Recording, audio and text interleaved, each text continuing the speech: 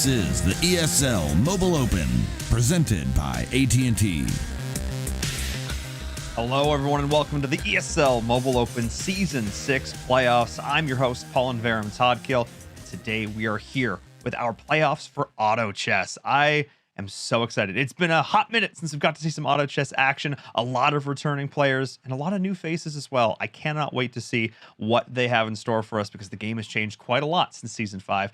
And I know there are a lot of new strategies that are going to be unveiled today. If you're just joining us, if you're not super familiar with what the Mobile Open is all about, basically it's an opportunity for you guys at home to get involved in the world of mobile esports because there are over 200 million mobile gamers in the United States alone.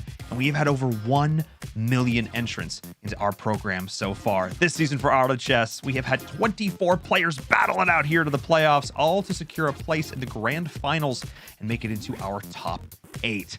This is going to be quite a battle over the next 3 weeks. 12 matches are going to be played. They're all going to be jostling, vying for one of those top 8 spots. But, you know, the Mobile Open's bigger even than just Auto Chess. There are a lot of amazing games and titles in our program spanning all across North America. In fact, let's take a look at this video and learn a little more about it. Welcome to the ESL Mobile Open, presented by AT&T.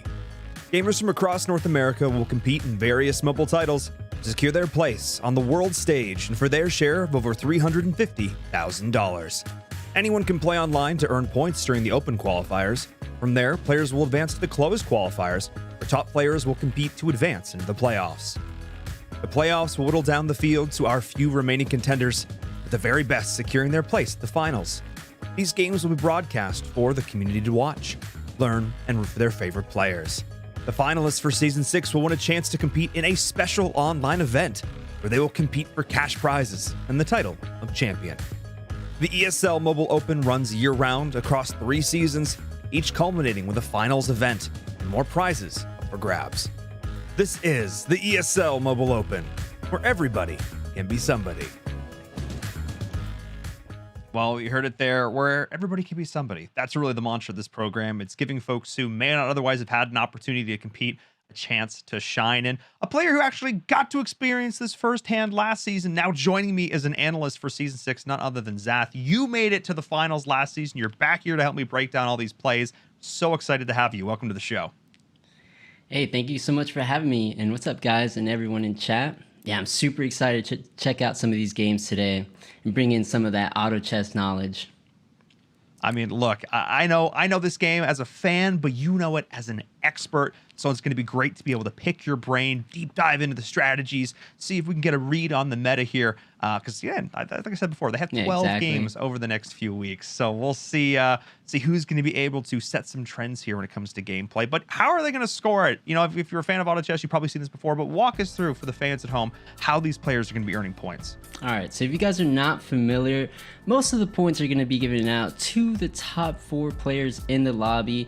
So in order to make it to our finals, you don't necessarily have to place first place in every single game. It's going to be all about consistency. So you want to get at least top 3, top 4 in the majority of your games. That's going to be the key to getting a place into the finals.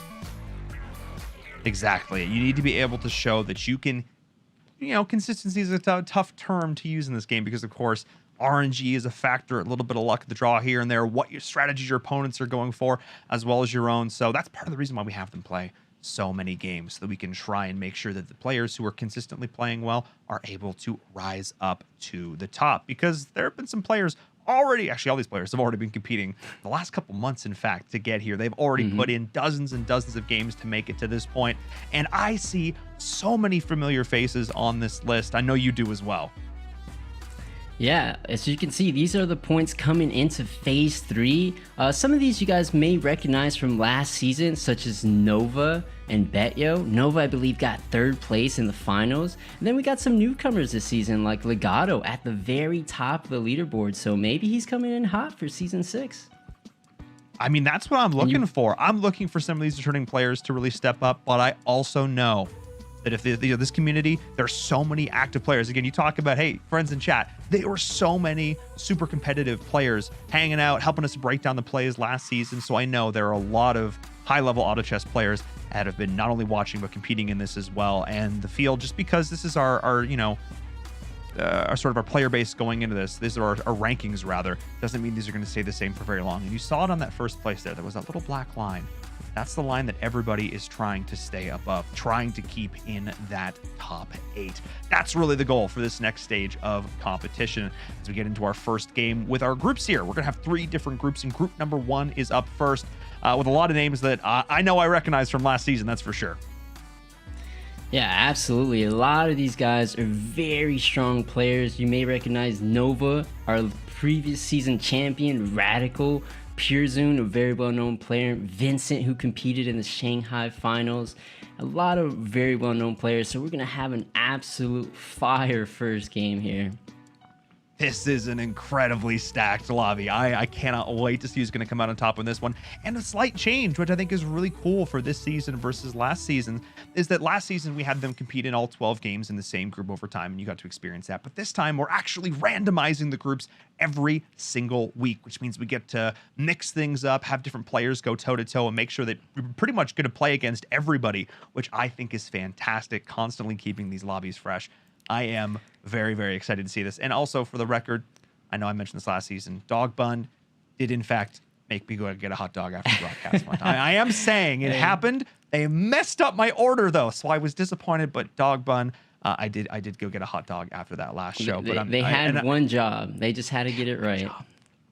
One job. Even mixed up the milkshake as well. How do you I didn't order a vanilla milkshake. Who does that? Too? Oh, my God. No, I went all out. I treated myself after that broadcast. I mean, Anyway, all I know is actually got a chance. Obviously, Purezoon came in as our analyst for the finals for last season, so yes. Obviously been able to pick his brain a decent amount about the game. Previous champion as well.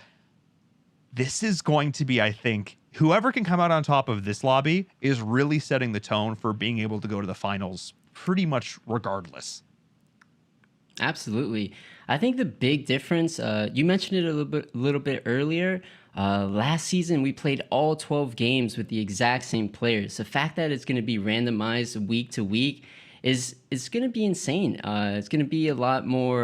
You're not going to be able to rely on knowing that player that I played the last 7 games is most likely going to bring out that exact same build. So now it's got to keep you more on your toes, got to be a bit more adaptable in what your picks are going to be.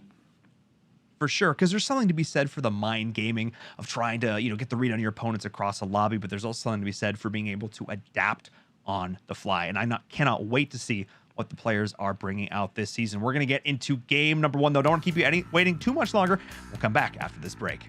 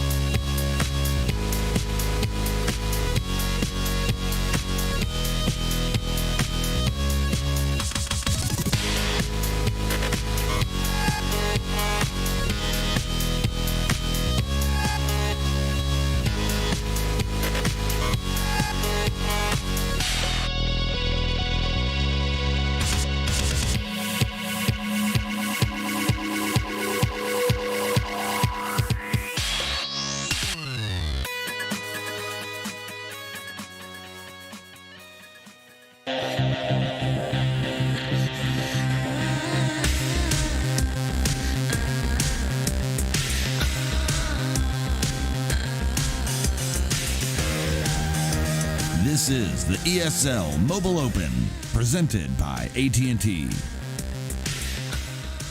Hello and welcome back, everyone, to the ESL Mobile Open Season 6 playoffs. My name is Nver. I'm joined by Zach. We're here today to celebrate all things auto chess and start to move the gameplay along a little bit to determine our top 8. We're just waiting for one player to get into our first lobby.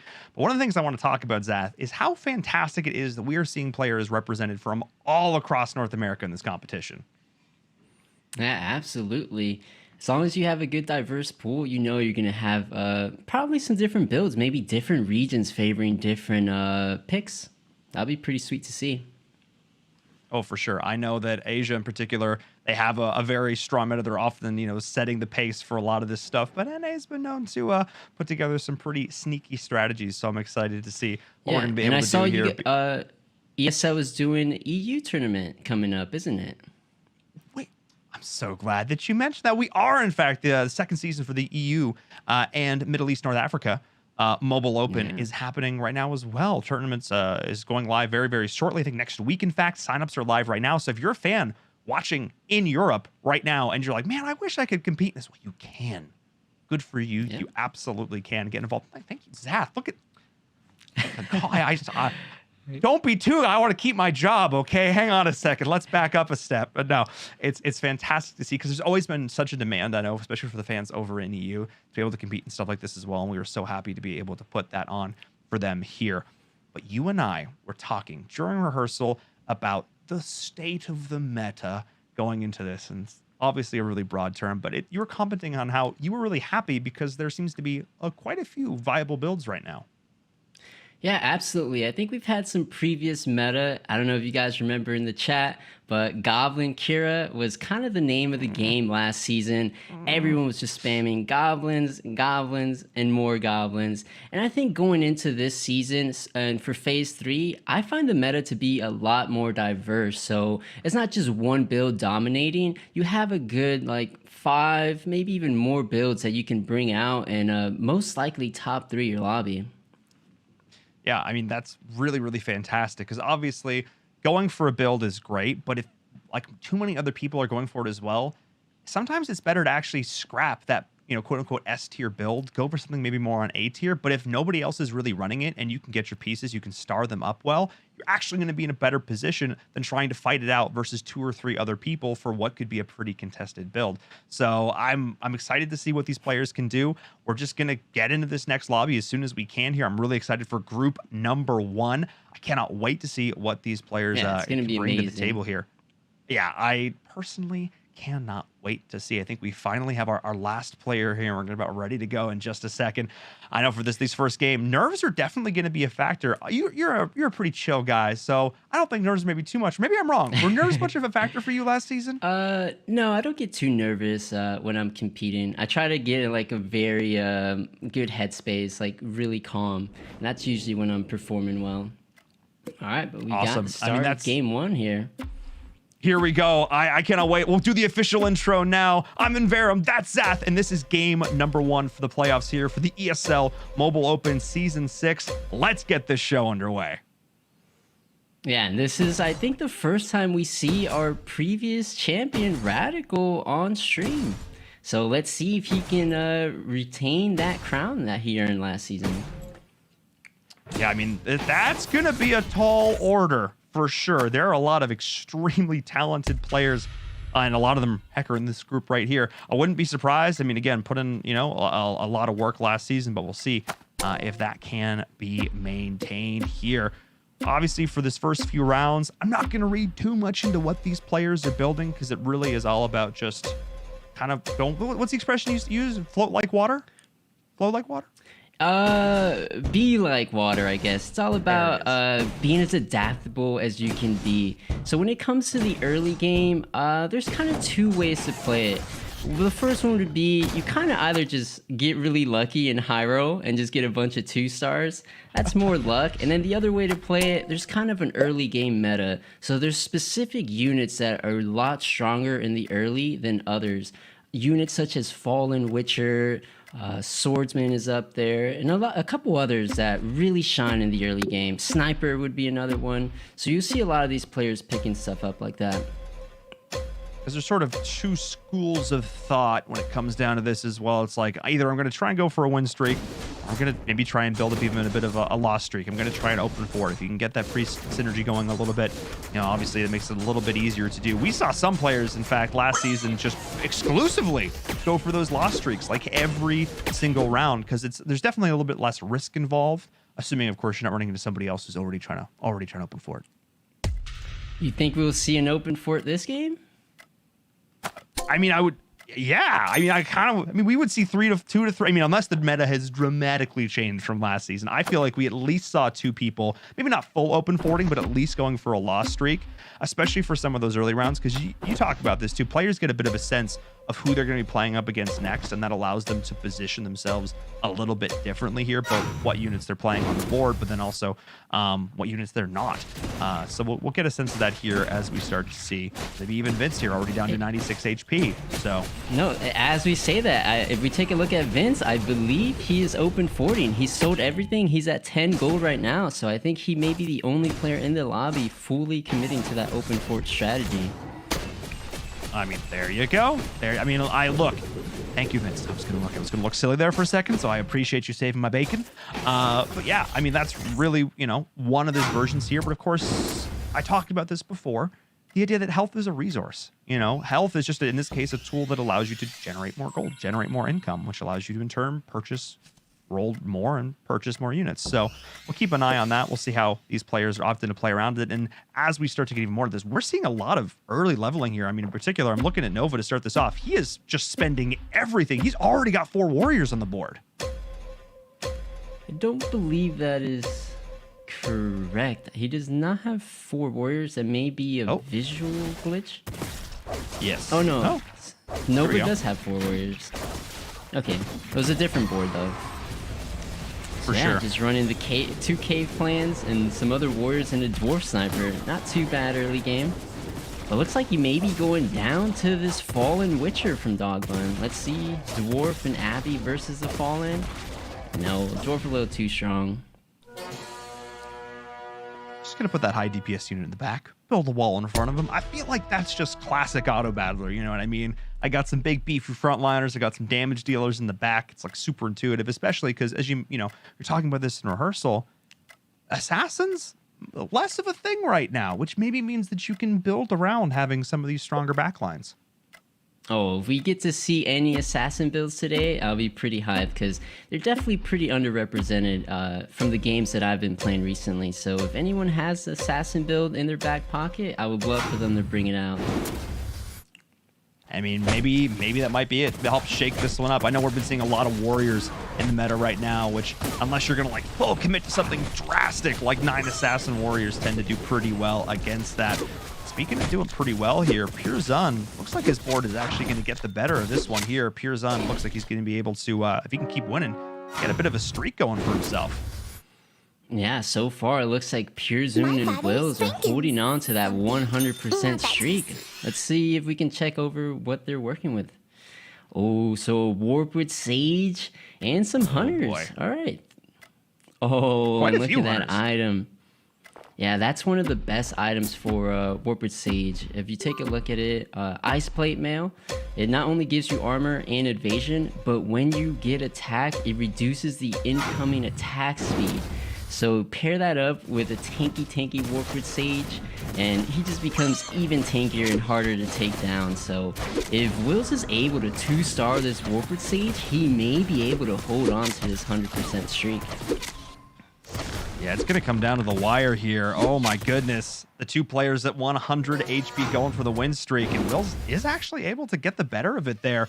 And now that he's especially able to 2-star up his Skull Hunter as well, this is going to continue to really push him forward, going for this early Hunter. But I think this is also the thing here to keep in mind, having this additional HP buff from the Cave Clan early, that really made the difference in that last board. So I'm glad to see him doing well here to start this off, because this is a player that I don't recognize from last season. So it's awesome to see here showing up. Obviously, again, it's still very early game, but it's got to be a little bit of a confidence booster.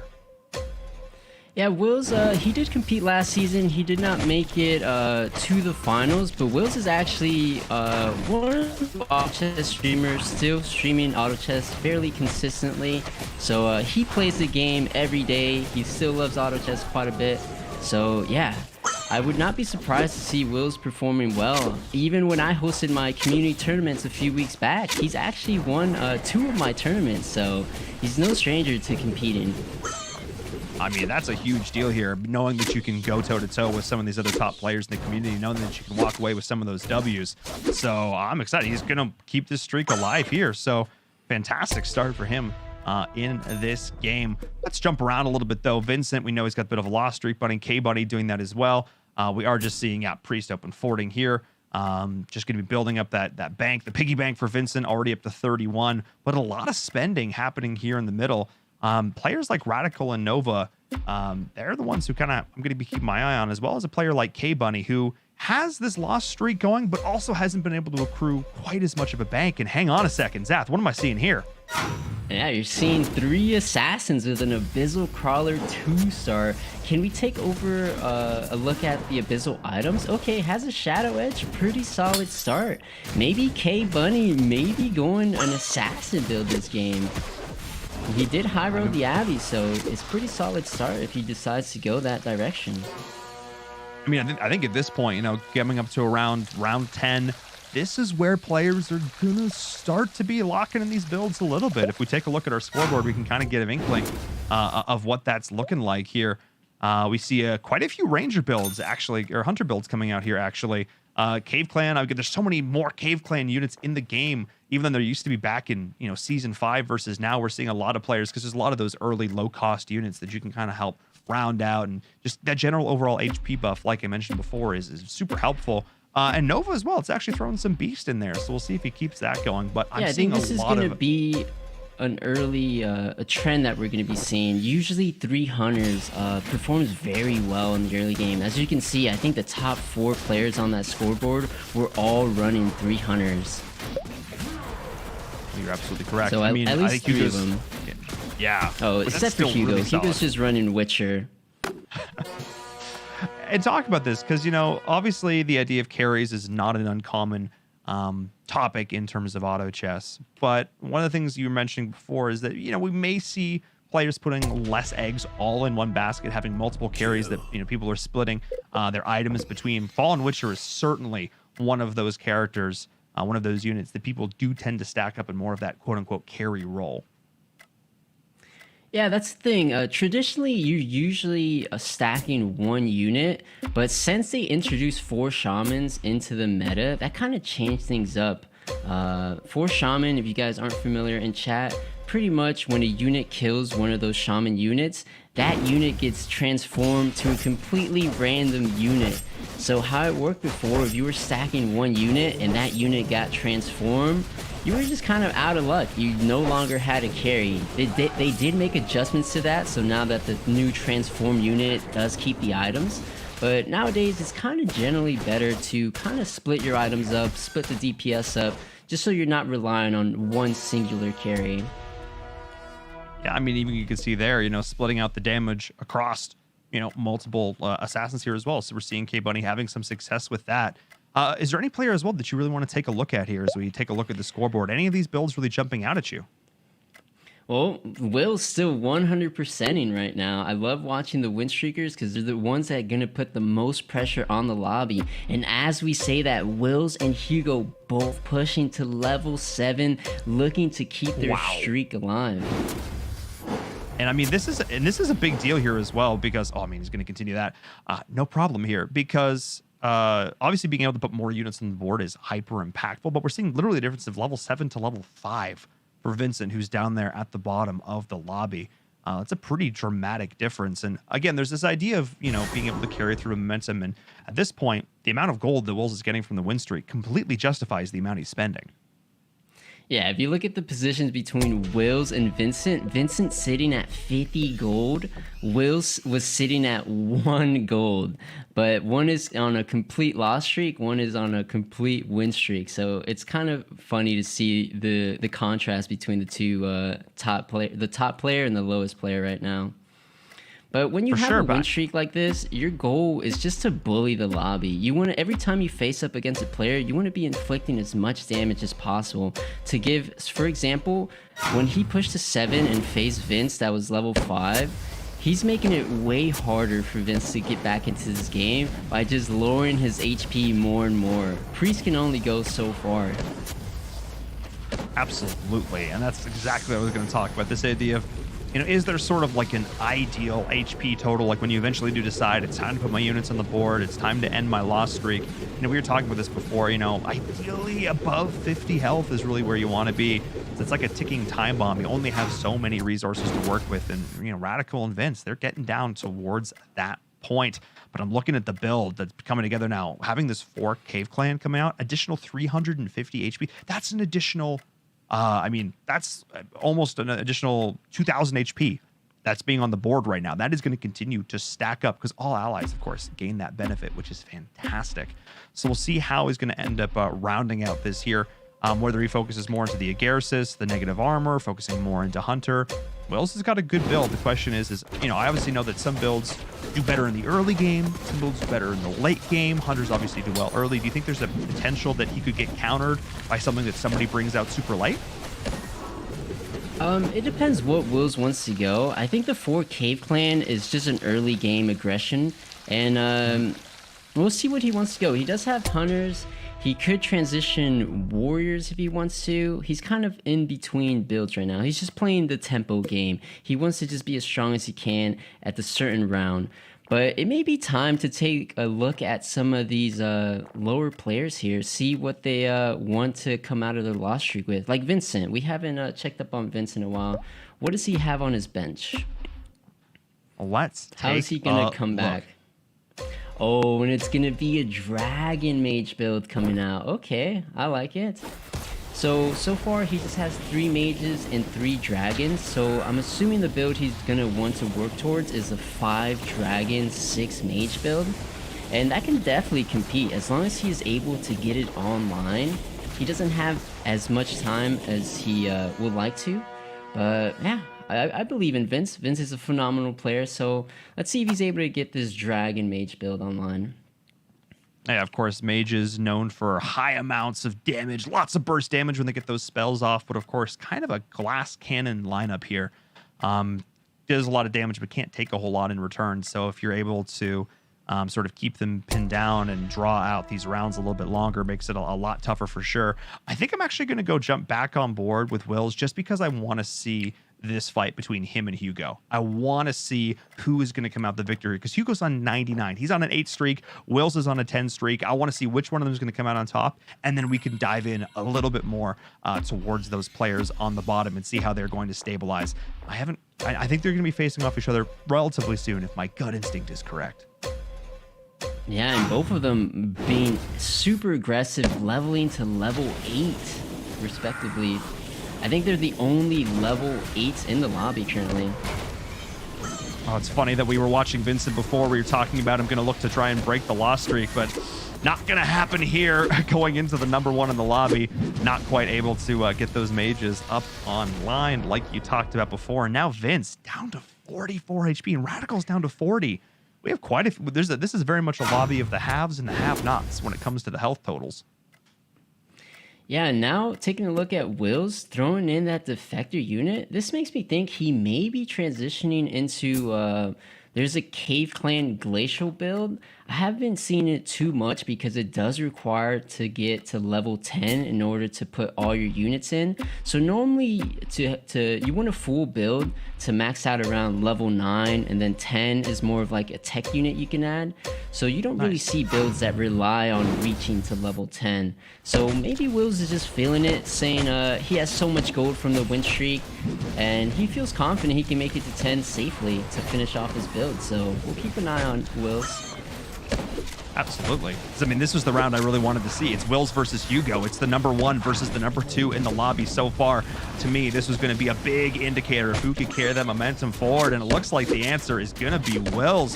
He's going to be able to keep his streak alive and end Hugo's 9-win streak. So right now, for sure, you talk about him playing tempo, he's got the momentum. Yeah, and this is something that Will's I've seen him win 100%. Not super consistently, but it's not the first time I've seen Will's 100%. Once he has a streak going, he's really good at keeping it.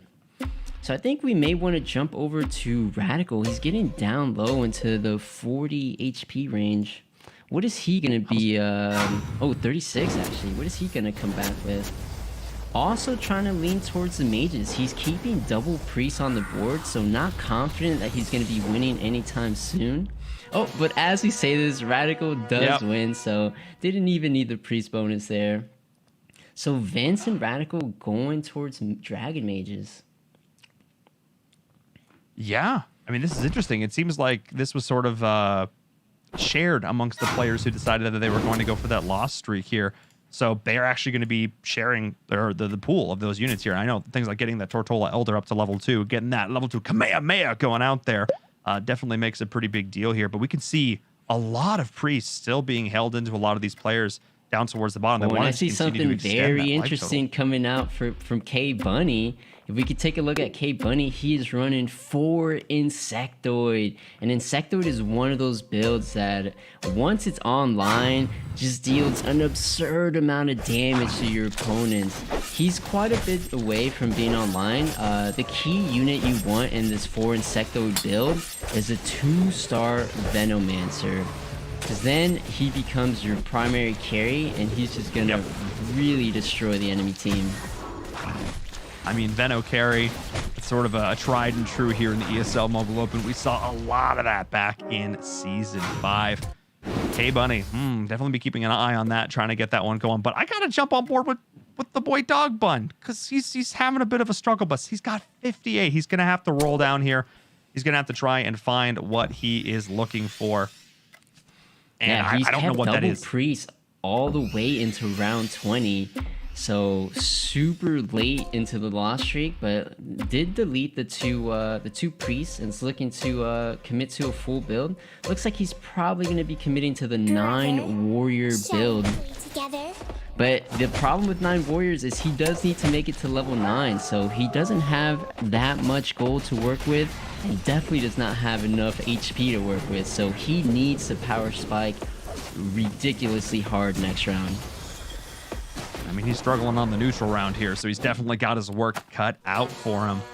Definitely be keeping an eye on this. I want to see him down towards the bottom. Again, I talked about this, this game being a lot about the haves and the have-nots, and at least he's starting to get some of these units up to level 2s, but I still see a lot of these finally even getting the swordsman up there. Obviously pretty contested. We can see him rolling quickly, trying to find anything he can, just to try and get a little bit forward. Is that the 9th warrior? The pirate captain? Is that the 9th warrior that he's missing? No, he's missing. Oh, it is the 9th warrior, but he doesn't have enough. He doesn't have enough gold to buy the PCAP. Oh, that's he did not. He was not able to get 9 warriors in. Hopefully it doesn't hurt him too much. He only has 14 HP. Let's see if he's gonna go out here. Facing off against Nova, who's also looks like he's running 9 warriors. And the battle of the warriors down here on the bottom. It is going to come down to the wire. Shop, go away. We're trying to watch the action. Unless we can hear the howls of many wolves. I do think that he is going to be able to come out on top. He is going to be able to pick up that key unit, get 9 warrior bonus online. There it is, like you mentioned before. Swapping that in. And now, of course, these warriors having all of that additional armor, they become so tanky, so tough to deal with. Yeah, not only do they become tanky, but the key part about 9 warriors is the reflect damage. So when a unit attacks a warrior, it actually reflects pure damage back to that unit. So that actually is huge once it becomes online.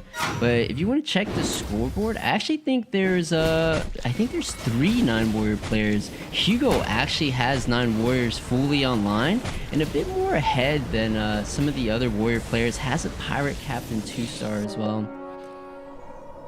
Yeah, we can see that there. Yeah, Hugo has definitely been the one to get more luck in terms of that. Though quite a few 1-stars still on the way, but having more of these higher cost units a little bit further up. And we can see it there. That's actually going to be Dog Bun going down and out, losing to Vincent. But let's jump on board with Radical, who's down to 9 HP.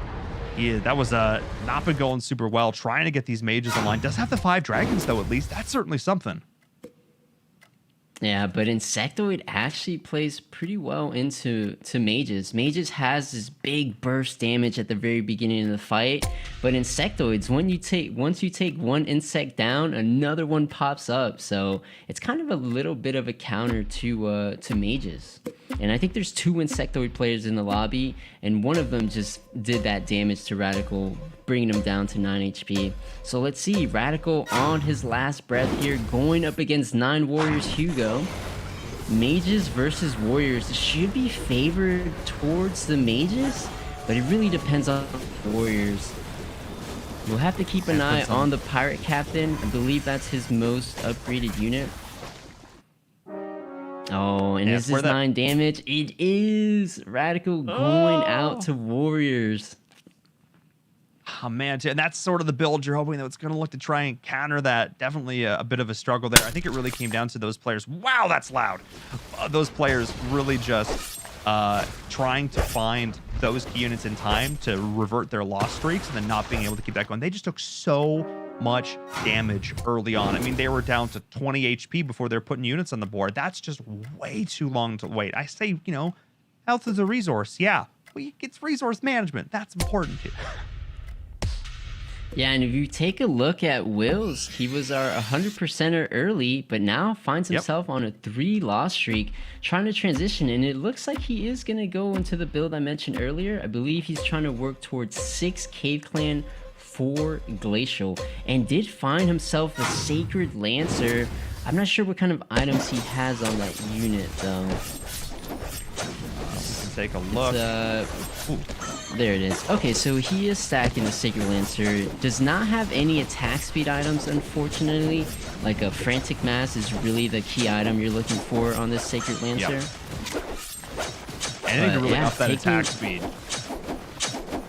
Exactly, but it looks like he's going to be taking a big shot from Insectoids here. Is Will's going to be able to figure it out? That's honestly a little bit surprising to me. Because like that was a build that was experimented with quite a bit at the end of the last season. I have seen, I'm looking towards YouTube content. I've seen some folks posting about it and stuff like that. But I'm surprised to see as many players as we're seeing committing to it now. Multiple players doing it. But the fact that you mentioned this before, we are going to see quite a few different builds coming in here. We're seeing mages, we're seeing warriors, we're seeing assassins, we're seeing insectoid. You know, I love that we're seeing so many builds in at this stage of the game. That makes me really excited about it, honestly. Yeah, I think the key difference between last season's Insectoid, which I think is the one you're familiar with, that used to be just 2 Insectoid. So a big difference was they added more Insectoid units and increased the synergy, so it's up to 4 Insectoids. So it makes it a lot stronger. Once you do have 4 insects online, you're much more likely to get 3-star insect spawns, which is the key to that build. Absolutely, yeah, and adding those additional units, and I mean, again, I think I went and counted since season 5. I think they've added 7 more pieces to the game, which really shows that just, you know, really looking to continue to build the community here, keep building up the game. I want to jump on board with Nova though, because Nova's been having a little bit of a struggle on a 7-loss streak, also going for 9 warriors. What's the difference with this 9 warrior build versus some of the ones that are having a little bit more success though? Is it just literally the items that he got and what units he's been able to star up? Yeah, we would have to see what's on the carry. If we can hover over Doom, see if he has the items. I believe that would be it. Okay, so yeah, has a Barbaric Curious, missing a cleave item, as in like Shadow Edge. So yeah, besides the Barbaric Curious, it's probably the best item he has. And it's a great item, but it could be slightly better. Oh, and as we say this, Nova going down there. Ouch, definitely a bit of a struggle, but K-Bunny, the player that you talked about earlier, the player that you were getting really hyped on, is now on a 5-win streak as well. It's perfect stabilization in the mid game, and look at these full Insectoid and the linchpin, the key component, getting this Venomancer and getting it pretty darn stacked, I must say. Yeah, absolutely. I mentioned earlier, once you have that Venomancer 2-star, things really start looking good for you.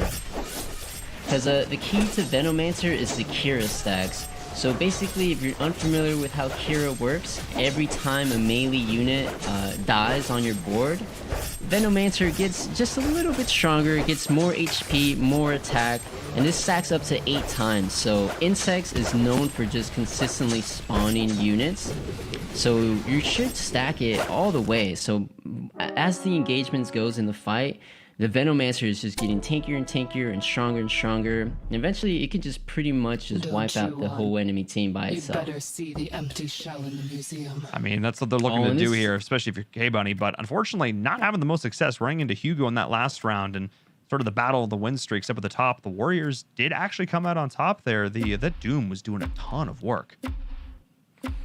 Yeah, if we take a look at Hugo's 9 warriors, he also has a Sacred Lancer. So he has all the good warriors. Oh, and oh my god, Axe of Fury on the Doom.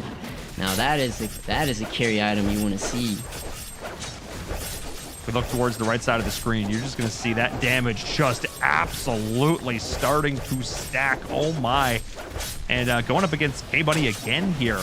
We'll see if things are going to go a little bit different this time around. The Doom is just being able to put this roster on his back, but the Venomancer, like you mentioned before, is starting to get a little bit stacked up there. This one's actually going to be really darn close. That Doom hanging on by a knife's edge.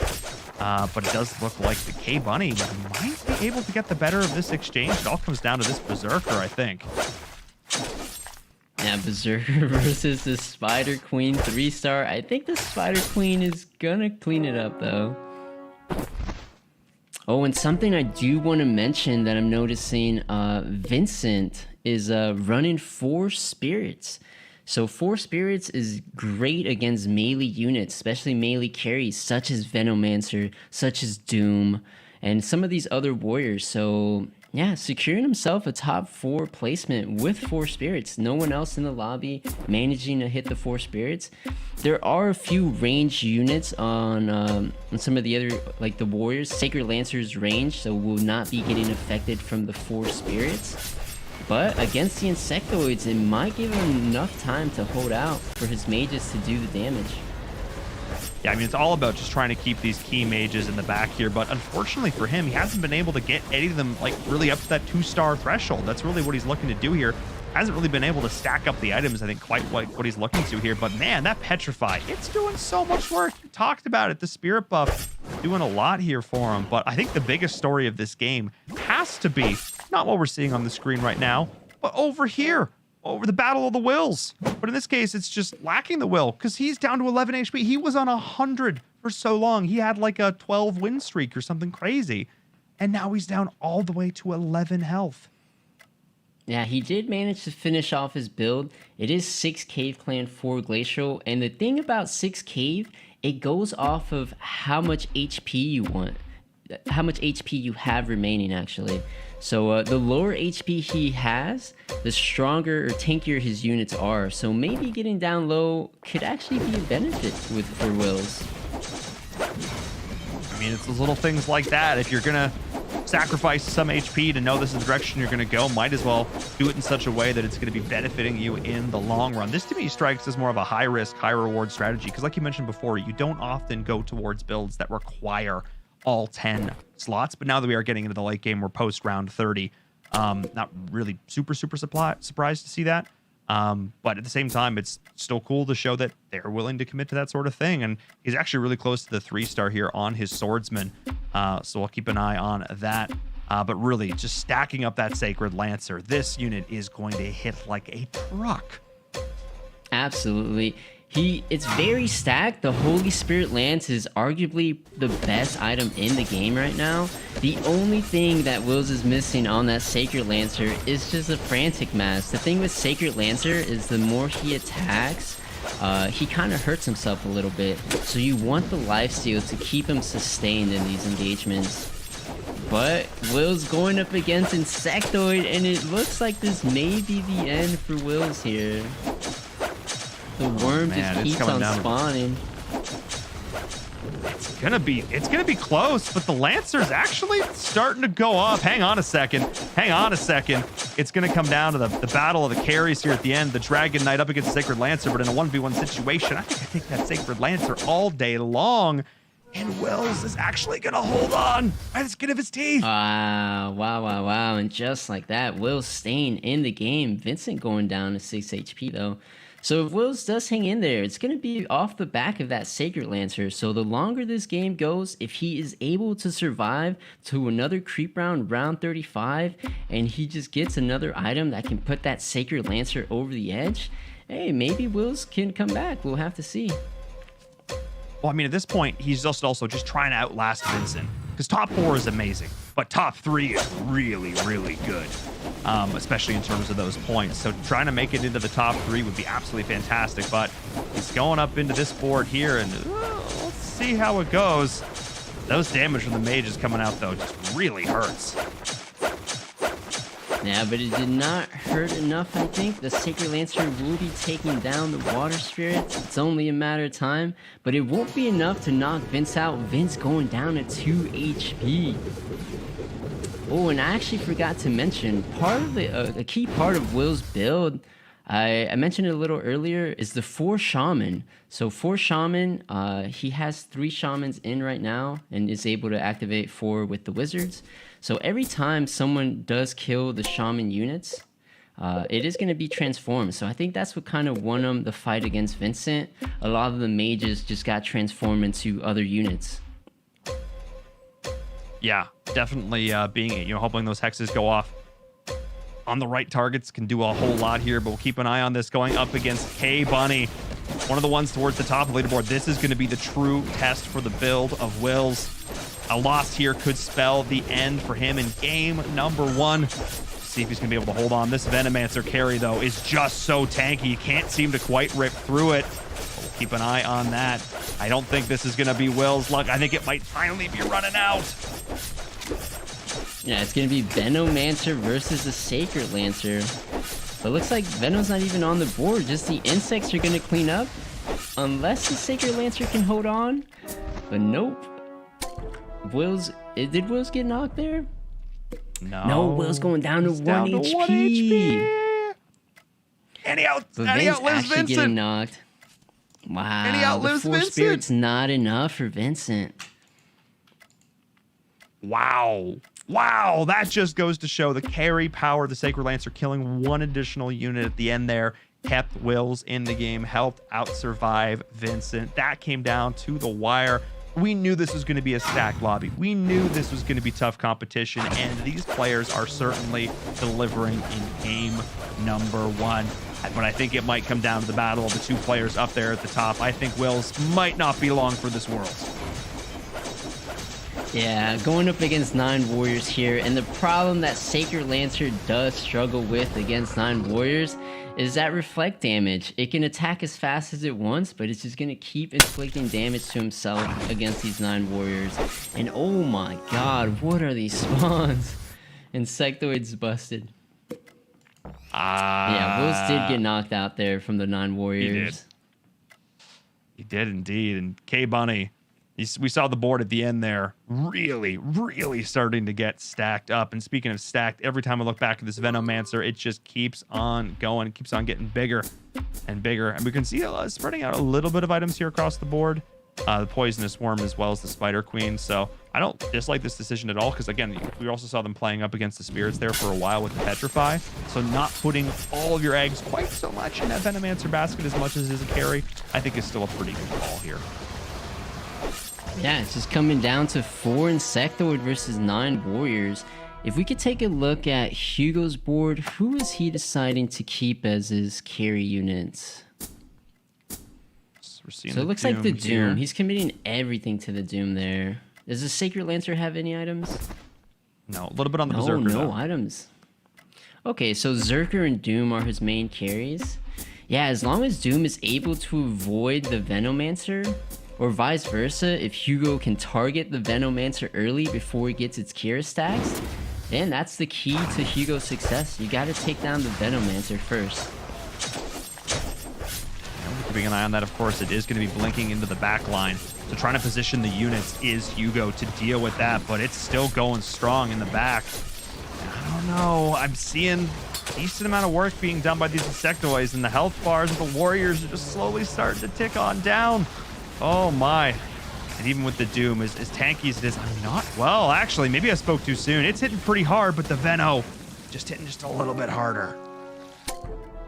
Yeah, all those spawns just delaying the fight so much. You have to target each ward from Poisonous Worm. It just really draws the fight out long. And yeah, Doom just not enough to get the win there. Ooh, that's a new item for the Venomancer there. Yeah. We saw Mjolnir, didn't? Yep. Yeah, over on the Doom for Hugo. I believe it was, as we're going back into it. We're going pretty fast here between these last two players. I gotta remind myself how to spectate auto chests. We're getting back into this. Oh, that was actually a huge knockup, though. That stun that just came out from the Lord of Sand, just stunned the entire front line, including that semi-carry Berserker. And okay, I feel like we're just starting to see this build go to the next level for K-Bunny. This Doom can try and smack all day long, can do 10,000 damage, but it doesn't matter because there are just so many spawns. Yeah, that's just something Insectoid always has going for him. When it does win a fight, it's guaranteed to deal some good damage to you. It is. So and we're seeing it there. The Tsunami Stalker's going in. Much longer here. Ooh, 2-star Yeah. Tsunami. Except it's not going to be doing too much. I think the key unit you would want in this situation, probably looking for a Devastator. Devastator will help clear out all those summons from K-Bunny. So yeah, I mean, he can't choose what legendary you're going to get. It is a legendary unit, so you are relying on hitting it. And Tsunami Stalker 2-star, not a bad unit, but I don't think it's going to be too impactful in these fights here. Yeah, I mean, you know, obviously anything you can get for looking towards that big AoE effect is really pleasant, but I just keep seeing this blinking, you know, carry. Both carries are doing work, and of course it comes down to the two carries at the end, but the Venomancer, I think, just with that HP regen, just does a little bit better, but the Doom is on it. Hang on a second. No, that's just going to be it. And now Hugo is down to 13 HP. K-Bunny was interesting because K-Bunny didn't go on a huge win streak in the middle. Didn't go on a huge loss streak. It was kind of just middling of the road. You know, was winning some fights, was losing others, wasn't really able to get it working. But once those insects got on board for him, he started looking really, really good. Yeah, Insect is one of those builds. It's very high risk, high reward. If you see, it's a very expensive build. A lot of 4-cost units are required to really optimize the build. So if you don't hit the units, it can look rough for you. But if you're able to properly transition to it, it's one of the best builds in the game. I mean, making a good case for it now certainly is K-Bunny. There's nothing fluffy about this build. The insects are starting to go to town. See if he's going to be able to hold on through here with the carry. The ship goes in, gets the stun off, but I'm not sure it's going to matter enough. Because look at those summons that come out. They are just such a distraction. And Hugo's down now to 3 HP. They have gone back and forth 6 times, I think, in this current sort of back and forth. Maybe it's only been 5. But in any case, Hugo is down to 2 HP. Is there any hope for him turning this around? He has a little bit of a breathing room here on round 40 going up against Glacial Clan. But I don't see what he can possibly hit to really turn things into his favor. I don't think the Doom has any items he could upgrade. Let's see. Okay, it does have room for one more item, so potentially, not sure what would actually make a difference. Maybe like an infused mass, maybe, or I guess anything would help. But I think the Venomancer on K-Bunny's end is gonna close this game out. I mean, we've seen carry Veno. We've seen it. We've seen it over and over again back in Season 5 and still making an appearance here once again. But at this point, players have pretty much spent all the piggy banks. They're just rolling, seeing if they can get a unit here or there. But like you said before, I mean, maybe the only thing that maybe could help them is a crazy roll on trying to get a Sacred Lancer up to level 2. But I think that's pretty unlikely. So we're just going to watch K-Bunny here down to only 11 HP. This game, Zath, came down to the wire, but it's probably going to come down to this right here. This could be K-Bunny taking our first match here in the playoffs for the ESL Mobile Open Season 6. Let's see how this plays out. Yeah, you just want to keep an eye on the Venomancer and the Doom. Those are going to be the main units carrying each other's team, so whichever one is able to stay alive is going to take it. So yeah, as I mentioned, Veno versus the Doom. And this is it. Can the Veno take the Doom down? Doom ult is not going to be enough. Venomancer securing the win for K-Bunny, Game 1. Gotta give a big congrats. Gotta give a big congrats to K-Bunny. Had, again, a bit of a slower early to mid game, but once that build came online, he played it to perfection. Really, really solid performance there. We saw a ton of different strategies. We saw players going for those lost streaks, trying to transition to the mages and the dragons. We saw a lot of warrior play, some hunters at the start, but it just goes to show that even if you start the game off super, super strong, doesn't necessarily mean you're going to walk away with the W, especially in a lobby that is just that stacked. Incredible performance there in game number 1. We still have 4 more games coming your way. We're going to head to a short break, but before we do, I need to remind you, the folks at home, to go give us a follow over on social media because we have a new Twitter account for all things mobile, ESL Mobile. !social in the chat will give you the link to that, as well as over to our Instagram. Make sure you keep up to that. We have a lot of very cool stuff coming down the pipe. And as well, we're hosting a giveaway. If you guys are hungry for some donuts, if you want $200 worth of in-game currency, ! Giveaway in the chat. It's how you can get your hands. Who doesn't love donuts, right? Let's be real. Join in the giveaway. And between you and me, chat, I have a secret code. We're doing this once in the entire broadcast. If you are watching this live right now, you can use the secret code in the giveaway to get access to a bunch of bonus entries. So go use that. Mobile Day 2 is the code when you go sign up for that giveaway, because who doesn't want $200 worth of free stuff? We're going to head to a short break. When we come back, we're going to break down match number 1, and we're going to get into match number 2.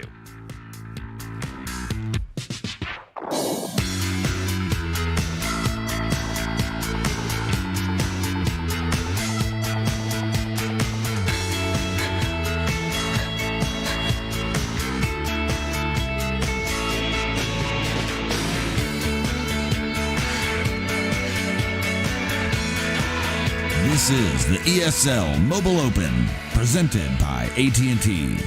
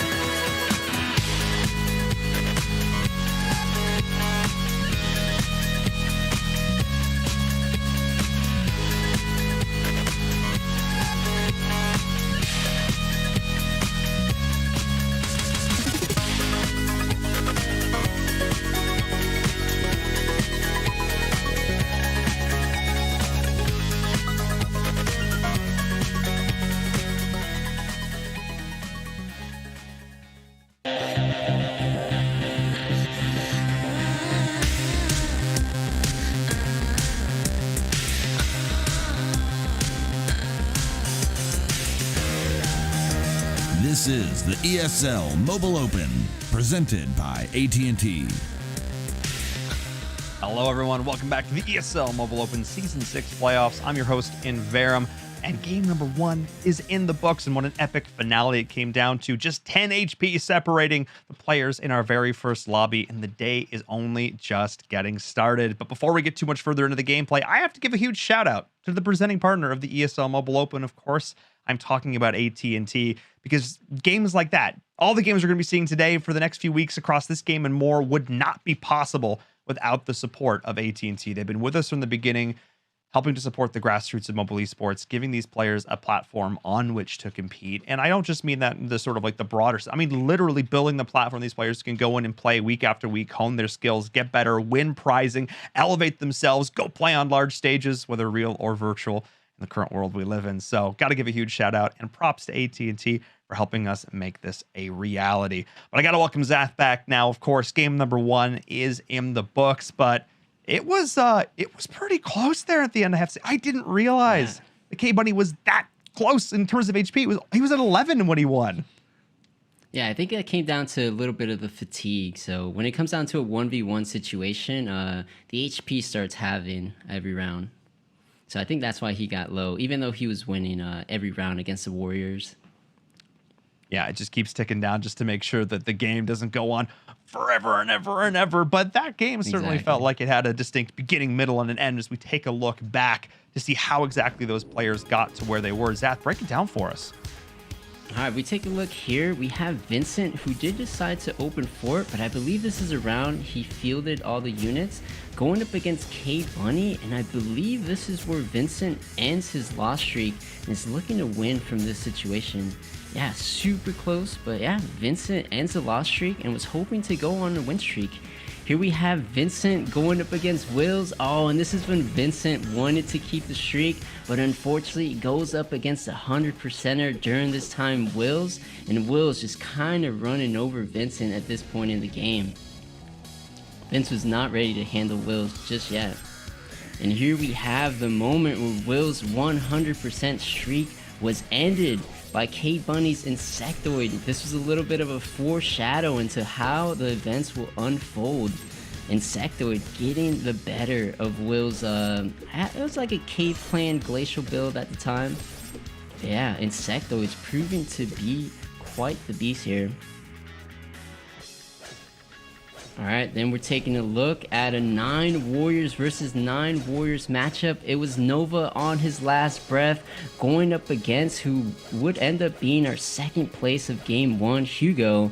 And yeah, 9 Warriors versus 9 Warriors, just coming down to who has the better items on the carry. And overall, Hugo just looked to perform a little bit better in this matchup. So Hugo getting it over Nova. And here we have Vincent going up against K Bunny's Insects. And even though Vincent had the Force Spirit to try to perma-stun this Venomancer, it still wasn't enough. Insects just keep on spawning. You got two 3-star Thorn Predators and Venomancer. As I mentioned, even though he keeps getting petrified, still outputting enough damage to secure the win over for K Bunny. Alright, here we go. Vincent on his last breath, 2 HP against Hugo's 9 Warriors. You would think mages would just counter Warriors, but not today. The Warriors taking out Vince here. Alright, and this looks like coming down towards the end here. Hugo with the 9 Warriors versus K Bunny. This looks like it was earlier on when they first started facing off. The fights were a bit closer. Venomancer still doing Venomancer things, and that Poisonous Worm 3-star would not stop spawning. Hugo is going to be taking a huge shot here from the Insects. Look at those spawns there. Alright, and this comes down to our very end here. Venomancer versus the Doom, except Venomancer has all the cure stacks, so that was pretty much the story of that matchup there. Veno securing the game for K Bunny. It came down to a battle of the carries, one we've seen quite a few times here on the program, sort of a tale as old as time. We'll see if that trend is going to continue here in Season 6 as we take a look at our leaderboards after our first matches. I want to remind the folks at home, we have 3 groups, and all 3 groups are playing their matches simultaneously. We're going to be going back and forth between the various groups over the course of the day, which means that K-Bunny, Devless, and Remy all won their respective first place games, with Hugo, Monty, and I know it's not pronounced very nice, but that's how I like to pronounce it, coming in second place over there. We could pronounce it. I like very nice. All right, so yeah, Devless getting first there in the other lobby. I'm excited to check his game out whenever we get a chance to. I believe that'll be our 3rd lobbies in group number 3 for this next one. And speaking of groups, actually, I think we can maybe take a look over at the lobby of group number 2. I know it's right now. What am I saying? It's Devless. There we are. He's right in front of me. I just couldn't read the screen. Devless, Monty. These 2 are, I'm going to be honest, I'm not surprised that they took number 1 and number 2 in this in that first game. They are both really strong players. Yeah, absolutely. Both of those players making it to the finals last season. So they definitely know how to compete at the highest level. So yeah, no surprise to see him in first or second there off of game 1. But it is only game 1. They still have a lot more to play. 5 today in total. And we're going to be getting into game number 2 here in just a moment.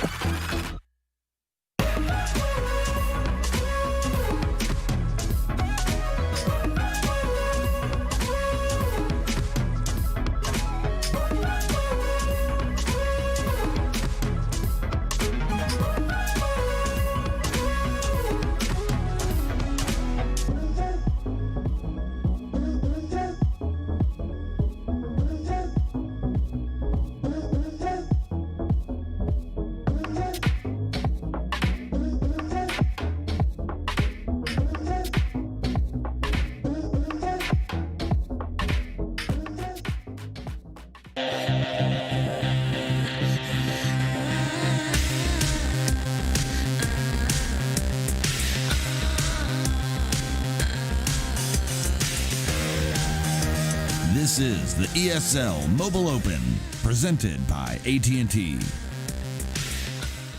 Hello, ladies and gentlemen. Welcome back to the ESL Mobile Open Season 6 playoffs. I'm Inverum, joined by Zath as we get into game number 2 for group number 2 here for Season 6. Zath, game number 1, certainly a banger. And looking at this lobby as well, I don't think the action's going to stop anytime soon. Yeah, let's hope not. If you take a look at this lobby, it's almost like Team Canada versus Team United States. It's evenly split. 4 players from US, 4 players from Canada. So I'm excited to see how this lobby shapes out.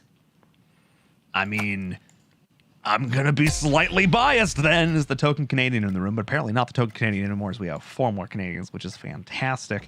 But in any case, I think it just goes to show how prevalent, this is across all of North America mobile gaming. I know those harsh, cold Canadian winters, sometimes curling up to the fire with a hot cocoa on your phone.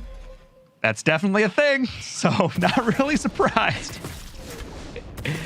Maybe it'll help them play. If they're cold, maybe they'll have some adrenaline going. Or maybe not. Yeah. Maybe their hands are a bit cold. They got to get some hand warmers. Those are a real thing, though not the weirdest thing I've seen involved in mobile gaming. In fact, trying to baby powder, just non-stick baby powder. It was a whole thing. You know what? Not really relevant for auto chess. I'm not going to get into it. Not a huge deal. In fact, let's move past that. Let's take a look at the player who won game number 1 and who already has a Warpwood Sage out on the board. Of course, it's Devless.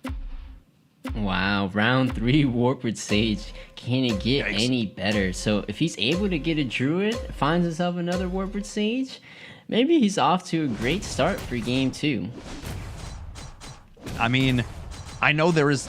It's hard to talk about. I talk about momentum in a lot of other esports. This idea that players are able to carry over the energy and the excitement and the adrenaline and the form from one game into another. Auto chess isn't really that kind of game because there's just so much, RNG involved in a positive way.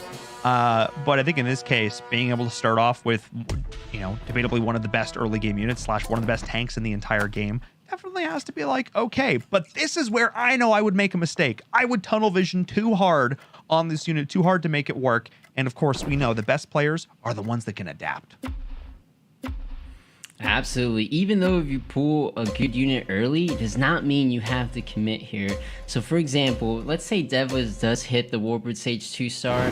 Doesn't necessarily mean he has to commit 6 Feathered. It probably a strong pick if he does want to go in that direction, but as you mentioned, you don't have to lock in your build just off the unit you get early. But you kind of are deciding what you want to build between what you hero. So a big part of the game is tempo. So the earlier you can get strong, the better. So usually whatever 2-stars you do end up seeing early kind of do dictate where you want to build towards. Oh, for sure. I think obviously there's some exceptions for Cave Clan, for example. We saw this before. Really, really good early. Cave Clan Warrior, super solid, but knowing when to transition out those units. The transition is honestly, I think, probably the single hardest thing to know how to do well in an auto battler. Auto chess being a really prime example of this, because we saw in that last game, just because you start off with like a 12 or 13 win streak at 100 HP doesn't necessarily mean that's the build that's going to take you to the finish line. You have to know when to start to transition that over. And obviously, again, you played in our finals last season. You've put in a ton of hours in this game. What for you was sort of that aha moment that made you go, wait, I know when I need to transition now? It just comes down to experience, honestly. Just knowing what is strong at different points in the game.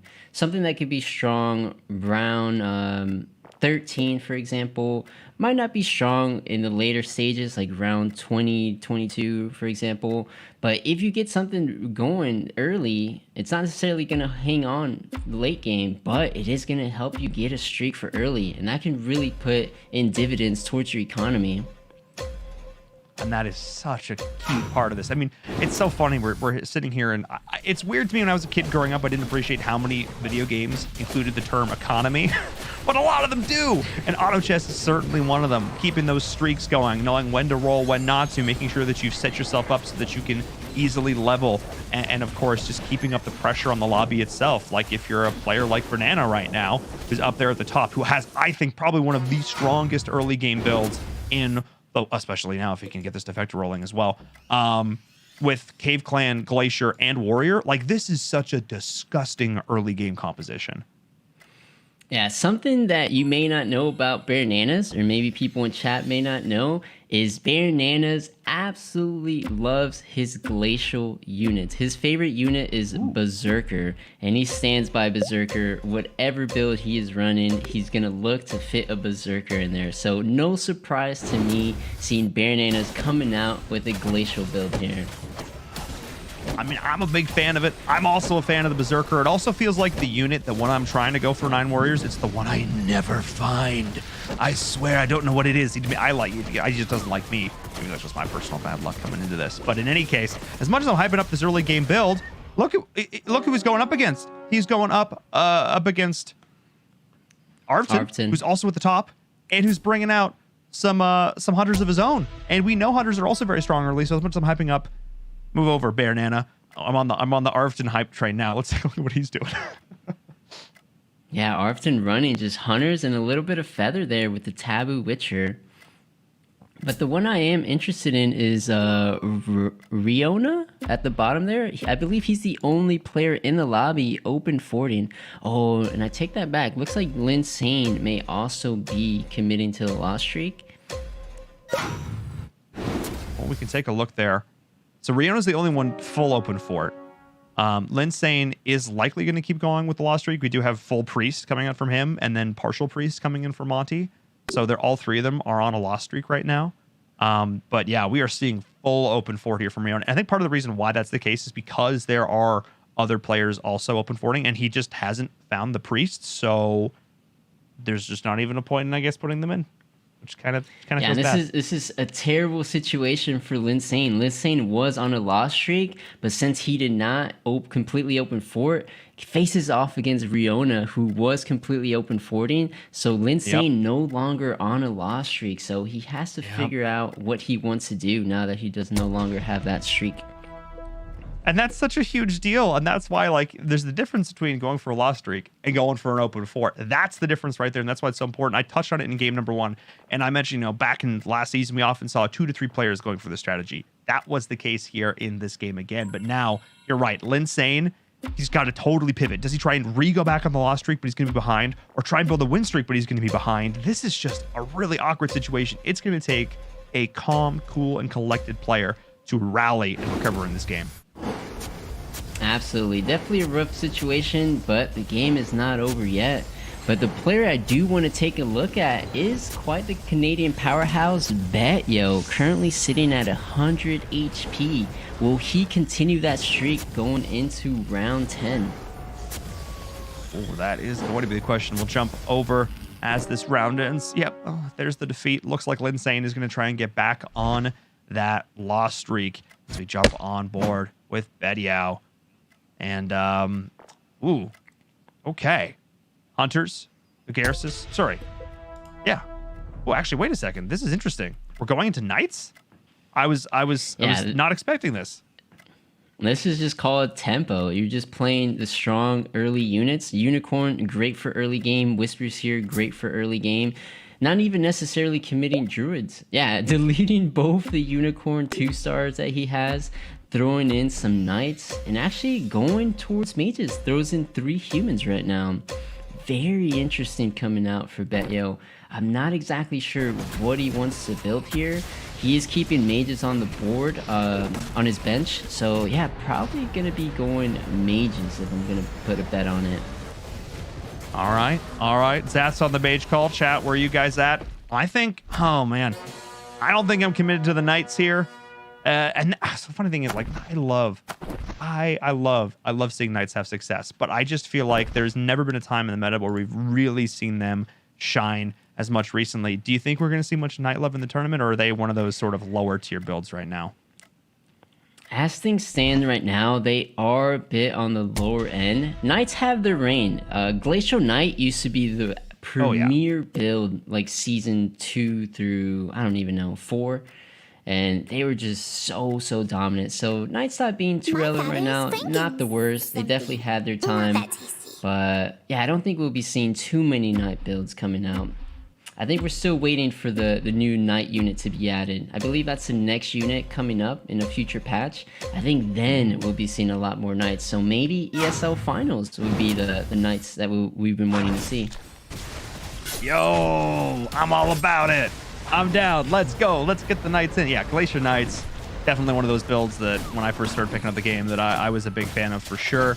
But we'll see if the win streak can keep alive here as the number 1 and number 2 players are going toe to toe right now. And it seems low. I maybe got ahead of myself there for a second. Come on, little tree. Can you do it? One more auto. That was close. Yeah, way too close for comfort. But yeah, Bet Yao keeping his streak alive. That's a big deal for Arvton, especially because he's been like full committing to the role here. Like Bediao's been building up a little bit of an economy, but Arvton's just been spending. High roller here. And I think I can see where this build is going to be going, potentially. I was going to say talk about this insectoid, but then he dropped it on the board. But I think there is a very good chance here that we do see a mid to late game transition into. Yeah, I think that's going to be it. So we're going to see insectoid here from Arvton. Absolutely. I think you called it perfectly. I think a very common strategy that people use to transition into Insectoid is the early game Hunter.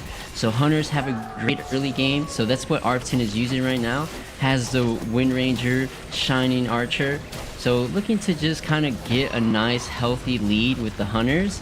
And then eventually transition to Insectoid, sitting on a pair of Spider Queens on the bench and an egg. So once he's able to find all 4 insects, just missing the Thorn Predator right now, and eventually get the Venomancer online, could be in a good position for Arvton. The only thing is Arvton has 4 gold right now. I think the lowest in the lobby. So 97 health versus 4 gold. Definitely saving a lot of HP rolling, so let's see if it's able to pay off for Arvton.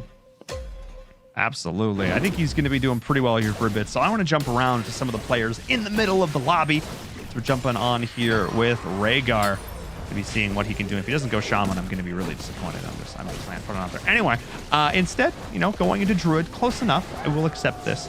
And going up against Monty, another one of these players sort of in the middle of things all in all. And it looks like the Warriors coming out for Monty getting the best of this one. A little bit of a struggle here because I'm not 100% sure. I see some Feathered. Again, I see some, see some Druid, little bit of Beast going in here. But where do you think this build's really going? It's definitely between a couple things, but based off the fact that he has a Fallen Witcher and a couple Beasts, he could be trying to do a 6 Beast Summoners build with the Whisper Seer. So if he decides to get to keep the Fallen Witcher and finds it, yeah, he even has the Tusk Champion on his bench. I think he may be going for 6 Beasts with Fallen Witcher as a carry.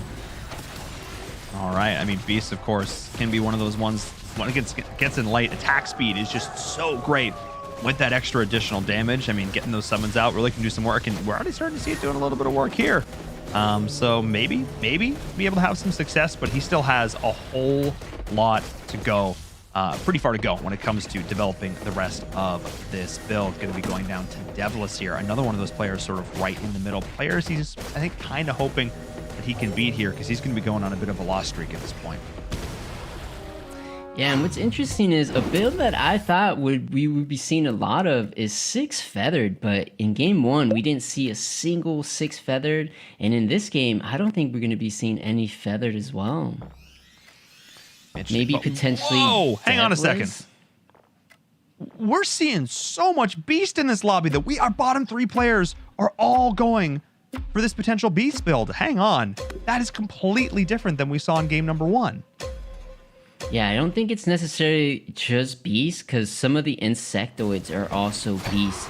So the scoreboard may be a bit misleading there. Not necessarily going for like a solely a Beast build. It would also be, it would count the Insectoid players as well. So yeah, I think maybe people, after seeing that game 1, maybe they just want to force Insectoid. I mean, keep in mind, these guys were also playing simultaneously. Maybe they had the stream up. Maybe they're keeping an eye on what the other lobbies were doing. They had a couple minutes there. Maybe go back and see. But yeah, Insectoid definitely feeling very strong right now. And as we can see, a few players going for it. 3 so far in this lobby. So there is going to be a little bit of contention when it comes to those units. And would you say that 3 players is about the most that could sustain a build? Do you think is that a roughly correct statement to make? Oh, 3 players probably max. I would feel much more comfortable with just 2 people running it. I wouldn't run something with more than that. But yeah, 3 max. And if it's 4 people in the lobby, then it's just luck based at that point. Whoever pulls the unit is gonna get it. Well, speaking of pulling the unit, we are going to have the Venomancer picked up and immediately shoved away. So if the potential to go in and commit to some insects does come out here, having that key carry like we saw in that last game could go a long way and could actually influence what direction you're going. Because say you're on the fence about going for something like Insectoid and you just don't find the Venomancer, that could actually be a thing to say, okay, I can't commit to this then. Well, that's the thing. You never start a game saying, I'm going to build Insectoid. You always have to transition it. So you normally start with either Feathered Hunter, and if those don't show up, or you're either high rolling a bunch of insects, then you just transition insects. Or sometimes what Riona's doing actually is you do the 6-piece build and can transition insects. So you have your outs either way, depending on what you're able to see.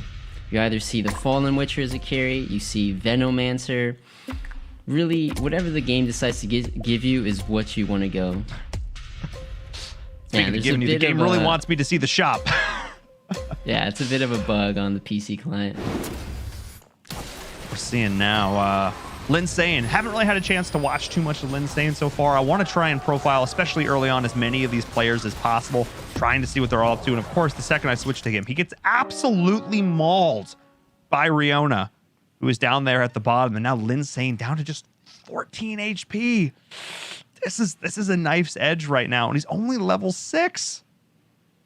Yeah, definitely finds himself in a rough situation, and Bet-Yao in the complete opposite situation, still keeping his 100% streak alive. And what's even better is he is the only player in the entire lobby running mages. So he's going to have a very easy time finding those upgrades since no one is pulling those units from the pool. And this is what I talked about at the start of the show, this idea that, not necessarily going a build that's quote-unquote S tier, but being the only person to go that build can make that build functionally as good as one that's supposedly at the tippity top of everybody's tier list. But it's, we're seeing Bet-Yao on this 12-win streak, Linsane on a 7-loss streak. A lot of contested units he's going for here. He's forced, I think, just try and survive on Druid, just try and get those star-ups as best he can. But he's going into that _1 player, and depending on how much damage these mages do, this could just be his game over right here. I think it will be. Yep, GG to Linsane. Bet-Yao knocking him out there. Round 18, super early knockout there. Yeah, I mean, just really impressive. Really impressive.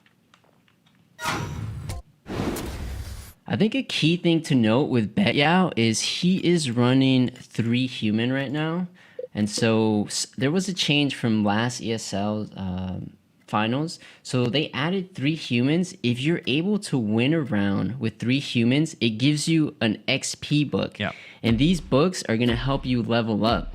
And if you're able to hold on to these books, once you're level 10, you can actually get to level 11 and 12 with these books. So Bet-Yao in a very comfortable position. Is he going to try to pull a level 11 this game? That would be absolutely insane to see. I don't think we've ever seen that in competitive. Well, considering that the second I switch to him, his streak ends, we might not see it here either. So he may have to spend this a little bit earlier. As he finally does go down, the streak does end, and it's up against Riona, the player that you really weren't as familiar with going into this, the one who started the game out on a loss streak, but is now looking very, very solid. I will jump aboard with Riona here in a little bit, but I actually want to see what Rhaegar is up to, down to only 2 HP. Ugh. Yeah, it looks like a lot of players really wanted to do the 6 beast build. I believe Linsane, who did get knocked out, was also running some kind of beast summoners. Looks like Rhaegar and also Riona, all looking to run 6 beast Witcher. So I think that kind of plays a role into why they're sitting in the bottom 3. A lot of their pieces was just contested with each other. So not really able to upgrade. Rhaegar, his carry is Fallen Witcher, but only sitting at a Fallen Witcher 1 star. So to not have a carry by round 20 is disastrous at this point. Yeah, I mean, that's just, oof. Again, that's a little bit just kind of luck of the draw on this one, which is probably part of the reason we play so many games, because sometimes you can just roll, you can roll till your fingers are falling off. They're so, you just run out of gold. I smashed the piggy bank too many times. I mean, it's just not here. And sometimes you're just not going to get it. But finally, look, for once I bring good luck.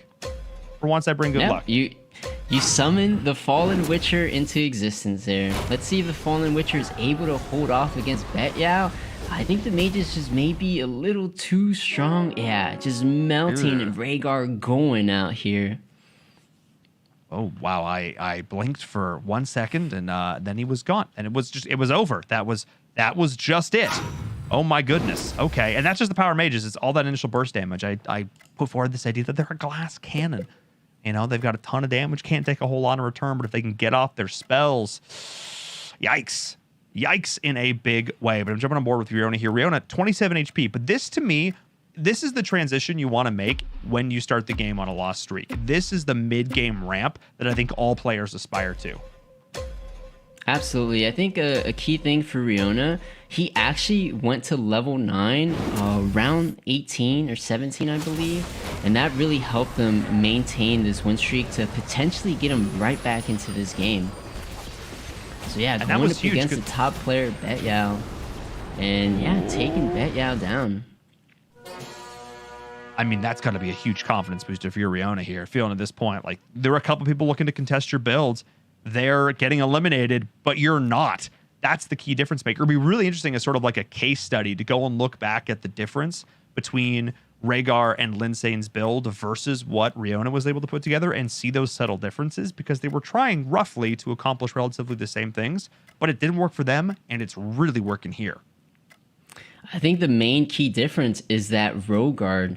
So if we take a look back at his board, once it pops up here, once Devlis and Monty are done fighting. Stop fighting! But the Rhaegar is gonna buff the Fallen Witcher. And the Fallen Witcher, as the primary carry in this build, is gonna be outputting so much more damage.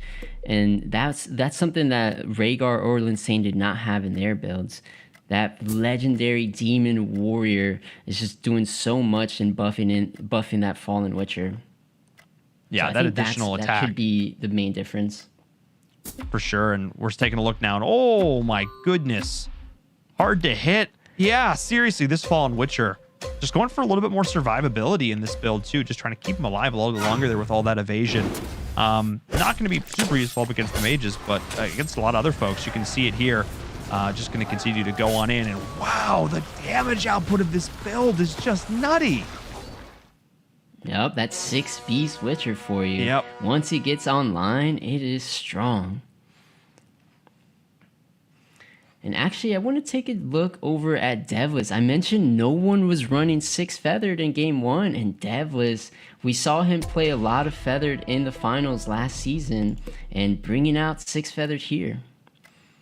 Has the Warped Sage 3-star, Whisper Seer 3-star. I mean, that's got to feel pretty good. And he's able to get some of these key damage dealers up to the 2-star. I think he would really like to get this Shining Assassin up as well.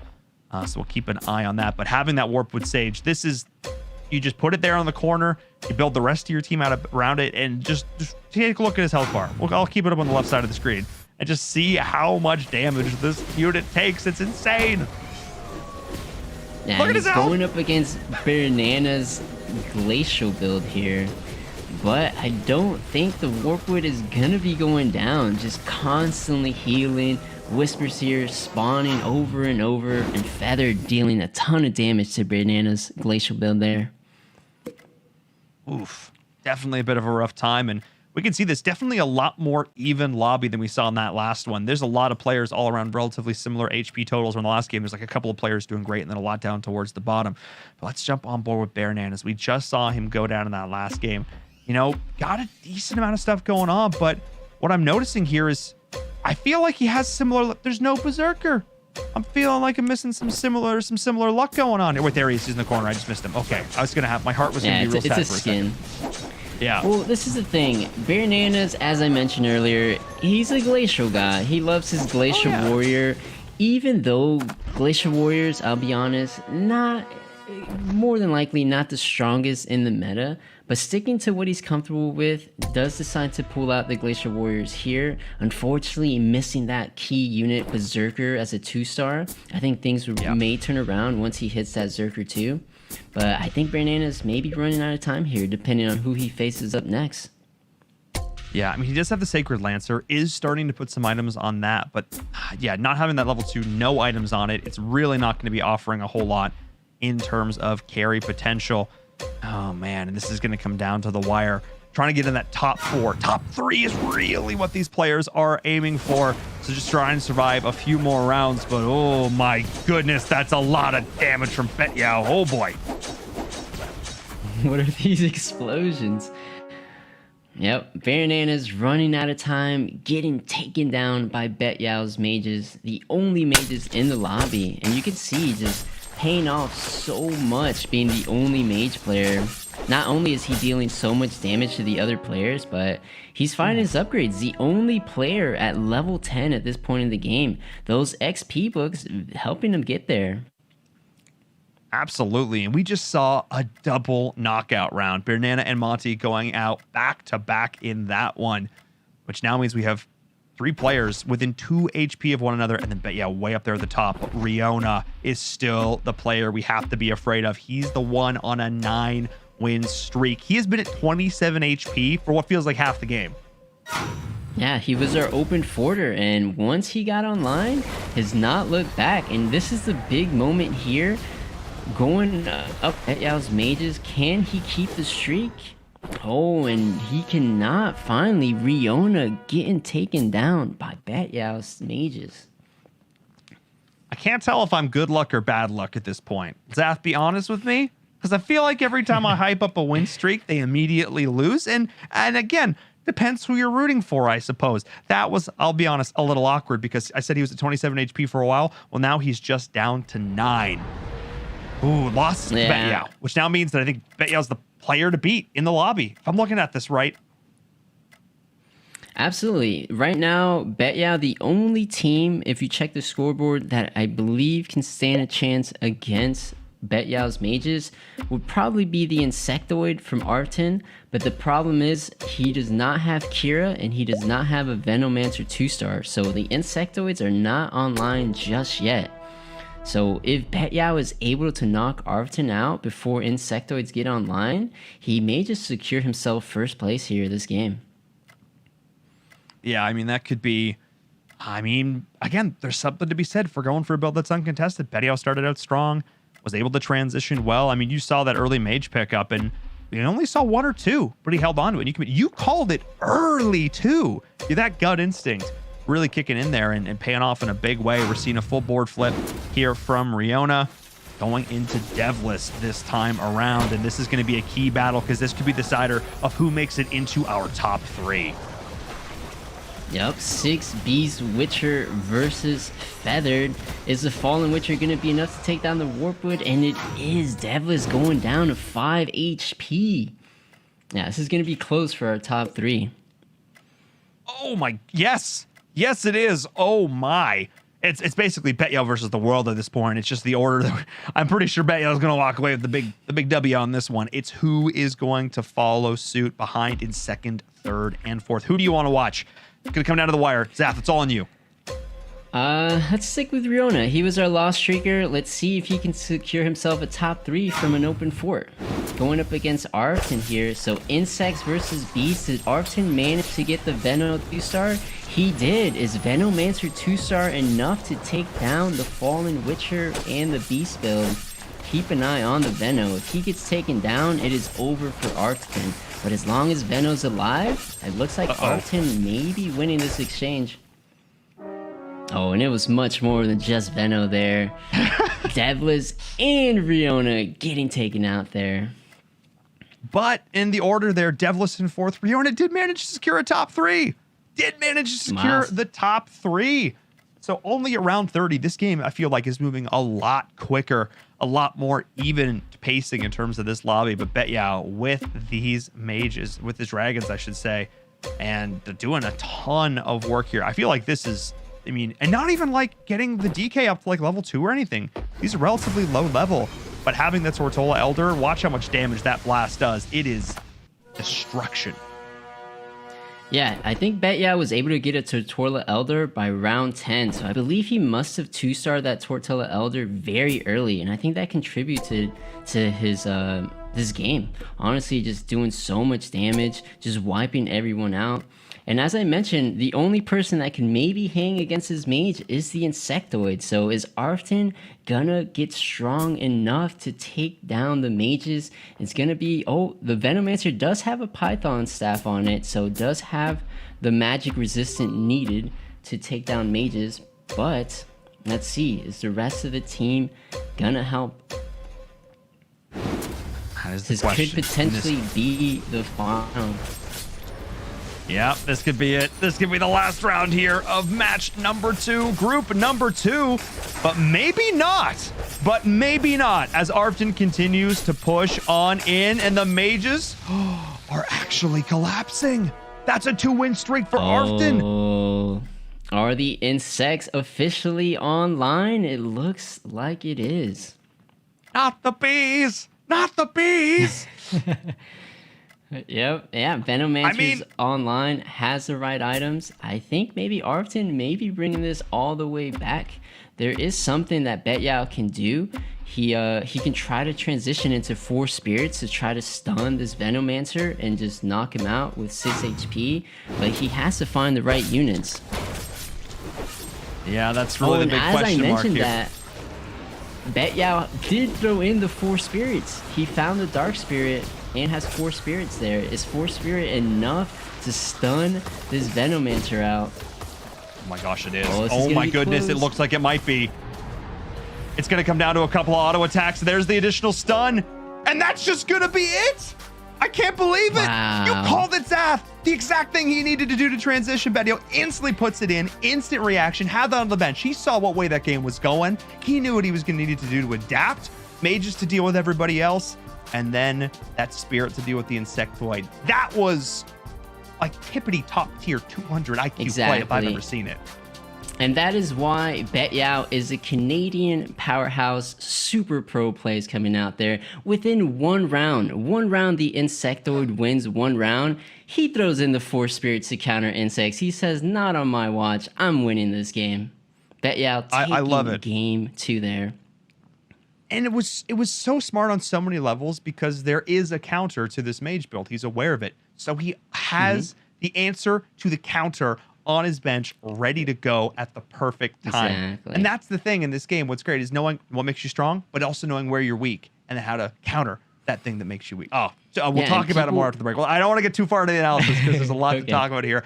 I'm just excited. That was some top level play. But before we go on to a break, I need to remind ourselves, not us, we know, the folks at home, over on social media, we have a new Twitter account for ESL Mobile. !social gets you the link to that, as well as following us over on Instagram. Make sure you stay up to date. If you are a fan of Auto Chess or a ton of other mobile titles that we support here for the Mobile Open and a lot of cool stuff coming up in the future, definitely want to go give that a follow. And if you're a fan watching us over across the pond, over in Europe, and you're saying, man, I would love to compete in something like this. Well, you can, because the second season for the ESL Mobile Open over in Europe and Middle East, North Africa is live right now. You can go sign up, ! There as well. And of course, you can join in a giveaway too, because who doesn't love to join in a giveaway? $200 free of in-game currency as well. All the call outs, all the things, go do them. Hit all the exclamation points in chat. We're going to go to a short break. I need a glass of water after that finish. That was nutty. When we come back, we're going to have game number 3.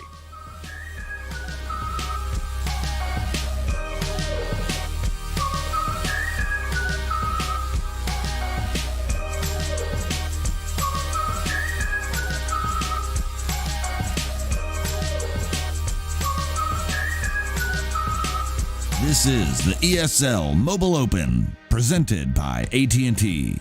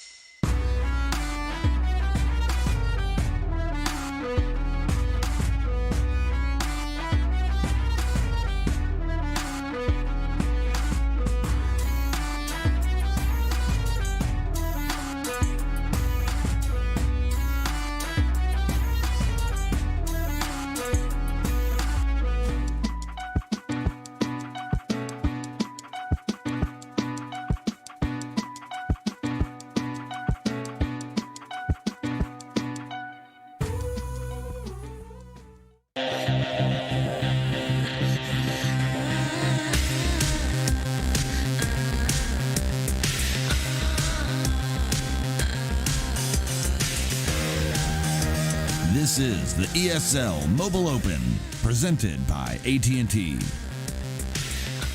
Hello, everyone, and welcome back to the ESL Mobile Open Season 6 playoffs. I'm Inverum, that's Zath, and we are in the thick of it now. Oh my goodness, that last game. Ooh, what a spicy finish. Definitely super high level plays coming out. Just counters on counters on counters. Just these players came to play today. Absolutely insane. I mean, we can look back at it, Zath. You can walk us through that game because it was action from start to finish. All right, so taking a look, round 7, looks like Bananas going up against Arvton. A little bit of Glacial versus some Hunters here. Looks like the Hunters will be taking it over Bananas Glacials. Hunters traditionally just strong pick for the early game, so nothing too surprising there. Here we got Betyao going up against Devless, and Betyao has the early Mage with the early Tortilla Elder, and looks like this is the start to this giant streak he was able to amass this game. And here we go, Betyao versus Riona. Betyao had a giant streak here, but I believe this is the moment where Riona breaks Betyao's 100% streak. Now we have Devlis going up against Bananas. This was the moment where the Feathered, where we saw Warped Sage refuse to go down to these Glacial Warriors, and Feathered just doing so much damage to Bear there. Alright, and now the moment where Riona goes against Betyao. Riona was on a large streak, but Betyao getting his revenge, ruining Riona's streak here. Alright, and coming down to the end here, Arcton 6 HP, Riona 9 HP, Insects versus 6 Beasts. And this one was very close, came down to the Fallen Witcher versus the Venomancer, but as you can see there, Fallen Witcher going down, Veno sitting pretty, and the Insects knocking Riona out. Alright, and top 2 situation, Betyao versus Arcton. This is the moment where it was looking scary for Betyao. I think this is the one round the Insects did manage to steal from Betyao. It looks like it could have maybe been a comeback for Arcton, but the quick adjustments to turn into 4 spirits for Betyao really secured the win. You see the 4 spirits putting in so much work, that Venomancer constantly getting stunned, can't do any damage when you're stunned, and the DK in the back line just doing the damage while the Veno can't move. And GG to Betyao, closing it out there for game 2.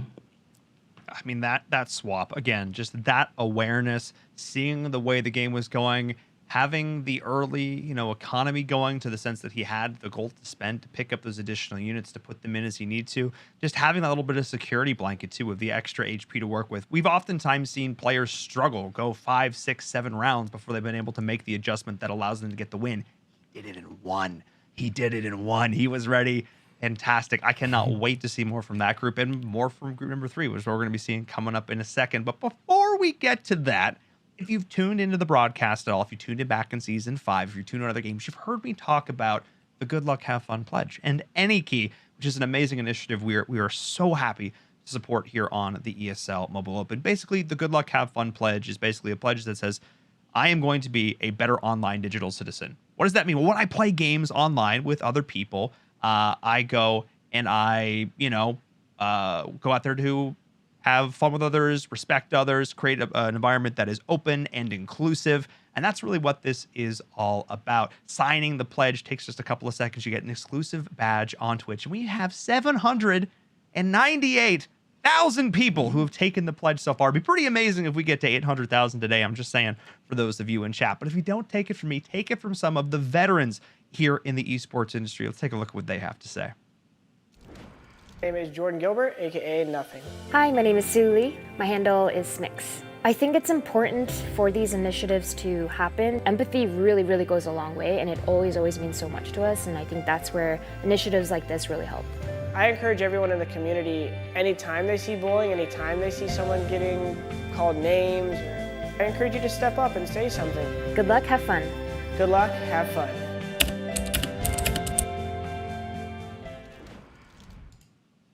Definitely be sure to check that out. !GLHF in the chat. Anykey.org is when you can go over and sign that. If you ever see me tippity typing away in the chat, I got the badge there. So definitely recommend that you go check it out. But oh my goodness, that was a couple of great games, which means that now we need to take a look at the leaderboard. We need to see how things are stacking up here across all 3 games. And whoa, what's that I see there at the top, Zaf? Yeah, it looks like K Bunny won another game. 2 back-to-back wins for K Bunny. I'm curious to see what comp did he do it with. Was it another Insectoid build? I'm very curious. But yeah, Dev was performing well. Legato, we have not seen him play today, but in the top 4 right now. So very excited to see what he's able to bring out coming up next. Yeah, I mean, some solid performances from a lot of players we were really looking to. Again, it's that black line on the side of the screen there, the top 8. That's really what they're trying to stay above. But some of the players down towards the bottom here having a little bit of a hard time. You see our champion from last season, Radical, having a little bit of a struggle bus here to start things off. But of course, there are still 12 games to go through as we take a look at group numero trois for the Canadians at home. That's game number 3. Well, actually, they know what I'm talking about. It's for the Americans. What am I saying? As we see a very, very evenly distributed lobby, there is not really a very clear favorite here. Yeah, I definitely recognize some of these players. Silent making it to the finals last season. Very nice, competed as well. Benny competed last season as well. Opstra, Legato, I think they're 2 newer players, but have been performing fairly well. I've seen them scrim for a different tournament called the Nations Cup. So I know they're strong players, so I expect big things from this next game. Nice. I mean, yeah, we have there's just so much talent. I feel like a broken record because I say that about every single group. But no, there are so many insanely good players in these games. Cannot wait to see what they can do here as we get ready for game number 3. We'll be back in a few.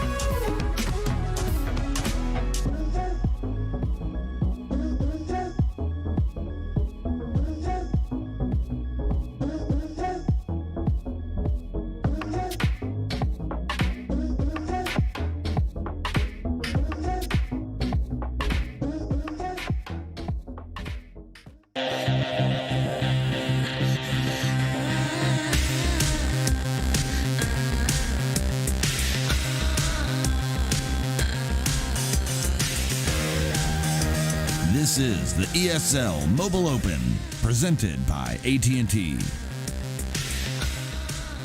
Hello and welcome back, everyone, to the ESL Mobile Open Season 6 playoffs. I'm Inverum, joined by Zath, as we're getting into game number 3, group number 3.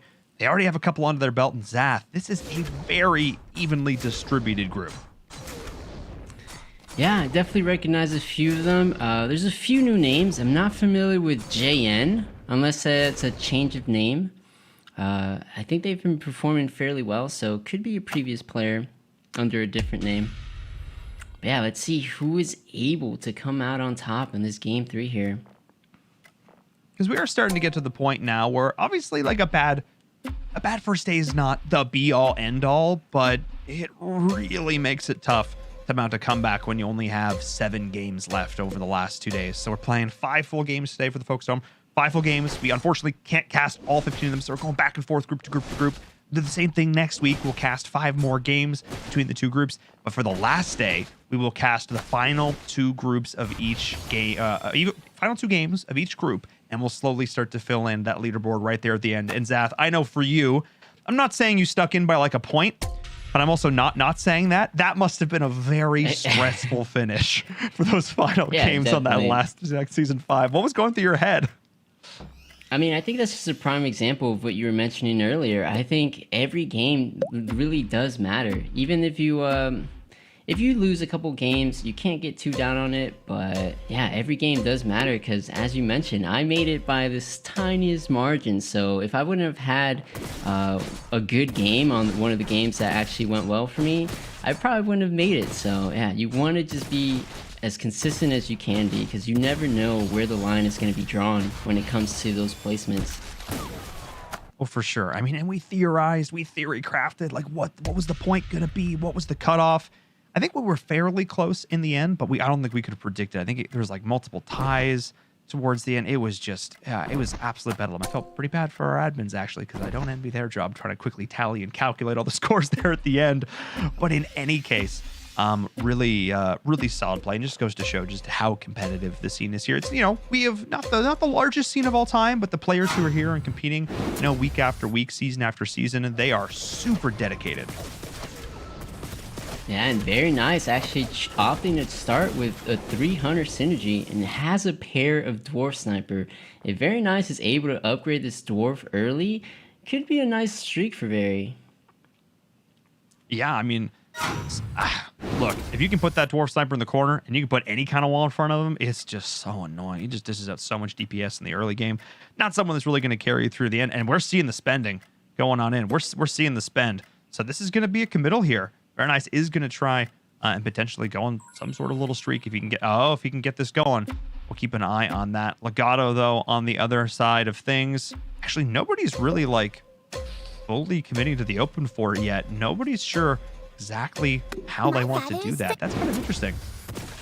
Yeah, I saw a few people have the Goddess of Light in there for Priest, so it's not a full open fort, but like Leroy could be considering a lost streak with the Priest, so can Silence. So we'll see if any of them opt to just completely take out all their units and continue that lost streak. So we saw in that last game how important it is to know.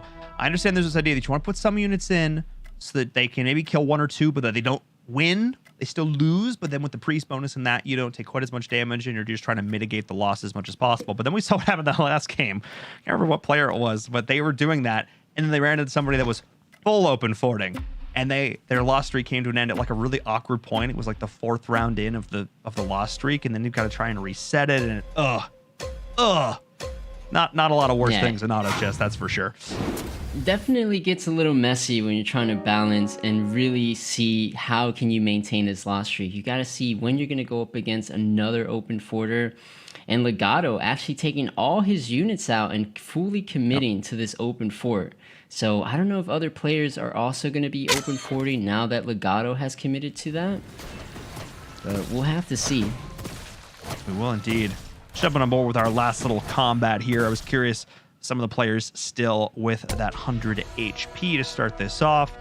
And we did see the win coming in there from Remy, who's going to be all the way up there at the top. Multiple loss streaks going already for Legato and Silent. Legato, of course, coming in as our #1 seed in terms of overall points, overall placement into Phase 3, our playoffs. So I definitely have high expectations for him. But we've seen some really, really top players consistently loss streak, in fact, because I guess in some degrees, like, trying to win is one thing, but knowing you can lose is something else.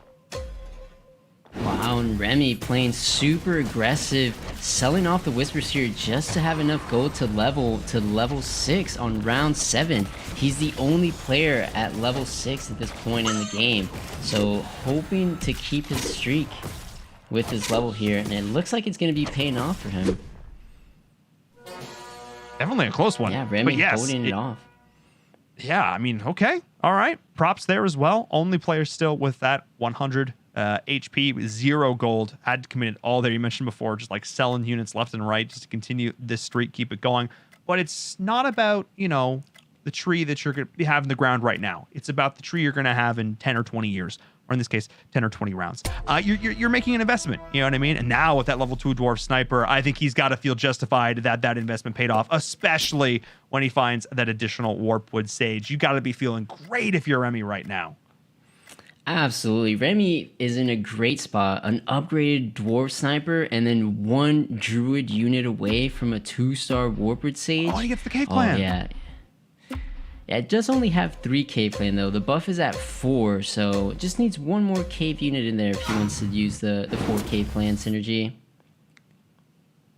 And he's going to have another round to look for it. I mean, this is something we've been seeing a decent amount. You get the cave clan early, gives you a really good front line. Then you build in with those hunters to have that solid backline damage as well. I mean, this is really cool. And now having this additional unit, of course, with the Skull Hunter that breaches that synergy, a relatively new unit, all things considered, in the last couple months. So having that to sort of go back and forth, I think, makes this a lot more viable early game strategy. Yeah, it was not necessarily a brand new unit. It was in the original game, but did get cycled out and it got rotated back in. So yeah, good to have him back. Definitely a big buff to hunters in the early game. Oh, yeah. Oh, and Remy finally hits a Warpwood Sage upgrade. Oh, this could be a nice little streak for Remy. And it's interesting here because he's bringing in the Grim Touch as well, which at a glance you're like, wait, I don't understand how this fits in. But obviously they're good individual units on their own. Obviously Grim Touch being one of them. How important is it to know like when to leverage in these additional units as well? Well, the thing with Grim Touch is he pairs really great with the units that Remy has right now. So what Grim Touch does is he applies like an ink to enemies. And if a target would target it, or for example, if Sniper would snipe at one of those units affected by the ink, it affects all of them affected by the ink. So you're talking Grim Touch comboed with Shining Archer, Grim Touch comboing with Sniper, and Grim Touch comboing with Warpwood Sage. That's the big one. If you thought one heal was OP, imagine when you're getting that heal from like 4 different units. So the fact that he has the Grim Touch is huge. You're going to be seeing a lot of combos here. And he's committing to this too because he put the Blink Dagger, the Teleport Dagger, on the Grim Touch. He's going to be able to go into the back line and apply it in a really fun direction and angle as well. So I think Remy is just going to be off to a fantastic start. This is looking like the board to beat for sure, which means we have to look a little bit elsewhere as well and see who is going to try and take it down. Who else do you want to take a look at here? Is there any of these builds that are particularly jumping out at you? Yeah, let's take a look at the scoreboard. So it looks like Remy more than likely committing into Feather build. Opstra probably looking towards Feathered as well with the upgraded Warpwood. Benny looking like he's setting up Goblins right now. Wow, let's take a look at Benny actually. Finds himself an early Venomancer. We haven't seen any 6 Goblin players today, so is this going to be the first time we see some Goblins coming out? Oh, for sure. And I think this is really just, we saw a lot of early game Goblins back. You know, they have a ton of low cost units. They were, for a while, pretty decent in the early game, but judging by what's on his board here, I wouldn't be surprised with this Tortola Elder if maybe we see him transition into Mage. I mean, we saw how successful Mage can be in previous games, especially if it's uncontested. Absolutely. I think he's keeping the mages on the bench. That's just kind of just a fail-safe. He does have 5 out of 6 goblins, so as soon as he finds the wizards, he's able to have 6 goblins in. So I think it's up to whatever he finds. He does upgrade the source, so maybe he isn't trying to commit 6 goblins. So maybe just goblin into mages? I mean, it's unconventional, but you're in the Mobile Open playoffs, so I feel like you got to get creative. Yeah, definitely. if you're gonna take down Remy, who is playing aggressive again, leveling to level 7, the only player, he's always just staying one step ahead. He was the first to level 6, and now he's the first to level 7. So really trying to keep that 100% streak for Remy. And Remy taking down Benny here. Yep. So Remy versus Benny.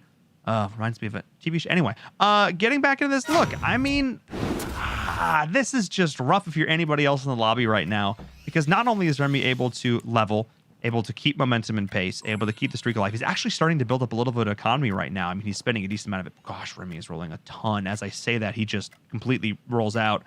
But I want to look down towards the bottom as well. I want to look towards Silent. Silent, of course, a mainstay last season. The streaks have ended, though. Berenice is the only one, or apparently it's Berenice. Berenice, I don't know. We're gonna say it. We're gonna keep saying it. Is the only one still with this lost streak going. Legato and Silent both have broken their streaks here around round 13, which is roughly the place where a lot of these players are looking to do it.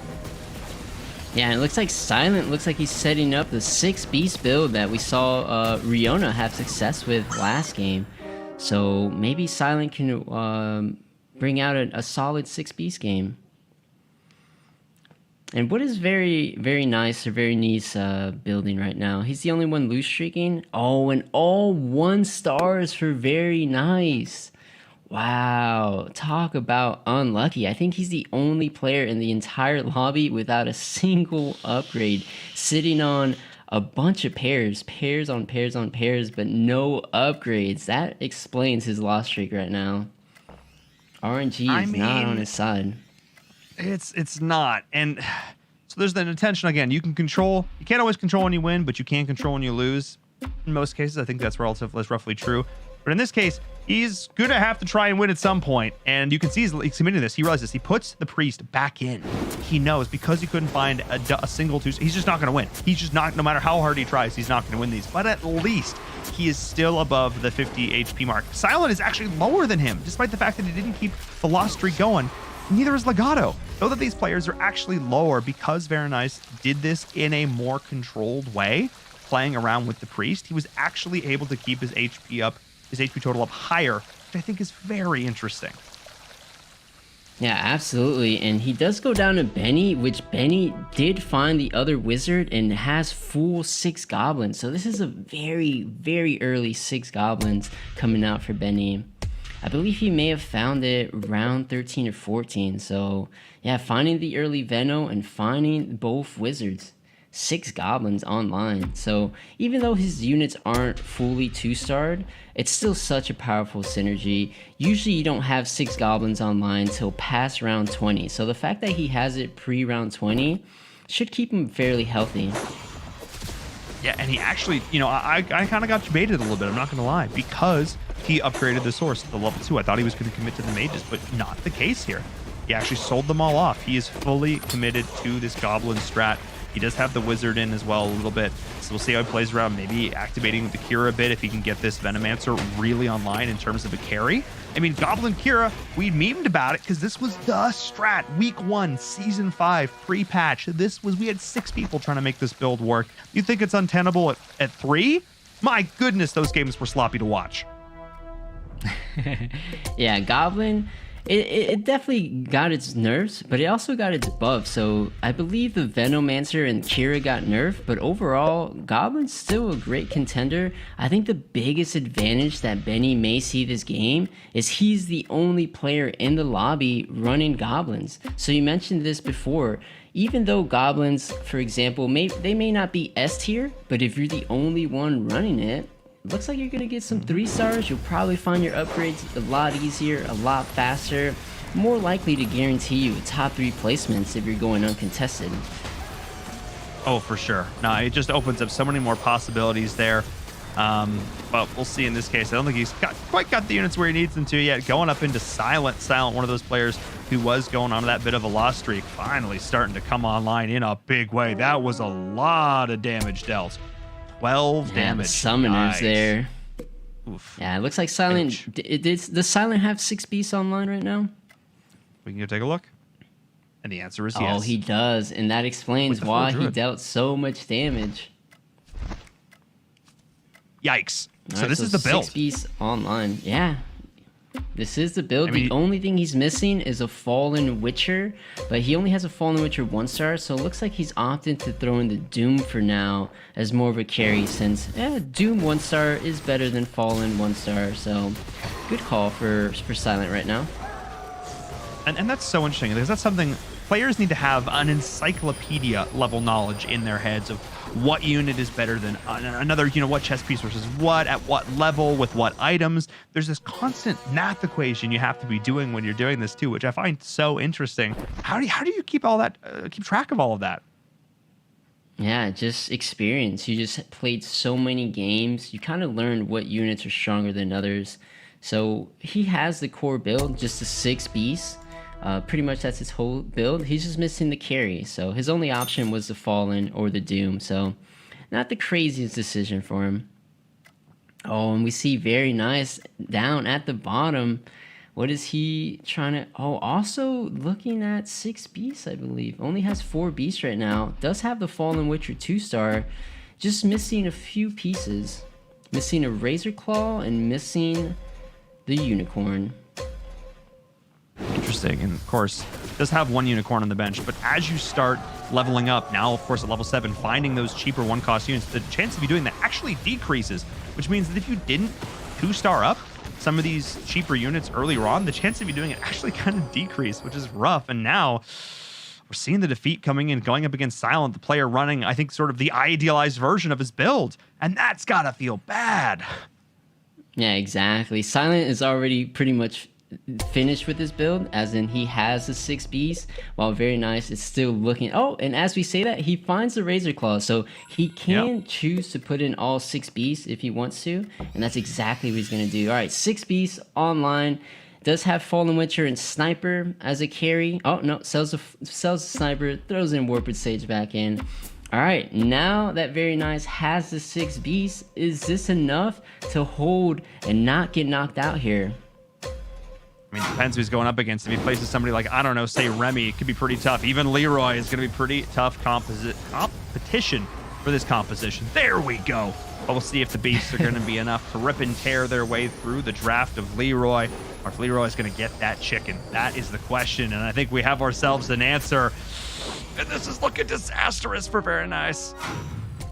Yeah, and Leroy actually coming in with a Divinity build. So if we take a look at the scoreboard, Leroy might be the only Divinity player in the lobby. No, it looks like Legato also going Divinity. So Leroy, Legato going similar builds here. And we haven't actually seen too many Divinity today. And I find Divinity to be a very strong build. So would not be surprised to see it perform well. I have to say, I am really happy. Oh, go for it. Leroy, what's up? What do you see? Leroy is actually running a build that I've heard of and I've never ran. It's actually Divinity Knight. You see he has 4 Knight in as well. I've been hearing word about this Knight Divinity, but I've never actually seen it. I'm curious to see, is Leroy going to bring out Knight Divinity? I mean, he's definitely got the workings of it here. Put me the questions. So I just love the fact that we have so many viable builds. This makes me so happy because it means that every single game is going to be so different. Even just like looking at this lobby, yeah, we've got a little bit of crossover here in terms of the beast centers, but we've also got people playing Feathered and Hunter. We've got a player going Goblins, for gosh sake. I mean, that's amazing. And the way he's starting to back off on the Goblins a little bit, but still, oh so cool. I got to jump back on board that with Very Nice for what could potentially be the last round here, round 21, Blackjack. Oh. Yeah, Very Nice did manage to get the Whisper Seer 3-star. Is going to help a lot with in terms of the summons and do a lot more of the 6 beast damage. And yeah, going up against JN, and yeah, maybe that could have made the difference for Very Nice, holding off just one more round. Absolutely. I mean, it just goes to show the tenacity there to hold on to the end. It's not over in Sultan. We've seen players pretty much do this epic comeback. We have seen like the 2 or 3 HP all the way to a win. We have seen it before. It is possible. And also, Remy's streak did finally come to an end. I think can we jump over to Benny's board? He was our sole Goblin player, and I believe he may be transitioning into Insectoid. Yeah, look at that. Has a Thorn Predator 2-star on his board and a Spider Queen. So trying to go from the 6 Goblin start into a more powerful late game build like 4 Insectoid that we have seen win some lobbies today. And I mean, that makes sense because there is a linchpin unit between those two builds. Of course, it is the carry Venomancer. That is the one unit that is key between both of those. So it actually makes a lot of sense from that standpoint for that to be the transitional component. I knew he wasn't going to commit to the build the whole way, and he's actually got quite a few, you know, Venomancers going for him now. I mean, if you can find that to a 3-star, that would be just absolutely insane. The problem with this is, if I can open up this here, we have quite a few players that are dabbling in with this Insectoid. 4 players, in fact. So there is going to be a decent amount of contention for these units. Yeah, the only unit Benny is missing is the Lord of Sand. Once he's able to hit Lord of Sand, his build gets astronomically stronger. Because 4 Insectoid is going to make it so each of your duplicates is guaranteed to spawn a 3-star. So every single duplicate of Venomancer, and I believe he has 2 of them on the board, are potential 3-stars once they get down in battle. So he's just missing the Lord of Sand, and I think Benny is getting very strong. You just got to make it there, though. You just got to get to the end. That's the big question mark there. As Varanice finally does go down, he is defeated as well. But that's, oh man, it's such a stressful time when you're rolling through this and you're just looking for one piece. He does have the Kira activated now, so that's something. And he does actually have 3 Venomancers on the board with this additional Ogre Mage. So, but he does not have the 4 Insectoids, so not getting as much value as he could with the duplicates right now. He's just, that's the tricky part with transitioning. He had a solid start. He probably could have just stuck with the 6 Goblins and maybe top 4'd if he committed to it. But yeah, just fully transitioning and missing out on the 1 unit. And it looks like the 1 unit is Lord of Sand, and we do have a couple Beast players in the lobby, so could explain why he's having such a hard time finding the Lord of Sand. Yeah, I mean, that's, I think if we were to look at the scoreboard, and I'll just do it right now, we're going to see quite a few of them. Yeah, we do. Well, Benny, I'm sorry. Too late. Yeah, cannot get the Insectoid build online. Oh, no. Had the Venom 2-star, had the duplicates, just no 4 Insectoid synergy. Oh, man. And I was talking about it. The stress of rolling, just looking for 1 unit. I just need 1 piece. I just need 1 piece, and my puzzle will be complete. You know, and it's not even a corner one. It's like right smack dab in the middle of somebody's eye. The whole thing just doesn't look right without it. That's kind of what that felt like there at the end. Rough there for Benny. A really cool strategy at the start, but like you mentioned, wanting to transition, focusing too much on going for the win, and not necessarily focusing enough on just making it a top 4, maybe costing there. But again, this is totally a game of what ifs. My question now becomes, what if Knights were run and they actually won? That's my question. Yeah, but when you mentioned you wanted to see Knights, I thought we would be seeing more traditional Knight builds like Glacial Knights or even Dragon Knights. But Legato coming in with the spice, running 4 Divinity Knights. And if you see that there, he has an Argali Knight 3-star. And I believe Argali Knight did receive some buffs. So I think at 3-star, with the cooldown from Divinity, makes him quite the powerhouse. He should just be outputting so much damage for his team. Yeah, I'm trying to take a look at it here. Yeah, that pure damage, 720 of it on an 8-second. Oh boy, plus the Divinity. Oh my, okay. And he had 4 Divinity too. I mean, Legato means slow and steady. Those who aren't familiar with the musical term, and slow and steady wins the race. I have some good expectations here for what Legato can do. Yeah, let's see how this fight pans out, and let's just keep an eye on the Argali Knight. Let's see how many ults can Argali get this round. All right, that's what we're looking for. Instantly disarmed. Feels bad. Okay, we're fine. All right. I see 1 Argali ult there. Can he get There's another? 2. That's 2 Argali. And 3. All right. 3. Pretty solid. 3 ultimates. Ha, ha, ha. Yep. Little Sesame Street there.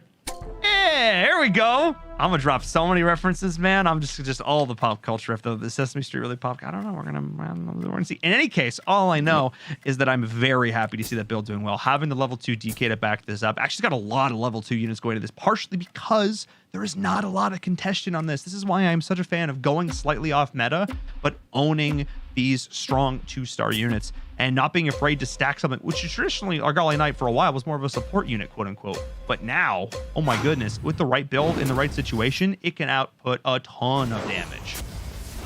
Yeah, and going up against the win streaker here, Silent. So this is going to be a huge deciding factor in this game. If Legato can take down Silent, who is our win streaker, it's great news. But as I say that, the 6B is just a little too strong for this Divinity Knight build. Even our Gali 3-star cannot take it down. So Silent on a 10 win streak right now. Absolutely destroying. I mean, Silent making some noise with his plays here, and Legato getting very low. JN as well is down there. Let's jump on board with this other player. Gosh, that is never not the loudest thing ever. Oh my, but let's see what JN's doing here. We're seeing a 9 warrior build coming out here. Another 9 warrior, another different build. I feel like almost every single player in the top 6 right now is basically running something a little bit different, which makes me so happy. Because it just means that we're seeing a very healthy meta. Yeah, I think it's very diverse. It's whatever you're high rolling, whatever you're feeling on that specific game, you can run it. It's a very open meta right now. Could be 9 warriors, could be feather, could be insects, could be some Divinity Knights that Legato is bringing out. You never know what you're gonna see. All I know is that if I'm Jane at this point, I'm just looking for another Doom. Please, I have stacked this Doom Arbiter, and he is 1 star. Just please, give another Doom. RNGesus, let's go. Let's make it happen. All right. Yeah, he even has an egg on the bench, so he literally just needs 1 Doom to properly get a carry. But it may not be enough. He could be going down to... actually, wait. That's the other Divinity player, Leroy. And I don't think Leroy is running Divinity Knights. It might be a more traditional Divinity build. We'll have It's to just take a going look to be over 11 damage, and it is Leroy knocking out JN. JN just cannot find that Doom 2-star. Oh, the Divinity Knights also getting knocked out there. Unfortunate for Legato. Oh, man. All right, Leroy, so we the last only player. have Remy, The Silent. last player holding it down. Yeah, as this is just, we're just getting to the crazy end time now. I can't believe we went from having 7 players basically to 4 in like 3 or 4 rounds. That was just nutty. And again, a ton of different builds being used here, which I love to see. Yeah, all 4 players running different comp. Leroy running Divinity Warlock. I believe Opstra running Insectoid. Silent running 6 Beast Witcher.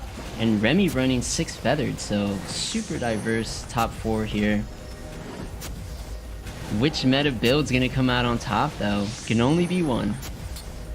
In the end, there can only be one. Only be one Warpwood Sage, which, my goodness, is just refusing to die. Finally! Finally! Oh, boy. Gosh, it just takes so much damage. Oh, my goodness. Okay. But yeah, man, these are Argali Knights. They're just, like, making an appearance. Like, you're talking about getting buffs. Carry on this is, I mean, there's no synergy. He's just running a carry Argali Knight, and I am all about it. Look at that hair. It's very interesting. People are opting to use Argali in their Divinity because normally in this kind of build, that Argali Knight would be a Water Spirit. You normally, when you see Divinity Warlock, Divinity Shaman, you see Water Spirit as the primary carry. So the fact that we're seeing 2 people run Argali with their Divinity, maybe they're onto something. Maybe Argali better than Water. I've only really tried the Water Spirit build, so I cannot say if the Argali one is better or not, but hey, who's to say? They're sitting here in phase 3, so maybe they do know something. I mean, yeah, you can't knock them. You can't knock them. They definitely have a good sense of what's going on. I think the other big thing, of course, is doing that pure damage. Just makes such a difference here. Just bypassing armor, all that good stuff. And yeah, I'll definitely be keeping an eye on that as we jump around. I want to see what OP is doing as well. I want to see what's happening here. We do have the Insectoid running on in. And interesting, not going with the Venomancer carry, this time going with the Doom carry instead. That's interesting, a fun little variation and tweak on this build because he does have a Venomancer, but instead opted for this Doom. Yeah, OP just showing his adaptability. Sometimes you just don't see the Venomancer, especially if other players have picked it up. There's just less Venos in the pool, so just trying to get the unit that he did see duplicates of, and he's seen at least 5 Doom Arbiters, so that's going to be what he wants to use with his insects, because you want the 4-cost units as duplicates, because the 4-star units are the ones that are most likely going to spawn those 3-star insects, so you either want duplicates of the Venomancer, or in this case, he has duplicates of the Doom. The only issue is you're not getting the Cura stacks like Venomancer usually does, so a little tougher with Doom. Yeah, it's just not going to quite ramp up in that same way like we do see with the Cura. One of the benefits of that here. Again, I think it probably just comes down to, again, just fighting over these pieces. And we actually saw one of the players trying to run the 9 Warriors earlier, looking for the Doom. Well, here it is. It's on the board. It's on the board over here. We're going to stick on board with OP here. But Remy, man, still with 59 HP at this point in the game, round 32. The last game was already over by this point.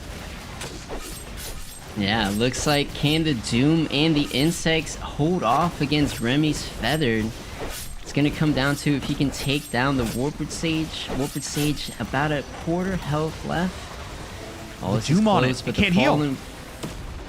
Oh, Warped Sage goes down, but the Fallen Witcher's still sitting healthy. I think that's the end for OP here. Remy taking him out. Oh, man, for a second, I thought he might be able to turn that around because he got the ult off onto the Warpwood Sage, not allowing it to use the Leech Seed, not allowing it to keep healing. Oh, that could have been a moment there, but you talk about this Fallen Witcher. Look at how stacked it is. Oh, my goodness. It's got the Holy Spirit Lance as well to boot. This Fallen Witcher is feeling good.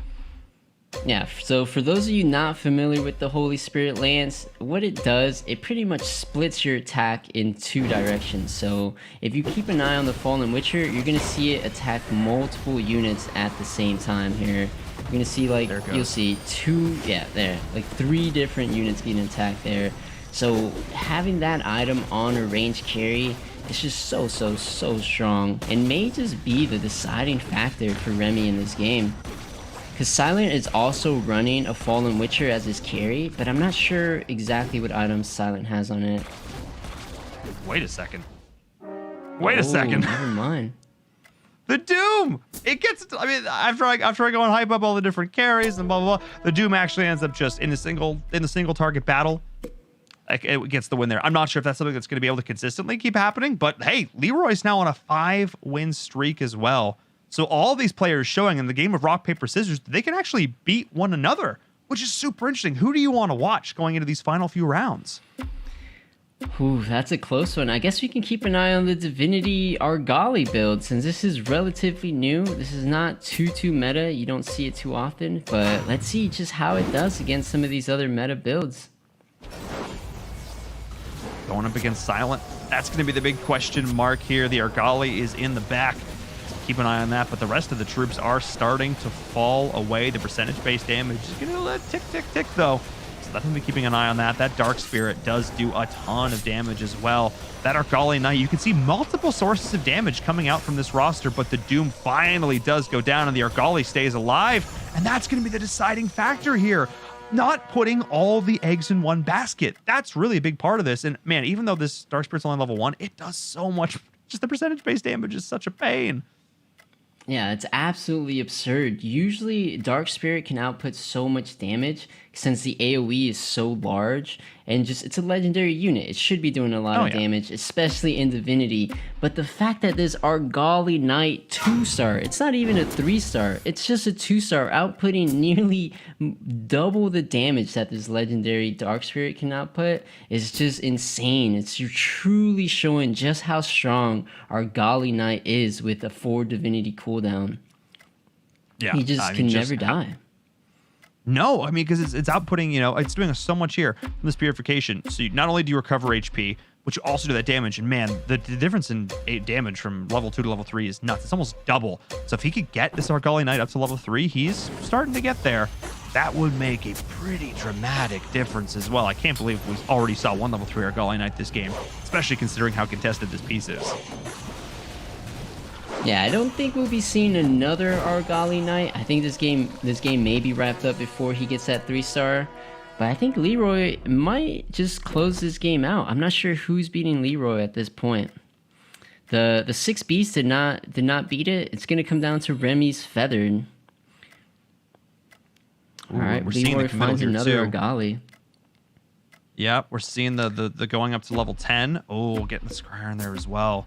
So this is going to be big now, because now Remy still doesn't have level 10. Silent and Leroy both do. Both are, I mean, all three of them are completely out of money. But Leroy now, Leroy was already winning when he was level 9. Now that he's level 10 as well, oh boy, this is going to get very interesting. And wow, Remy actually has a Fallen Witcher 3-star. If anything is going to take down this Divinity build, it has to be on the back of this Fallen Witcher 3-star. I believe it has nearly all his items. But nope, Fallen Witcher 3 going down. This is Warpwood versus Warpwood and Argali. I think the Divinity one's going to win. They just have the cooldown advantage.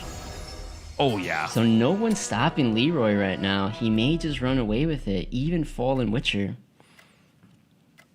And that just goes to show that even if you're down in terms of HP, you can still come back. The game is not over until it is over. And it's interesting here that he's also potentially maybe throwing around the idea of trying to get this Venomancer up as well. Even though he doesn't have any items on it, he's still toying with this idea, but it's also, oh, and he gets another Argali here too. And he's got an egg. So I know we didn't think the level 3 was possible, but maybe. I'm going to hold out hope. I'm going to hold out hope. Yeah, he only has 2 left that he needs, so it could be possible if he's able to get it within the next 2 rounds. Alright, but these guys going up against each other again. Fallen Witcher 3 has to be able to carry here. The Dark Spirit is on him. TP's out of there. Can the Fallen Witcher output enough damage? And it looks like he can. Leroy's streak is being snapped here by Remy. I mean, the big difference there was the Argali Knight just kept getting CC'd. It got stunned and stunned and stunned. It could not get a cast off, could not get that pure damage off, could not get that healing off, and he's just going to start to sell through these Venomancers in order to keep rolling. Yep, he's looking for the 3-star. He's just going to keep doing it. And there it is. But he doesn't have quite enough. Oh, no, wait, he's still going. What? Okay. He sold an Argali and rolled instead of picking it up.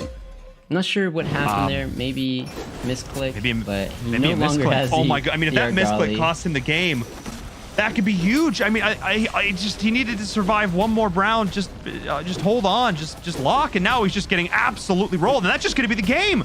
That's just going to be Remy taking it. Oh my god! And with that, that's just over. We thought the comeback could be real. We thought the level 3 was going to come on into 3-star, but no. Whatever twist of fate happened there at the end. That was just a solid win there from Remy. I said, you know, hey, just because you're behind doesn't mean you can't come back and win. It also doesn't mean that you're going to come back and win. Exactly. I think Remy got off to a super strong start. I believe he was our early streaker. He got that early Dwarf 2-star and the early Warpwood Sage. So paying off huge there, making it to the end game, getting enough time to get that Fallen Witcher to 3 stars, and making all the difference in those last few fights there. Fallen Witcher carrying him to victory. That's what I was going to say. The difference of having that 3-star carry really showed there at the end. The work put into the beginning paying dividends, all the financial shenanigans involved in that, keeping the streaks going, ended up paying off in a big way. But that's our 3rd game in the books. Oh my goodness, fantastic showing from these players here in group number 3. Before we head to a break, though, I need to remind the folks at home, if you're tuning in and you haven't followed us over on social media yet, please go do so. We have a new Twitter account, the home of all things mobile, at ESL Mobile, also over on Instagram. If you want to stay up to date with all the things we're doing here, not just for Auto Chess, but for all the games involved, be sure to go do that. And of course, if you guys at home play Auto Chess and you're like, hey, I like free stuff, I assume you like free stuff, you should enter a giveaway, ! Giveaway in the chat, $200 worth of in-game currency to give away. Who doesn't love some tasty and delicious donuts? Be sure to go enter that. We're going to head over to a short break, but when we return, we'll break down that last game and get into our next one. We're more than halfway there. See you in a few.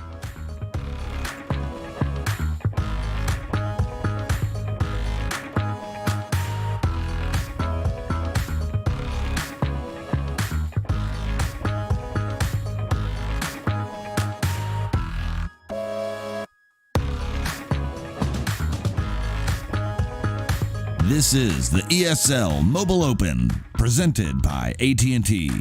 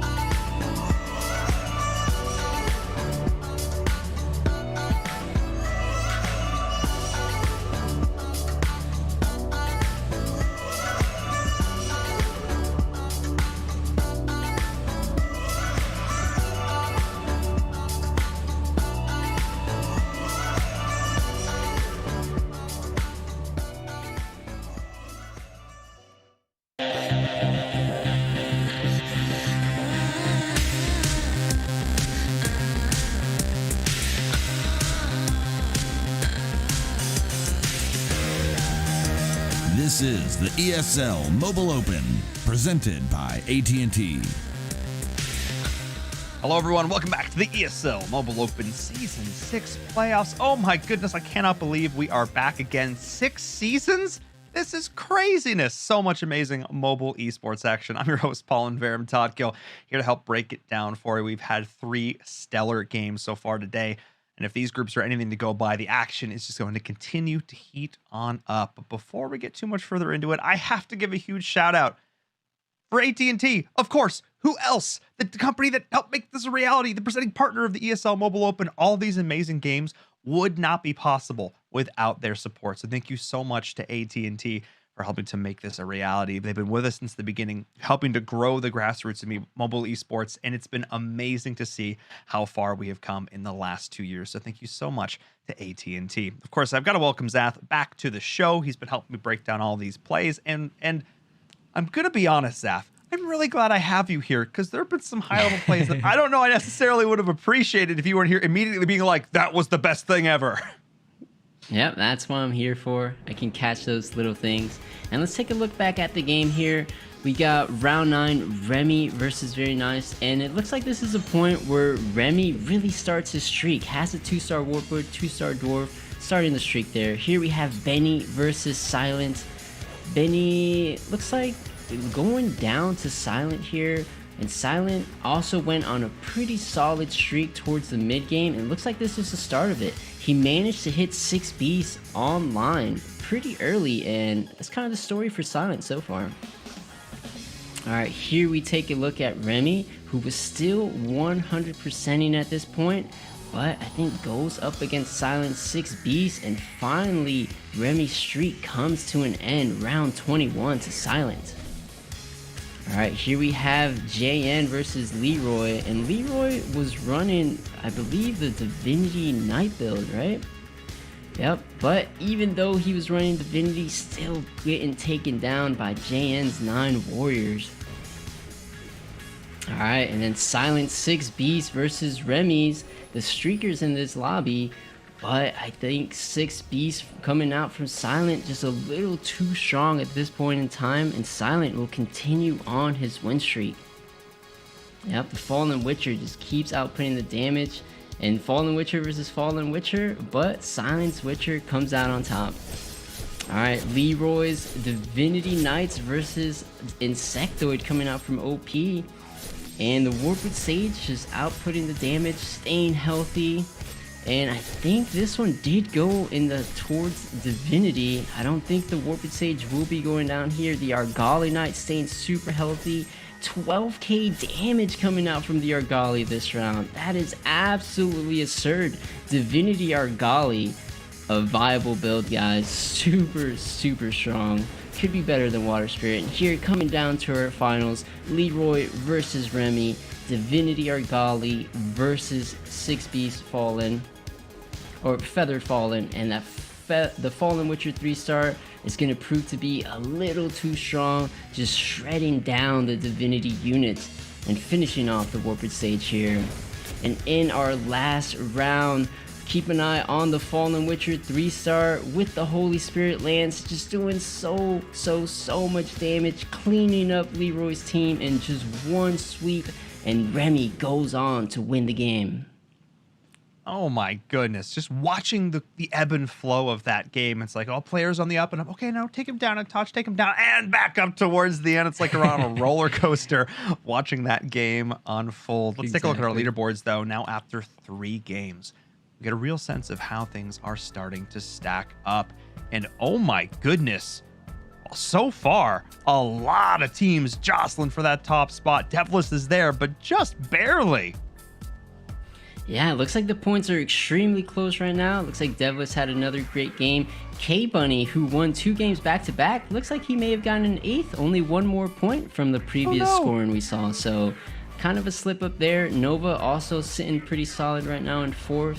And the top 8 right now, looking solid. We'll have to see who is on the other bubble here.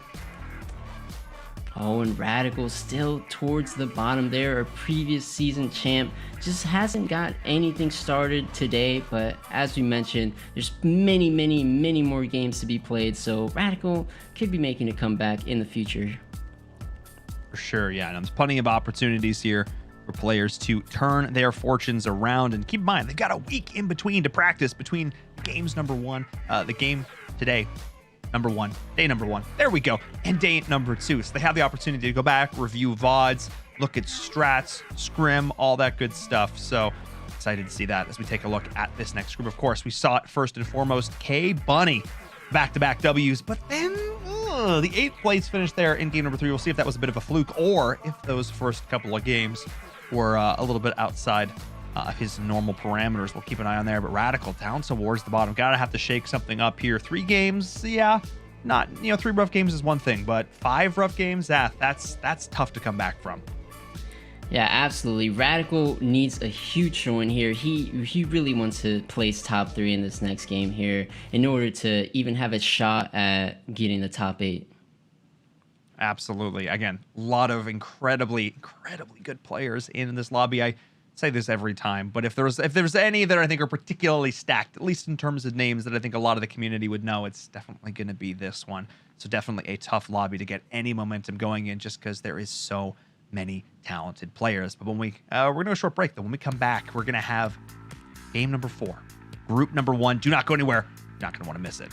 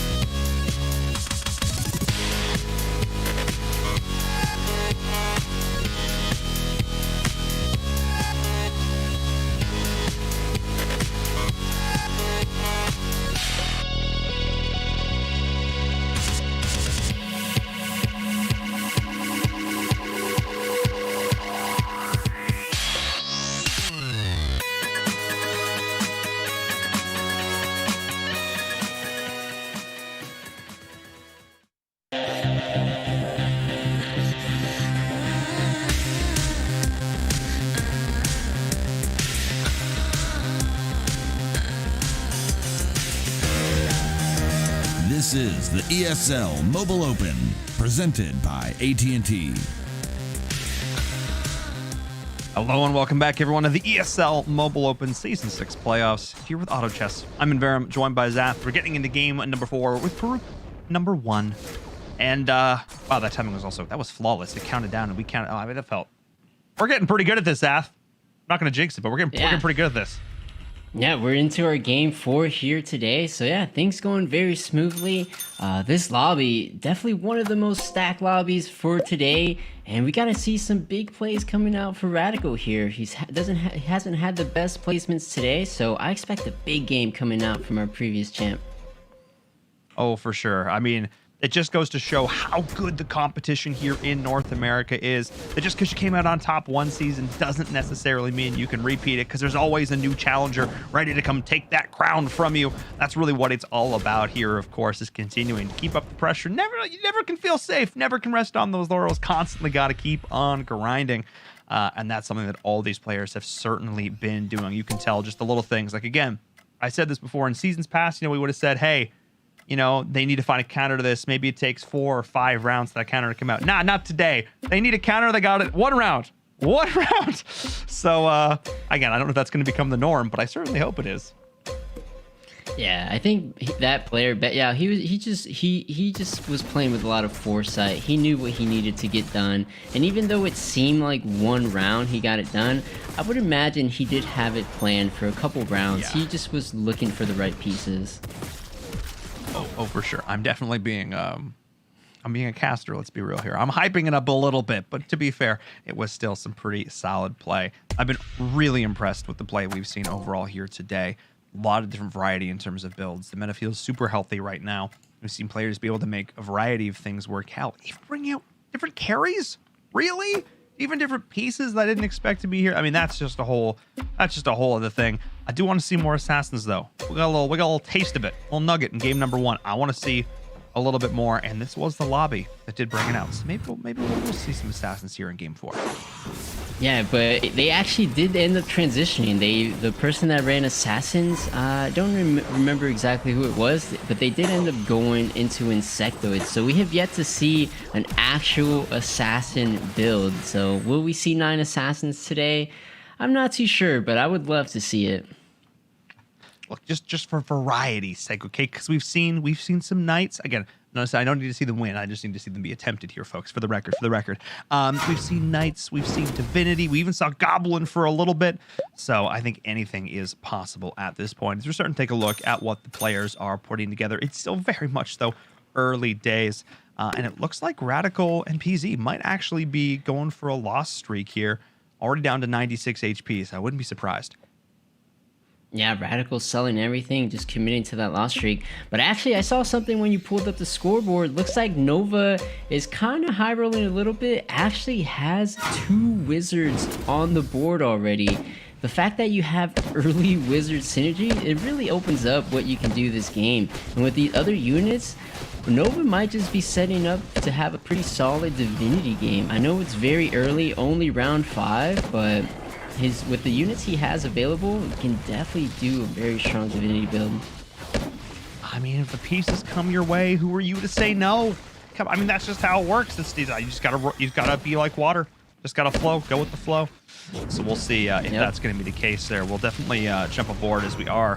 Yeah, that's I think going to be the confirmation there for PZ, unless he can get a couple of 2-stars here, maybe decide he wants to try and turn this around. But at this point, he's already down to 94. It's not the biggest deal in the world here. He's going to level up, so maybe he's going to make me eat my words here, as we are going to see Radical go for the full open fort. But we are going to jump over here with K Bunny as well, who's going to be pulling some mages together.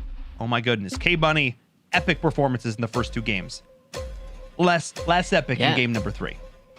Now, let's see how he does in this game 4 here. Starting off with 3 mages. Normally, you don't really see 3 mages starting off, like pre-round 10, unless you really have a Tortola Elder. But his only mage upgrade is the swords. Not too strong early. It's going to be on the back of this Flame Wizard if he does win here. And it looks like he's doing just fine.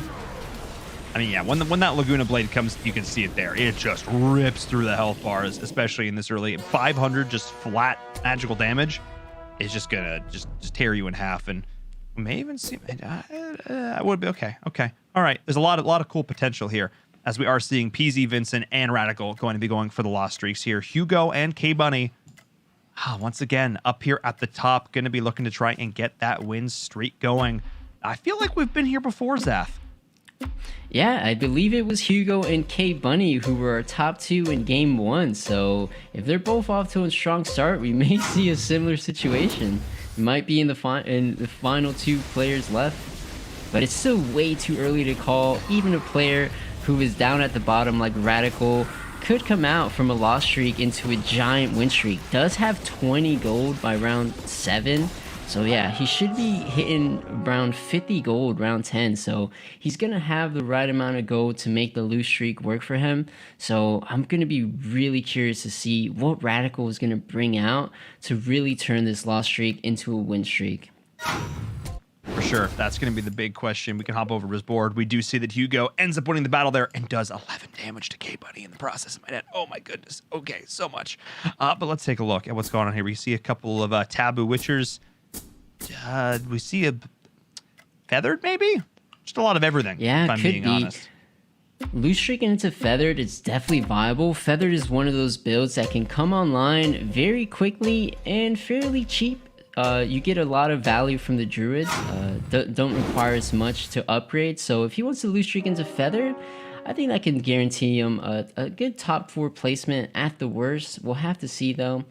I think the only thing he does have going for him is just a Whisper Seer 2-star. I think he's keeping it on his bench to maybe guarantee him to win against Creep Round on round 10. But other than that, he's not committed in either direction too much. For sure. I mean, it's so important at this stage in the game, especially if you're on this loss streak, just keeping your options open, taking a look at what is being played on the boards that you can avoid maybe some of those more congested strategies. But looking at the bottom, I want to take a look at the top as well. We're seeing Hugo with a really solid opening. A couple of Fallen Witchers already coming out. The 2-star Lord of Sand and the Taboo Witcher as well. Potentially looking to play into Beast here, which is one of these builds that we've been seeing having a lot of success and maybe even transitioning over into that Insectoid, because I do see a Veno on the bench. That potential future carry. Ooh, that could be the setup of something very exciting here. Yeah, that's actually insane. He has 2 Fallen Witchers and a Venomancer. He can just choose whatever he wants to play. He's definitely high roll a little bit, because what's better than 1 Fallen Witcher on the board? That's 2 Fallen Witchers, so... Oh, but he may be going... Oh, it's going to be close. Oh no, as I say that, oh, I jinxed it. Caster's Curse. Caster Curse. Fallen Witcher going down there. I mean, look, there's a couple things in life that are never going. You know, death, taxes, caster curses. There's just the way things are. You know what I mean? You just gotta kind of roll with them. And feeling it a bit there as Hugo's loss streak is going to come to an end a little bit earlier here. So nobody on this really epic win streak early on, which I'm honestly not very surprised to see, just because, like we've said time and again, this is a very stacked lobby in terms of skill. A lot of players are vying for that top spot here. And I mean, in terms of, you know, players trying to get into the top 8, I'm actually pretty sure a lot of these players are very, very happy that we are randomizing the groups every week, because imagine being stuck in this group for all 12 games. Oh, that would be such a rough time. It'd just be sweaty games after sweaty games. But I don't think there's a lobby that's significantly easier than others. I think they're all pretty balanced, but this one does lean a bit more stacked than the others. Just because you have like reigning champs. Yeah, and of course, I'm looking at this through the lens of like who really showed up last season for the Mobile Open. Of course, we have some new faces here who are showing up in a big way. So again, this is I'm looking at this through my very narrow lens of just who stepped up and performed well in Season 5. But you're right, there is never going to be an easy lobby. These are 24 outstanding players. Yeah, and I'm taking a look at the scoreboard right now, and as things stand, looks like K Bunny is the only person in the lobby that's considering mages. So we saw how that worked out for Betyao earlier in the day. So maybe if K Bunny goes uncontested mages, could be sitting pretty come late game. And the other thing I noticed here as well, which I'm going to cut to after this ends, is that, you know, we were talking about like what direction's Radical going to go in. He's got a lot of things open here. I want to see what he's going for now because he's dropped under that 50 HP mark. He is full open forted here. So I want to see what else he's been able to get going. And it's basically the same board we left, maybe with some Knight play coming in with the Argali and the Evil Knight. But I was hoping for a little bit more at this point, especially because he's... Even I'm pretty confused on what he's considering now. He has a pair of Evil Knight and Argali. Oh, maybe he could be looking at the Divinity Knight build. That's the only thing I could see. He has God of War and the Grand Herald. Yeah, and the Wizard. So maybe he's considering Divinity Knight. Not sure how strong it is from a loss streak, but hey, if that's what he's seeing and that's what he feels comfortable with, hopefully he can get it online and make a comeback here. Yeah, this is... Oof. He's going to have his work cut out for him. Let's put it that way. We've been talking about it like, I mean, he's at 34 HP by round 12. By round 12. He hasn't even like put in, Priest to try and soak up a little bit of this damage too. And nobody else is open forwarding to the same degree. I think he maybe could have done that. Maybe just not having a lot of luck with seeing that. He's really focused on trying to build up the future board here. I don't know. This is going to be a tough one to come back from. Wills and Nova, though, are also both loss streaking. So I think he's just going for the safe route, making sure he secures the loss streak. But he is committing a lot of resources to get it done. And here, he's finally going to roll. He's finally going to put some units on the board. Let's see what he comes up with. All right, finds the Evil Knight upgrade. Did manage to find the Priest. A little late for the Priest, but hey, better late than never. Going to mitigate some of this damage. But like you mentioned, he's sitting at 34 HP. How much lower can he go? Going down to 25 HP is getting very dangerous for Radical. I mean, Radical out here playing Limbo. How low can you go? That's really the question. That's really the question. Well, I guess we're gonna find out. We're just gonna keep watching a little bit here. PZ takes him down with ease. Obviously, it's an open board. But still, I think again we could talk about this a lot. We'll come back to him when he finally gets some troops on the board. Maybe this will be the time. Maybe he'll stick around a little bit longer here. He just spent some cash, man. He has to make a move. I don't think you go much lower than 25. I think he wants to start fielding this round. All right, finds the Argali upgrade, finds the Evil Knight. All right, and he's throwing on units. I don't think he's quite ready to win just yet because he is keeping the Priest in there. But I think he just doesn't want to take all the damage. So he wants to kill a few units here, depending on who he gets paired up against here. It's against Vincent, too. One of the top players in the lobby right now. But man, when that Argali Knight hits, oh my goodness. That Purification just smacks. Oh my, yeah, hang on a second. That's Argali right there. Yo, he's buffed for sure. That hammer comes down and you feel it. Oh my goodness. Yeah, that was 3 Argali ults coming out in that round, and that was only 2 Divinity cooldowns. So once he manages to get the full 4 Divinity, and we saw Argali, it was just an Argali 2-star that carried in, I believe it was either Legato or Leroy's build last game. So yeah, I think if Radical does get 4 Divinity, and maybe this Argali Knight is going to carry him back into this game. It's very hard to say. He is at 25 HP, but it's definitely not impossible. It is indeed. But I also kind of want to jump on board with Wills as well. The player who is still on the loss streak. I want to share the love a little bit as we're jumping on board with the 6 Warrior. A little bit of Beasts coming into play. I think I can kind of already start to tell what's wrong. He's only got 2 2-stars. And that's not ideal at this stage of the game. Yeah, it looks like Will's is setting up to potentially transition, or not so much a transition, but eventually build into 9 warriors. Usually when you see 6 warrior comes out, it does end up going into 9 warriors. So Will's plan right now is he has to figure out a way to make it to level 9. But the fact that it is round 16 with 50 HP, I don't know how much longer he can wait. He has to power spike a little earlier than level 9, because usually you want to hit level 9 by round 21. So he has to mitigate some damage for 5 more rounds before he can even get his full build online. And that's assuming he gets all the 9 warriors. So yeah, it could be a rough situation for Wills here. Definitely high risk, high reward on this one for sure. But he's going up into some other warriors, but some hunters being involved in that one as well. Having the strong front line, the damage dealers on the back line. We'll see see if Wells is going to be able to hold strong here. I don't think that is going to be the case. The damage coming out just from those dealers at the back is going to be too much to contend with. That is going to be another loss here, dropping down well below the 50 HP mark here at this point. So still definitely has some work cut out for them, but it does appear like Radical is stabilized. If we could take a look at Dogbun, he's actually running quite an interesting build at this moment. Let's see. He has a Tortilla Elder 2-star, but the only thing is, he just put the mages in. All right, so finally he's going to get this value from this powerful 2-star Tortilla Elder. Before, he did not have mage, so that's what I was wondering why he was running the Tortilla. But looks like he's not letting K-Bunny run mage uncontested, so at least 2 players in this lobby are going to go in the mage direction.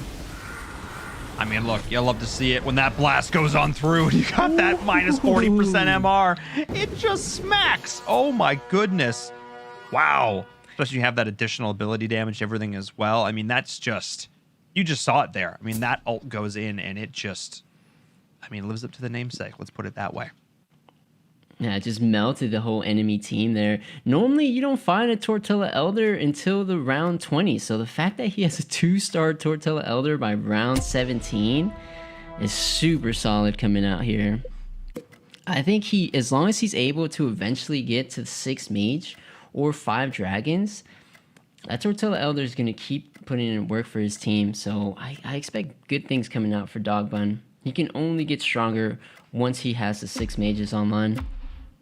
And that was such a heads-up play, too, because he was running the Hunters.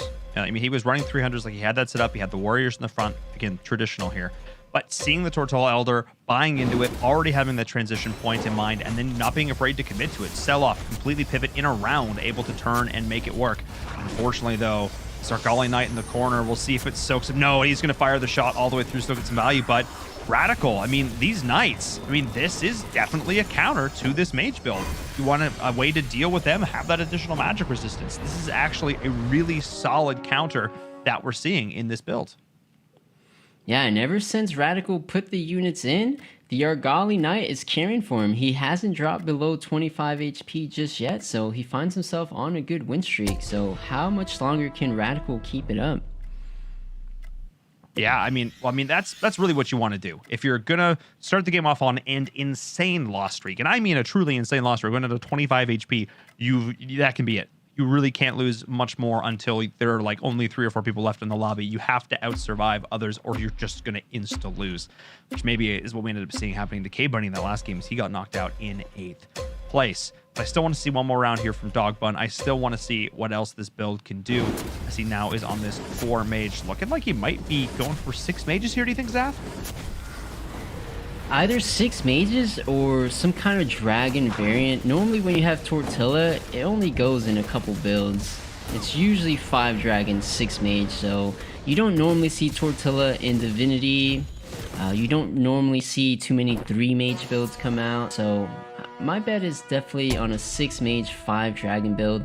He just has to pull all the right pieces. Still missing a Dragon Knight, still missing a lot of the dragons, so we'll see if he's able to transition. Yeah. And actually, I want to jump over to K-Bunny. Ooh, yes. Let's go. Let's rock. What's up? So K-Bunny was running early mages. I don't know if he actually had an early Tortilla, but he is now fully committed to the 4 Divinity and is sitting pretty solid. Has the Warped Sage 2-star and the Water Spirit 2-star, which are going to be your primary carries for this 4 Divinity build. Oh, for sure. I mean, the Water Spirit's just going to be wave slashing all over the place. And I'm super excited to see what this can do, because this is one of these other more traditional carries. The other player I definitely want to take a look at some point as well has to be Nova, because he's actually running a feathered wizard build, 9 feathered as well, which I think is super cool. You said you wanted to see unique builds. Yeah, Nova. Yes. I don't think we've ever seen 9 feathered today. So this is kind of a new mechanic coming out from this season of ESL. They introduced another wizard unit called Soul Devourer. You see it there right underneath the Warped Sage. Yeah, so Soul Devourer, once you have 3 wizards, it gives you 4 wizards. And what 4 wizards does is, as long as you have no other synergies active, it pretty much maxes out the synergy. So he's just running the wizards with 3 feathered, and just with 3 feathered gives you 9 feathered. So same idea, if you have the 3 wizards and just 3 assassins, it'll boost you all the way up to 9 assassins. So that's what 4 wizards does, and that's how he's able to hit 9 feathered right here with this build. Super, super cool. Again, it's just like, I love the fact that players are going for these unique compositions, because it means that we're going to be able to see more powerful iterations of these builds if less people are contesting them, which means we get to see a more maxed out, pure version of each going toe to toe. And again, part of the auto battler situation is, like it or not, there's a little bit of rock, paper, scissors element involved. Like X beats Y and Y beats Z and Z beats X. And it goes back and forth. That's super cool. That's part of the great it's the great thing about this game and the genre. But what's great about this, because we're seeing so many variable builds being built, we get to see what the potential looks like, because we're actually able to see like 3-starred units and, getting, pretty far up there. This is why I love esports as a whole. I mean, we saw it get stomped there after just stomping. That's fantastic, Zath. Yeah, sometimes it happens, because 9 feathered, it's not the most meta build, but 6 beast is, and you just saw 6 beast from Pure Zone just putting in work, running over this 9 feathered build from Nova. So Nova running out of time. Oh my god, and something I just noticed, Radical was on a 7 win streak at 25 health, Lost. finds himself at 9 HP now. And he's still going for Divinity Knight. He's still doing it. I mean, oh, he's committing to it. That Argali is going to be win or lose it for him. I mean, looking more like winning right now. Look at how much damage it's able to take. Oh, it just keeps healing itself back to full HP and absolutely stomping everything around it. We'll see if the rest of the units can hold on long enough. The Warpwood Sage getting doomed is actually huge. Not being able to do that additional damage and heal is actually massive. That silence is really, really key. We are going to see the Argali continue on through. Radical not out of this yet. And Nova, the first player eliminated. Nova, an amazing star player in his own right, out in 8th place. Yeah, and that's kind of the argument. Maybe sometimes when you run a non-traditional build, it can backfire. Nova, the only person that we've seen run 9 feathered today, finds himself coming out in last this lobby, unfortunately. And here I'm getting all hyped. So sometimes it's good to be creative, but it can backfire. Where there's a will, there's a way. Look, I just like to see different games every single time. Because if you know how it's going to end, you know how it ends every time, that's no fun. That's no fun at all. I like to see these different builds coming on. Just like to see players getting creative, how they express themselves through this. So, really, really cool. I'm excited to see how this continues to play out here, as I think that might be it. I think that might be all she wrote here, as Radical is going to get eliminated as well. Man, this lobby started to go real fast, as Wills is left only on 5 HP as well. In theory, I think Wills could... Ooh, it's gonna be close. Yeah, and Will's actually the only player in the lobby who chose to build 9 warriors. So if he's able to survive, he can... Actually, he has a 2-star Doom, 2-star Zerker. Just missing a Pirate Captain 2-star. Maybe Wills finds himself on a good comeback here. He is the Soul 9 warrior player, but I do see some insects in the lobby. So maybe, just maybe, they will knock Wills out. We'll have to keep an eye on Will, though. Oh, for sure. And I like to do this generally as players start to get low towards the bottom. I like to see their last sort of either go on a huge clutch win streak or their last breath in the lobby. Either case, it's a lot of fun to watch, because we get to see what those final moments look like and maybe try and extrapolate what could have gone a little bit different for them to have stayed in it, which is really cool. Oh, there's the Pirate Captain. All right. Yep. All right, so he's pretty much as upgraded as he can get. The only thing he's missing is probably a Sacred Lancer 2-star, but that you would need to be extremely lucky. Oh, that's true. He is missing the Werewolf 2-star, but I think this is as strong as he's getting. What did the item situation look like for the Doom or the Zerker? All right, so he is stacking the Doom, which is very tricky because some of these 6-beast builds are running Witcher. And Witcher pretty much disables the demon buff, so yep, encountering a Witcher build right here against Pure Zone, so the Doom is not going to be able to do as much damage as it should if it wasn't going up against a Witcher. So can the Doom still clean up? It's going to be close. Fallen Witcher versus the Doom. And the Warriors closing it out. Will staying in this game. I mean, that was huge. So that boat crash was massive. The big AoE stun from that was huge. The Doom Curse was pretty awesome as well, going onto that Fallen Witcher. So that was a pretty big deal. So combining those two things, getting those into pretty good targets, yeah, feels pretty good if you're Wills. And now K-Bunny is on a 5-loss streak as well. Dog Buns is down there. We have all these players all sort of in the middle of the pack, but the middle of the pack is slowly getting chipped away. And Hugo, who had a really good start, is still up there towards the top. And everybody is level 9. Which is uncommon to see. A lot of times we've seen one player either get really far ahead in terms of levels or really far behind, but the mages of Dog Bun up against the Warriors. I mean, that's the counter. I mean, we talk about a counter. That's one of them. In the world of rock, paper, scissors, can they hold on? I think you can. Sacred Lancer versus... Ooh, this is going to be extremely close. Oh my god. Hanging on there by a sliver of health. By a thread. By a thread, the dreams of Wills. The Wills will not be broken. No, that's actually incredibly cool to see. Still holding on here, just trying to fight for that top 4 position. That's really what this is all about. If you can consistently, I mean, top 3 is ideal, but if you can even consistently make it into that top 4, walking away with that, 5-6 points, that's going to make a big difference over the course of 12 games. Because you talked about it, Zath, at the top of show. It is all about consistency. Yeah, and right now, top 4 is looking up for grabs. All players except for Hugo sitting around 20 HP, so I'm not even sure who's going to get top 4 at this point in the game. Oh, except for Hugo. Hugo's probably the only one guaranteed to top 4, just simply off of HP, sitting at 72. The rest of the players, all playing a very dangerous game. And the most dangerous game is getting death. knocked out. Yeah, Warriors going down to Divinity there. Oh my goodness, look at this. Look at the left side of the screen right now. Vincent 4, Pearson 10, 15, 20, and Hugo way up there at the top. What is working so well for Hugo? We haven't jumped up board with Hugo for a while. What is going so right for him here? I think he was just able to get 6 Beast Fallen Witcher online early and just keep the streak going. He does even have the Warlock buff with the Venomancer and the Poisonous Worm. So normally you either throw in Warlock or you throw in more demons, like either Rogart or Doom.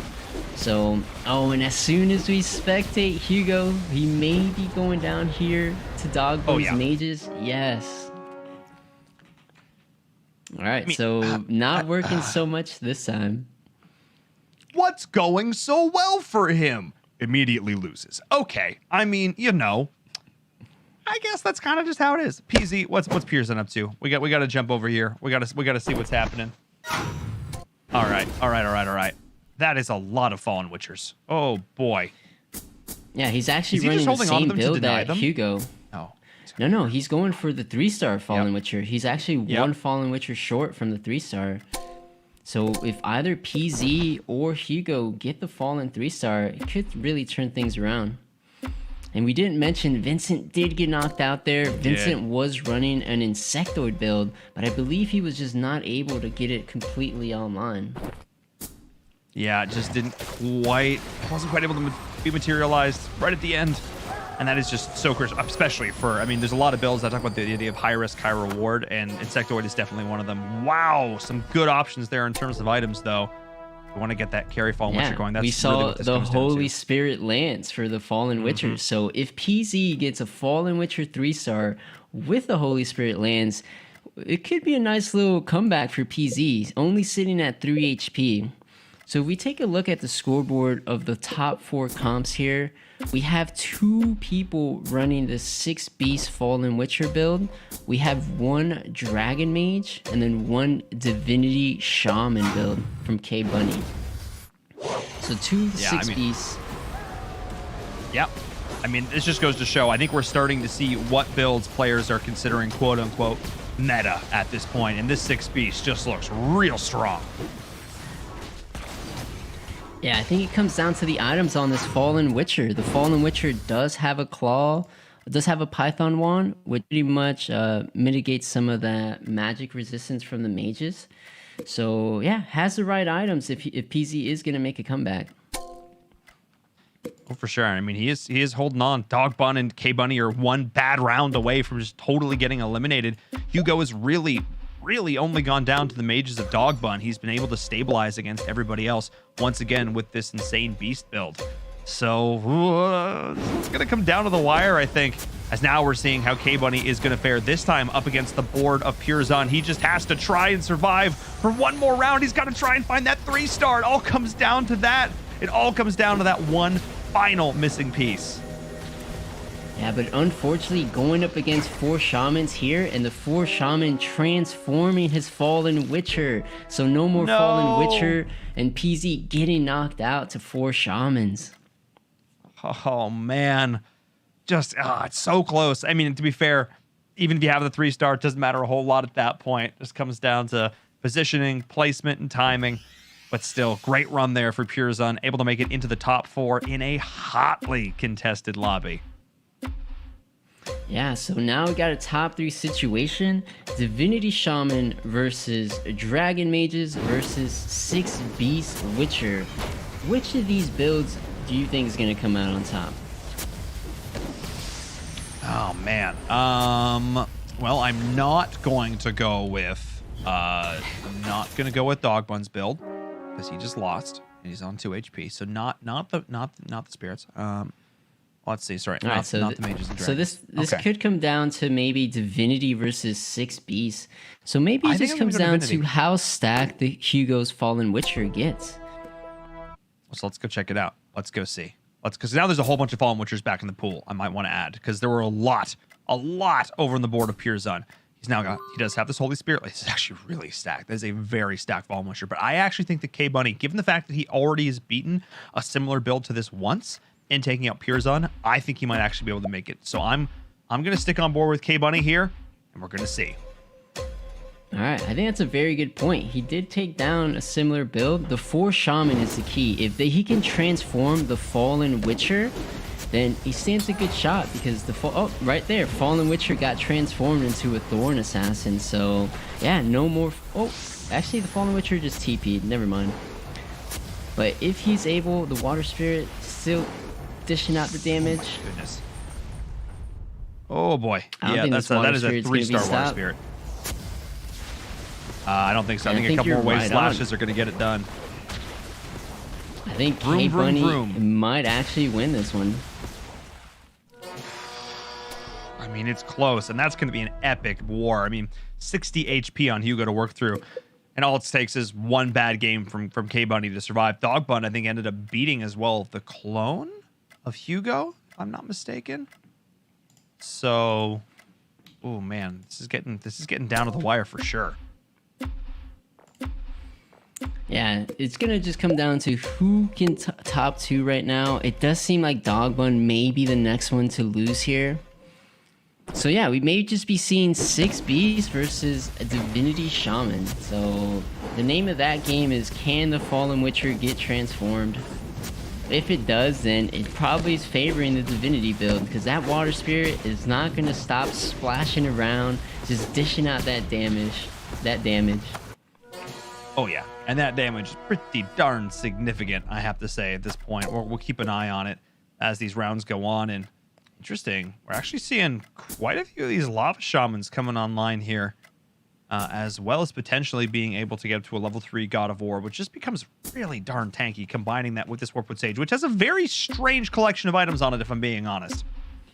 Yeah, a bunch of 1-star items, but the Axe of Fury there. I guess just using the Warpwood Sage is more of a secondary carry. All the main items seem to be on that Water Spirit. For sure. This could be Dog Bun's last round here. Can the mages hold off against his Water Spirit here? That is the big question. I think the Water Spirit's going to have enough. One more Wave Slash, I think, is going to get it done.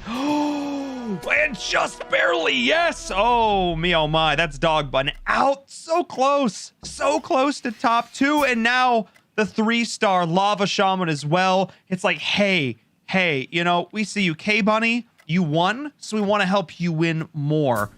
And now this Lava Swirl, not only is it going to have this 6-second cooldown on this silence with the pure damage. That silence is going to be so impactful going up into Hugo here. Let's take a look at this from Hugo's perspective, because that's just more CC that his army has got to survive through. Yeah, and he needs to keep that Fallen Witcher alive. Got to keep it away from the Shamans. Hopefully the other units are able to take down the Shaman units. But no, Fallen Witcher just keeps on transforming, turn into a Shadow Crawler, then an Argali, then Umbra. But actually, wait, Hugo just took that, didn't he? He did. So what ended up happening there is all of a sudden I saw he had an Argali Knight there for a second and ended up smacking things. So that was actually kind of cool. So yeah, exactly. That's a 4 Shaman. The Fallen Witcher just transforms into another unit of the same star and cost. So that's why. But the whole idea there being it transformed into another fun carry unit of all, like, you know what I mean, that kind of luck. So that's kind of, you know, hey, we'll take that. We'll take that. Yeah, that's the best case situation where you actually get a unit that's useful. Yeah, and I mean, this is looking pretty useful right now. It comes down to whether or not this water spirit can do. Oh, yeah, okay. Oh, yeah, okay. So those were 2 incredibly different rounds, Zath. In one round, he absolutely dominated, and in the other, he got absolutely wrecked.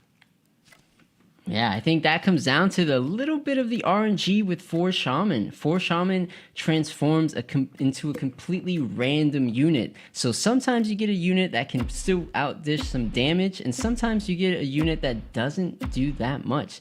So a little bit of RNG could be playing a role in these fights here.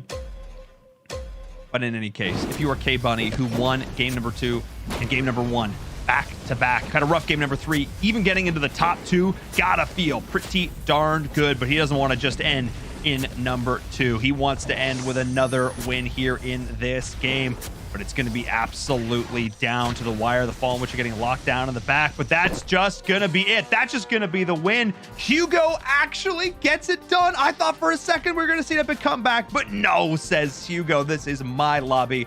This is my game to win. Really solid play there. But didn't even need the Fallen Witcher 3-star. Got it done with just a 2-star Fallen Witcher. Easy. Don't even need it. It's just they're just swag units at this point. We're not even gonna run them. Doesn't even need it. But still, fantastic play there. It was the top 2 players from game 1, Hugo and K-Bunny. Very consistent for this first day of ESL Phase 3.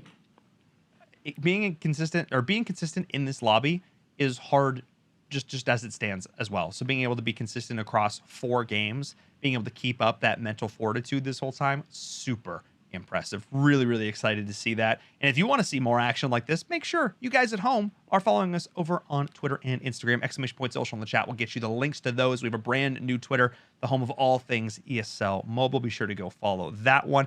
And of course, if you are over in, I don't know, maybe Europe or the Middle East or North Africa, and you want to play in a tournament just like this, well, we do have a tournament just like this over in Europe, the ESL Mobile Open Season 2 EU MENA. MENA. Yeah, that's the one I got. I got it right the first try too. Wow, that's actually uncommon for me. Go sign up for that. !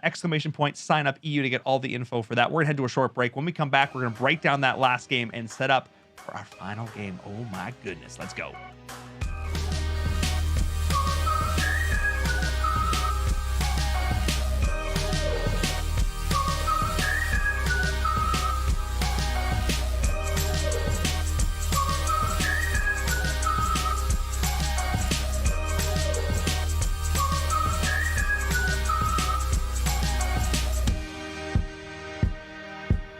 This is the ESL Mobile Open, presented by AT&T.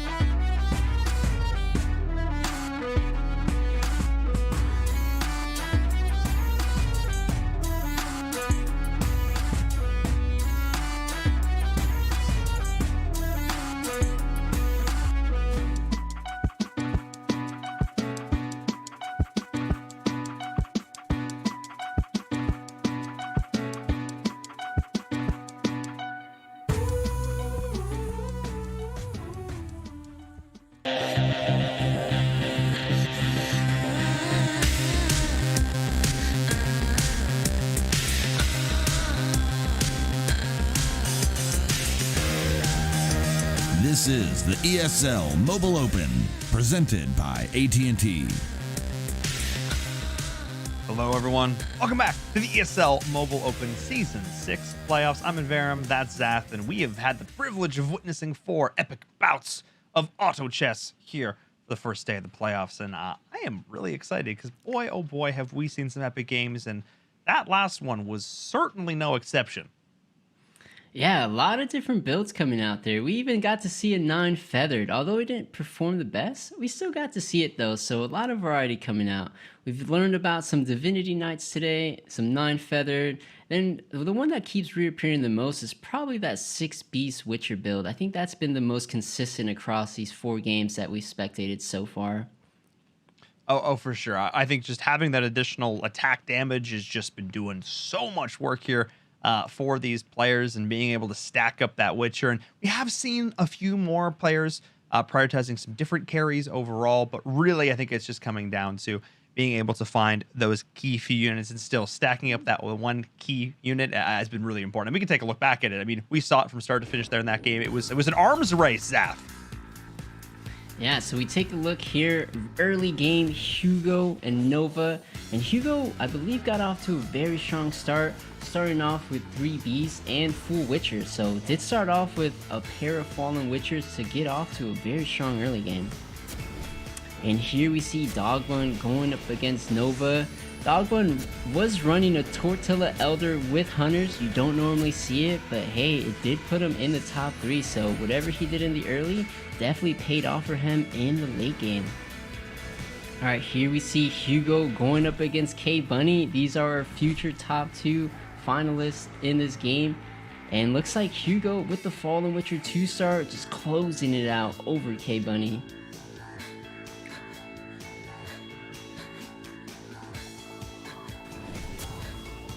Alright, this next one is Radical versus Wills. Radical did open forth this game, and he was on a solid win streak, but going up against Will's 9 warriors and just gets absolutely slaughtered and takes an absurd amount of damage from these 9 warriors right here. I really thought Divinity Knights was gonna make a comeback, but wow, just taking so much damage there. And now Hugo versus Pure Zone. Both players were running 6 Beast Witcher this game, but Hugo's Witcher just a little bit stronger. Could have been the items, could have been how upgraded the other units were, but Hugo's Fallen Witcher coming on top there. Now we see here Dogbun versus Hugo. Dogbun was the only player running Dragon Mages, but Hugo, that Fallen Witcher, refuses to go down. Is gonna 1v3 this team here, going down the Flame Wizard and Tortilla getting taken down. K Bunny versus Dogbun, Divinity versus Dragon Mages. I think the Water Spirit just cleans it up. Water Spirit OP. We have been seeing Argali in that role, but you can never go wrong with the 3-star Water Spirit. And then our final 2 situation, Hugo versus K Bunny, the Water Spirit 3-star versus a Fallen Witcher 2-star. Can the Water Spirit get there? And it cannot. I believe the Fallen Witcher just ends up taking it out there, and that is a win for Hugo. You can't go wrong with a 3-star Water Spirit. I feel like I need that on a t-shirt. I'm just saying. Felt pretty good. I mean, look, at the end there, Hugo stayed calm, cool and collected, and I'm starting to see a trend. Of players who are able to get an early win streak and know how to manage it. Be able to, use that big HP buffer that they built up for themselves and be able to carry it into the late game. It's not been ubiquitous, not 100% of the time, but I'm definitely starting to sense a bit of a trend here of those players who know how to get on a win streak and keep that momentum rolling. We'll see if that stays true for our 5th and final game of the day. But before we get into that, I need to remind some folks, because you're tuning in here, you're a fan of auto chess, but the ESL Mobile Open is about a bunch of different amazing mobile games, one of which is Asphalt 9 Legends. If you tuned into our shows in the past, if you tuned into Season 5, in the playoffs and the finals, you may have seen us covering Asphalt. It's this amazing racer arcade racer on mobile, and honestly one of the most gorgeous games I've ever seen. We actually are fortunate enough this season to be able to get a bunch of footage from it and show you guys what it's all about and showcase a bunch of these different awesome mobile games. And you can see it here. This is one of our top racers from iOS. Basically how it works is over the course of a bunch of weeks, we have these in-game events that you can race in. It's a time trial. If you get a top race, you keep advancing on through and making it into the playoffs. And Zath, we were actually talking about this earlier. You've seen Asphalt before. Yeah, I actually used to play Asphalt a long time ago on my Nintendo DS. That's actually my experience with Asphalt. That's a hot minute ago. Definitely, but it seems like a super solid racing game. So if you're into racing games, this is right up your alley. For sure. I mean, and the thing with like a game like Auto Chess is when we talked about the idea of sweaty lobbies. Like, I'm a bit of a tryhard, if I'm being honest. If I sit down, I'm going to focus. I'm going to play to win. I'm going to like put some attention. I need like 20 or 30 minutes. I want to make sure I'm committed. What's great about a game like Asphalt, I can pick it up, play a game, 5 minutes, I'm done. You get through these races really, really quick, which is really fun to see. And again, it's fantastic that part of our program, we're able to showcase different games and different players across different genres, because Auto Chess is a slow, meticulous game. It's all about the planning and the strategy, where Asphalt's fundamentally different. It's all about muscle memory and knowing how the tracks are laid out and your vehicle works. It's all about being able to find and shave, quite literally, milliseconds off of your time. I mean, that was Nilo from RPM, one of our top players in iOS. We have one more video showing off the top player from Android from this last races as well, one of our last qualifiers. So really cool to see that here with Fury HyperX. And what's amazing about this too is that these are time trials individually, Zach. But if these players do qualify for the finals, they actually get to play up against other players in races, and that is a totally different dynamic. Yeah, it brings a whole different element of competition. Seeing the other player that you're racing against, I feel like your adrenaline is pumping. You want to beat that other player. You want to be the faster in this race here. Oh, of course, especially because for a lot of them, they're going for similar lines, they're going for similar routes, and they're like, side to side, bumping up against each other. And what's awesome, in my opinion, with this game is you can actually, you can demo each other. You can demolish one another, which means that if you're not careful, your opponent can do a spin and just take you out, which is why controlling this boost and having your vehicle on track is so important. But in either case, watching these players do it, you're like, that looks pretty fun. It looks fairly easy. I guarantee you it's not. It's actually incredibly difficult to control this, especially if you're sitting there spinning your phone around like it's an actual steering wheel of a car. But in any case, it's super fun to see these players showing off in these different games. And that's really what we're all about here at the Mobile Open, showcasing greatness across all of these different mobile game titles. So glad we're able to show that off here on this show. And it gives us time for our admins to tippity tap behind the scenes and get our updated leaderboard ready, as we have it here now. After 4 games, we are really starting to see who is coming up towards the top. And with that second place finish, no surprise, it's K-Bunny. And wow, K-Bunny. I have not heard of this player prior to ESL, so I wonder if this is a rebrand or if we actually do know him. But either way, K-Bunny, it came to play today. We also see a couple other Canadians, Arvton and Betyo, top 3 right now, sitting pretty. I also feel like we have to mention the 5-way tie for second place with 25 points apiece. I feel like we kind of got to talk about that. That's insane. That is so close. Yeah, it's true. It's still top 8's actually going to come down to the wire. Oh yeah, especially because we even, players fighting for 8th place even just there. So, wow, really, really close. Radical just having a rough first day. Not able to quite find that same momentum from that last season, carry that over, but still a lot of players really within striking distance of this top 8. It is going to be very, very close. I mean, even the difference between like 18th and 8th is like 10 points. Absolute insanity. All right, let's take a look. Let's take a look at the roster. The groups. We call it a roster. Yeah, for group number 2. So close up the top. These top 4 players within 3 points, Zaf. Within 3 points.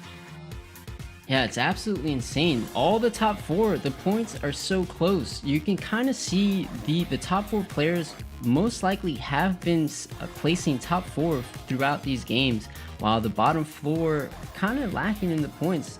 Maybe not so many top 4 placements. Arvton, Betyo, or Devlas, any of them can finish at top depending on how this game plays out. Yeah, so that's really the players that we're looking for here.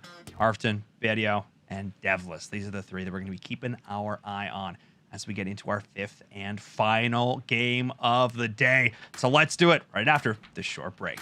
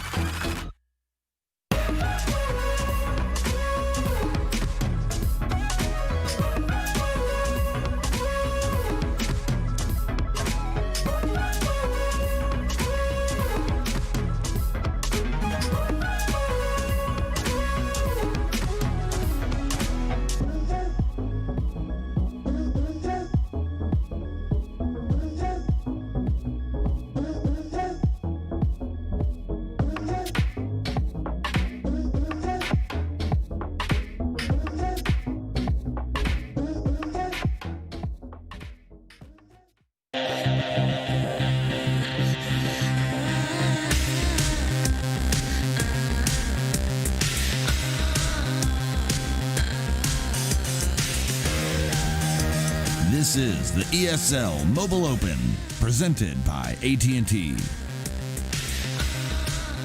Hello, everyone. Welcome back to the ESL Mobile Open Season 6 playoffs. I'm Inverum, joined by Zath for our fifth and final match of the day, here with group number 2, and a group, Zath, that is fighting to determine a leader. They are neck and neck in this group. Yeah, I believe 3 of the players in this lobby are actually sitting at top 8 overall right now. So yeah, definitely fighting for these top placements here to make it into our grand finals. Yeah, it's all about making it to that top 8. And what's so fantastic about this season is that every single week, rather than having you play 12 games in the same group, we're actually randomizing them every single week. So you get opportunities to play against a whole bunch of different new players, see how you adapt, see what different strategies come out. I love it. It is such a fantastic challenge for these players, constantly needing to adapt week over week. I am excited to see what they can do and how that's going to change things up here, because it means that if you make it after all that, after this incredible gauntlet to the end, you absolutely deserve to make it to our finals. Yeah, pretty much by that time, you've probably played every single player in this these playoffs. So yeah, if you make it top 8 and you've played all the players, you definitely deserve a spot in the finals. Oh, and as we say this, Monty high rolling a little bit with the early Soul Breaker round 3. He did have Priest maybe considering loose streaking, but now with that Soul Breaker, maybe he wants to win streak. I was thinking the exact same thing. I saw his shop open. I saw him like, I could get the level 2 Soul Breaker. I was like, he's like, I was going to lost. Nah, let's go. And I love that decision there. You can play for a little safer, you know, we're going to go for a lost streak. We're going to loot, you know, we're going to control that a little more. Or you can play a little more high risk at the start, try and go for a win streak, getting the beast in as well. It all lined up perfectly for him. So we're going to stick on him. I want to see if he can win his first couple of rounds.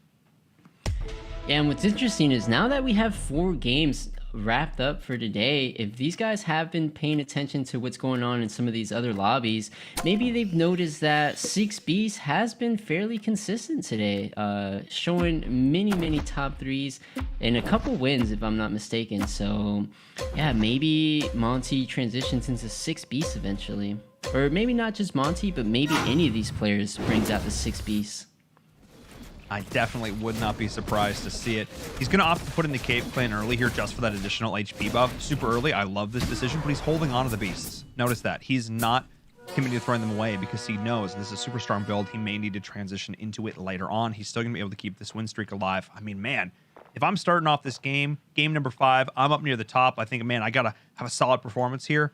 This is the start I want to have. But let's take a look at the leaderboard as well. A lot of Cave Clan going to be coming in, a lot of those early units coming in, and Arfton actually maybe potential dabble with some Knights. I know it's very early and I shouldn't get my hopes up, but I'm gonna get my hopes up. Yeah, the only way to go Knights is you got to start Knights early. So if he manages to get the 2-star Lightblade Knight or a 2-star Hell Knight, maybe he's setting himself up for a solid Knight game. You do need to have a strong early though, because Knights, their mid game can be very rough sometimes. Yeah, you kind of got to get at least, you got to get at least 4 of them going for that buff to kind of do anything at all. It's kind of rough, but still, there's certain matchups as well it doesn't do quite as good against. But we're going to see how well it performs early. I don't expect it to win here, but we do actually have the Lightblade Knight. We haven't seen a Lightblade Knight carry yet. So maybe this is the game as we watch her just get absolutely demolished. Okay, good times. Yeah, you did mention you did need 4 Knights. Arfton does have 4 Knights, just is lacking in the upgrades. He really needs some of these to be 2-stars to put up a fight against some of these teams. And it's just a matter of time. It's really just a matter of time at this point. Got to keep on pushing. Got to keep on going through. And we'll see which one of these players decide to commit more to the... None of them are like fully committing to the open 4. None of the players who are going on lost streaks or even have Priest in, which is so interesting. I don't think we'll be seeing any open 40 in this game. Might be the first lobby today where no one wants to open 4. I mean, this might be one of my first lobbies ever of competitive auto chess that I've casted where I haven't seen a player open 4. That's how uncommon. It's not been a thing we've seen too much in the ESL Mobile Open. Someone usually has taken the plunge. Maybe not today. Maybe not today. As we are seeing Monty trying to keep the streak alive, going into Bear Nana. And, oh, little Porky Pet. Porky Pet, go. One more. One more. Okay, maybe one more. Oh, no. The Porky Pet was not enough. The Agris's Ranger barely beating it out there. So I think Bear Nana's the only player right now with the one... Oh, no. There's actually 2 other players that are 100% in right now. Yeah, Riona up here. 2 stars. Oh boy. So fun fact, I actually know Riona. I actually from another esport, another many years ago, we crossed paths and found him competing here in auto chess as well, which is kind of cool to see. So old school esports veteran of multiple titles. So fun to see him here competing in the ESL Mobile Open, and excited to see what he's going to be able to do here in this game. He's sitting not super stellar to start things off in the leaderboard, but in a position where he still can climb very much. He's not totally down and out of it yet by any means. A good game here, though, I think would go a long way towards that. Yeah, absolutely. And getting off to a very strong start. It's just him and Bear with this 100% streak. So it's going to be down to when these guys face each other, because whoever is able to maintain the streak, then you could start applying that pressure around 12 and 13 with the level. And if you maintain it past that, then you get to even add more pressure. So this early streak is super, super important in setting the tone for this entire game. Speaking of streaks, we do have Rhaegar on that loss streak now, and he did it. Was able to find a priest to go in and add to that. So he is going to commit to not open forwarding per se, but owning the loss streak and controlling the loss streak, which I do appreciate. We are seeing, though, facing up against Devilish now. One of these other top players is Riona. Going to try and beat this here. This God of War just takes so much damage. It's just so frustrating to deal with. I think we are going to see the loss streak end here, or the win streak end here, though. That's actually a pretty convincing loss there for Riona, which means it's Bear Nana. That's a fun sound to come back to. It's Bear Nana here, and going to be able to pick up the 2-star Dwarf Sniper should he so desire. And this is sort of, I think, becoming the premier early game build. Having this Cave Clan front line, maybe a bit of Warrior smattered in with this Hunter backline. Seems to be, I think, sort of what players are considering optimal here to get these early win streaks.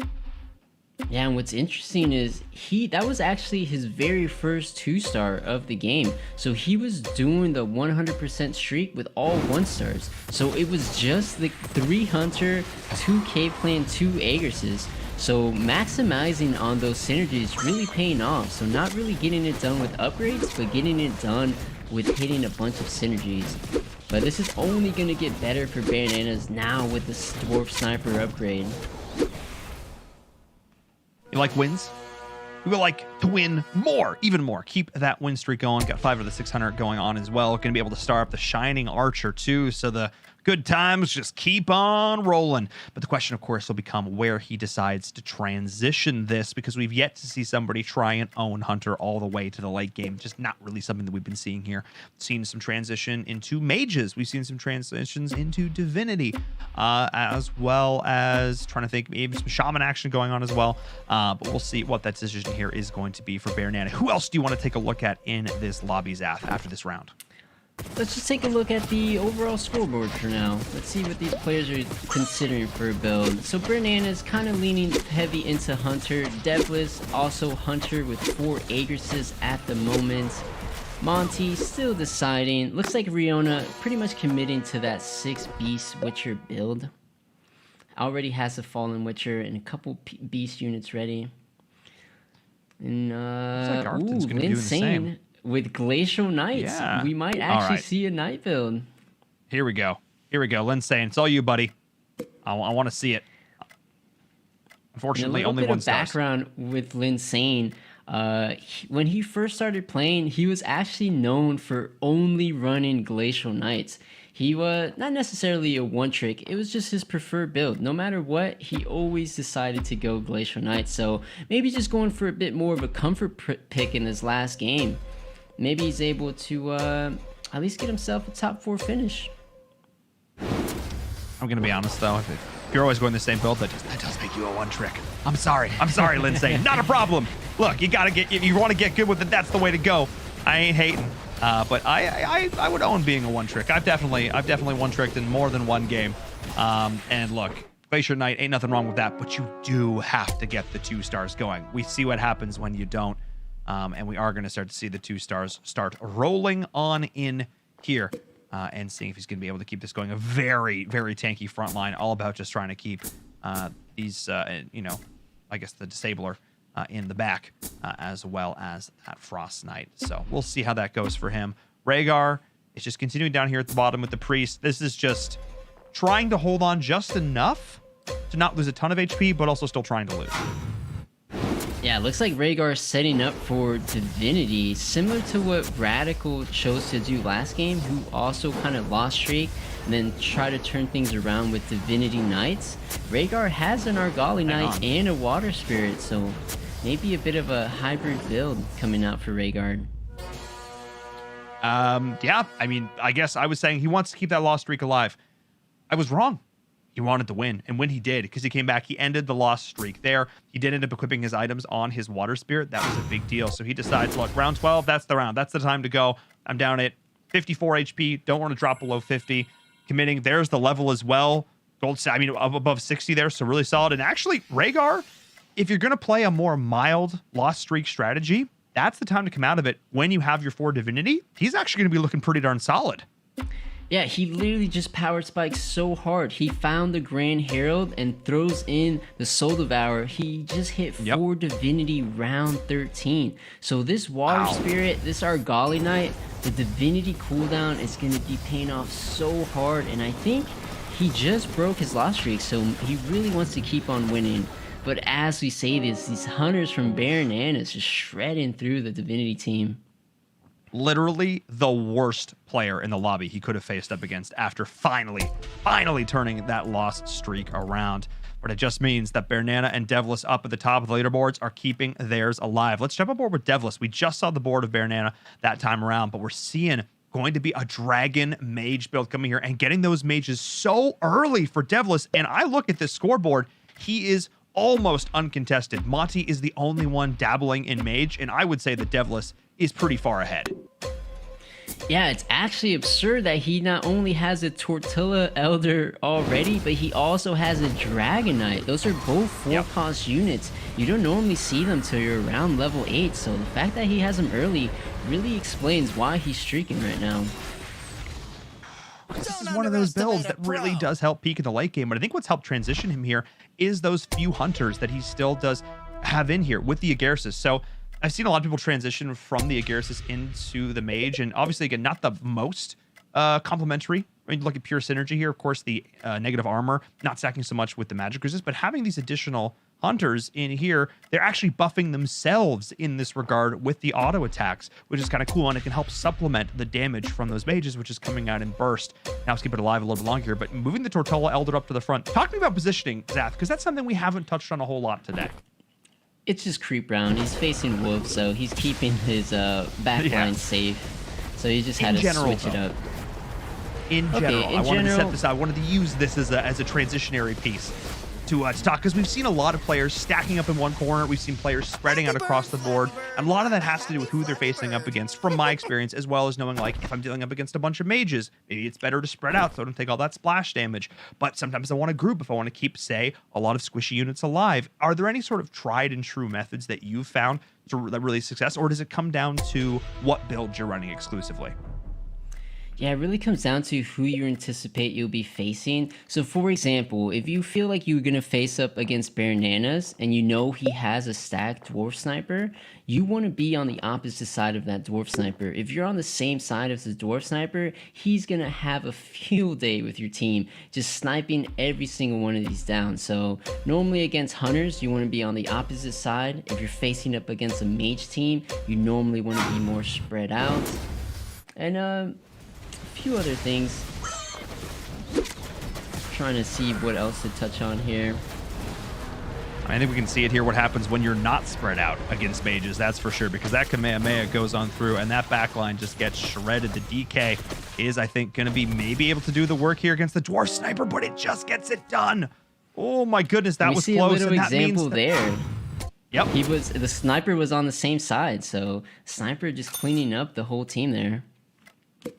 And it's the little things like that. It's the little things like that that now means that Bear Nana, by the skin of his teeth, is at an 11-win streak. It just goes to show that at this high level of play, how important it is. Those small little positions, those small little mechanics make all the difference. Absolutely, and I'm actually a fan of Bananas. I know him quite well. He always hangs out in my stream, and I was hoping to see a strong game. He's really good at win streaking, so once he gets a solid high roll going, he's very good at keeping that streak. So I definitely think Bananas will see him win streaking to probably round 20. Wow, that's that would be the longest win streak of the day, for the record. 20 win, or whatever that number ends up actually being, like a 16-win streak or a 14-win streak, would be one of the longest we have seen so far today. But one thing I do have to comment on is this lobby is still pretty darn close in terms of overall HP. So I have to say, other than really Nana and Devilish up towards the top, a lot of these players are really trading blows, and the players on the win streaks, they still have a decent amount of HP to work with. Yeah, if you want to hop in back towards Linsane, looks like his Knight build is coming together here. He does have 4 Knights and 4 Glacial, and has the 2-stars. 2-star Hell Knight, 2-star Evil Knight. Could be changing things up for Linsane. But as we say this, going up against Betyo's Beast Witcher build. And the Witcher is just shredding through this Knight team. Yeah, it had the teleport dagger. It blinked into the back. There's this opening here in the build. It was able to take down those squished units like the Desperate Doctor and the Defector in the back. They couldn't really get their spells off, get their stuff together. But now that the 2-star Lightblade Knight is here, this is where things could start to change, because here come the items going down. He's been holding on to these items, and now he's going to put them onto this Lightblade Knight with the Crystal Sword to start this off. We might start to see this turn around here. You picked a great call, Zath. We picked the perfect time to jump on board with Linsane. Yeah, and we did mention earlier that there's 2 mage players in the lobby, and Knights are actually in a good position against mages. So mages can perform well because no one's running Knights, but Knights can struggle against other comps like Warriors, so I don't believe there's any 9 Warriors in the lobby, so this could be a great Knight pick coming out for Linsane. I mean, again, I'm a big fan of it, especially if it's a build that he is incredibly familiar with. If this is his bread and butter, if this is his tried and true. Warpwood Sage, can you not? Real quick, can you not? I don't think they have the damage to break through this.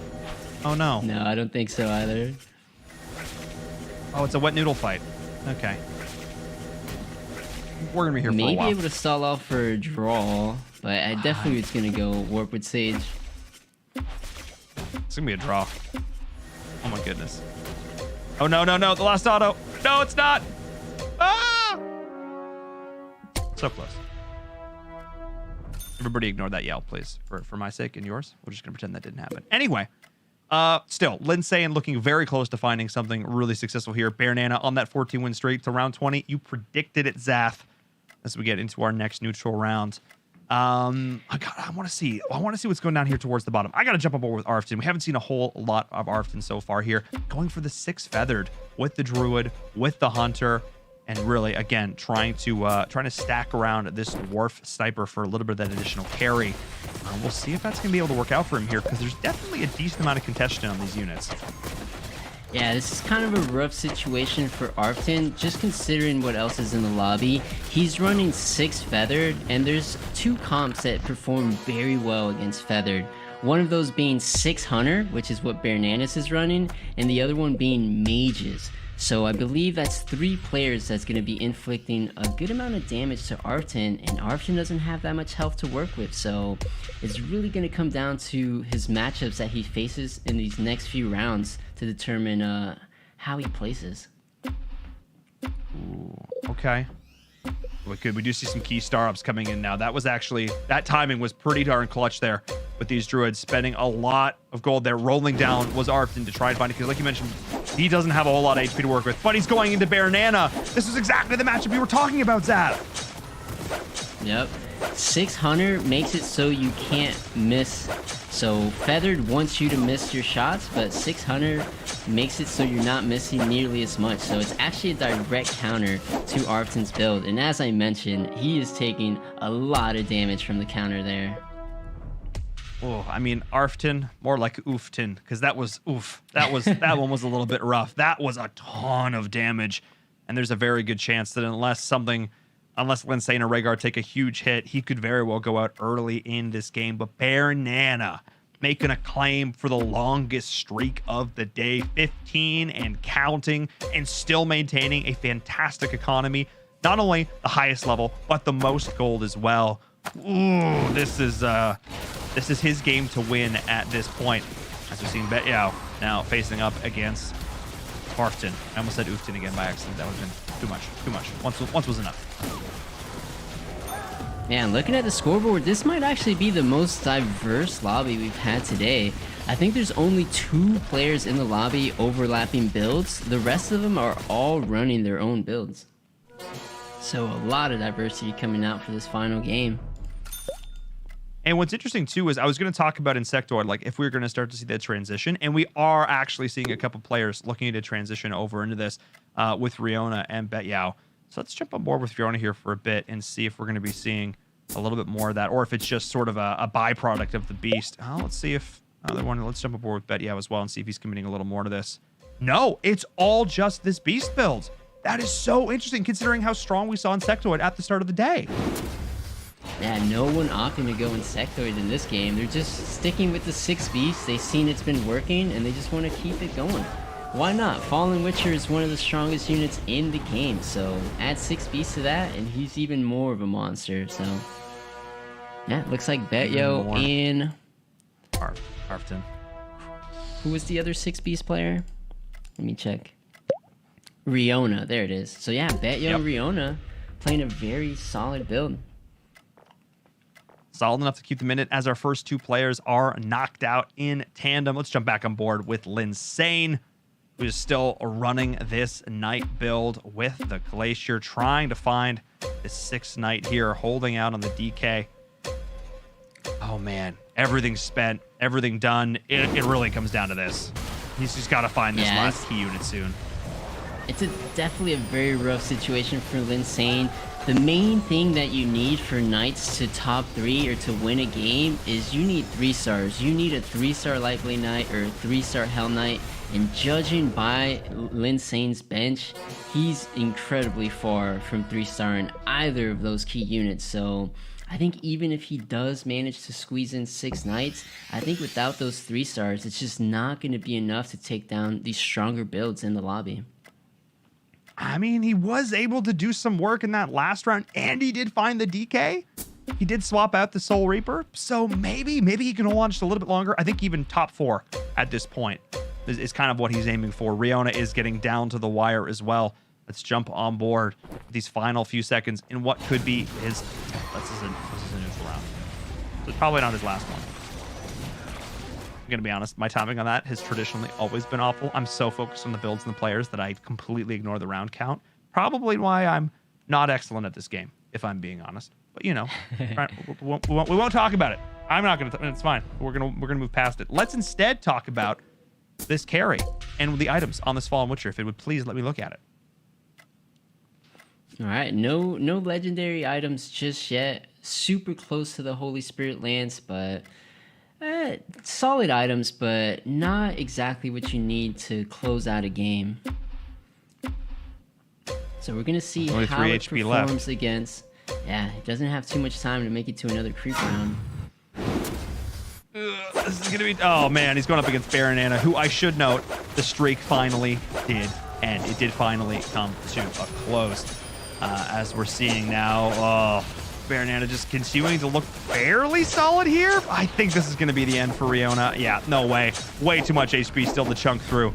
And the Hunters are still holding fairly strong. But I think we have to look over Linsane as well. But Baron Anna, what is he going to be transitioning into here? That's my question, because he still has 6 Hunters. And remember how I mentioned that Baron Annas will always find a way to throw in Berserker regardless of the build? This is a prime example. He's running a 600 comp, but he just can't help himself. He throws in Glacial because he loves Glacial. He just loves playing these Glacial units, Sacred Lancer and Berserker. You don't traditionally see Glacial paired with Hunter, but hey, Baron Annas is all about the improvisation. He loves the way he comes up with builds, and yeah, he just goes with what he wants to play, and that's his Glacial. Look, I mean, he wants to make it work. Unfortunately, yeah, like you said, the attack speed not going to be quite pairing up so successfully here, but he is successful in at least taking this round and rebuilding the win streak that did collapse just a little bit for him. So great job for him to continue to stabilize after losing a little bit of HP. Linsane lives with an insane amount of HP. He lives with 1 HP. He just is fighting for this top 4. He's just got to out-survive Betyao. That's it. That's his goal right now. It's just outlive him. And he even drops out. He puts back in the Soul Reaper. Ooh. Yeah, he did not feel 6 Knight was doing enough. That's okay. Exactly. He did not feel 6 Knights was enough, so let's see. Going up against Monty's Mages. Knights do have a decent matchup against Mage, so maybe he can hold off a little bit. Oh, I think he very Will the much light can blade here. be That light enough? blade is... I'm feeling confident. I'm feeling confident. I'm feeling confident about it. Yeah, that light blade knight is starting to come online. Still not exactly where it needs to be. In fact, it's still quite a ways from where it needs to be. But yeah, this iteration here with the Soul Reaper as well, having that Heartstopper Pulse, having that additional AoE healing to keep the troops still up and in it. And really, it's all about just letting this light blade knight shine and keeping this carry potential and power going, and is going to continue to stack that up. When the eventual run to 10 is made, and he's still got 35 gold in the bank with 1 HP.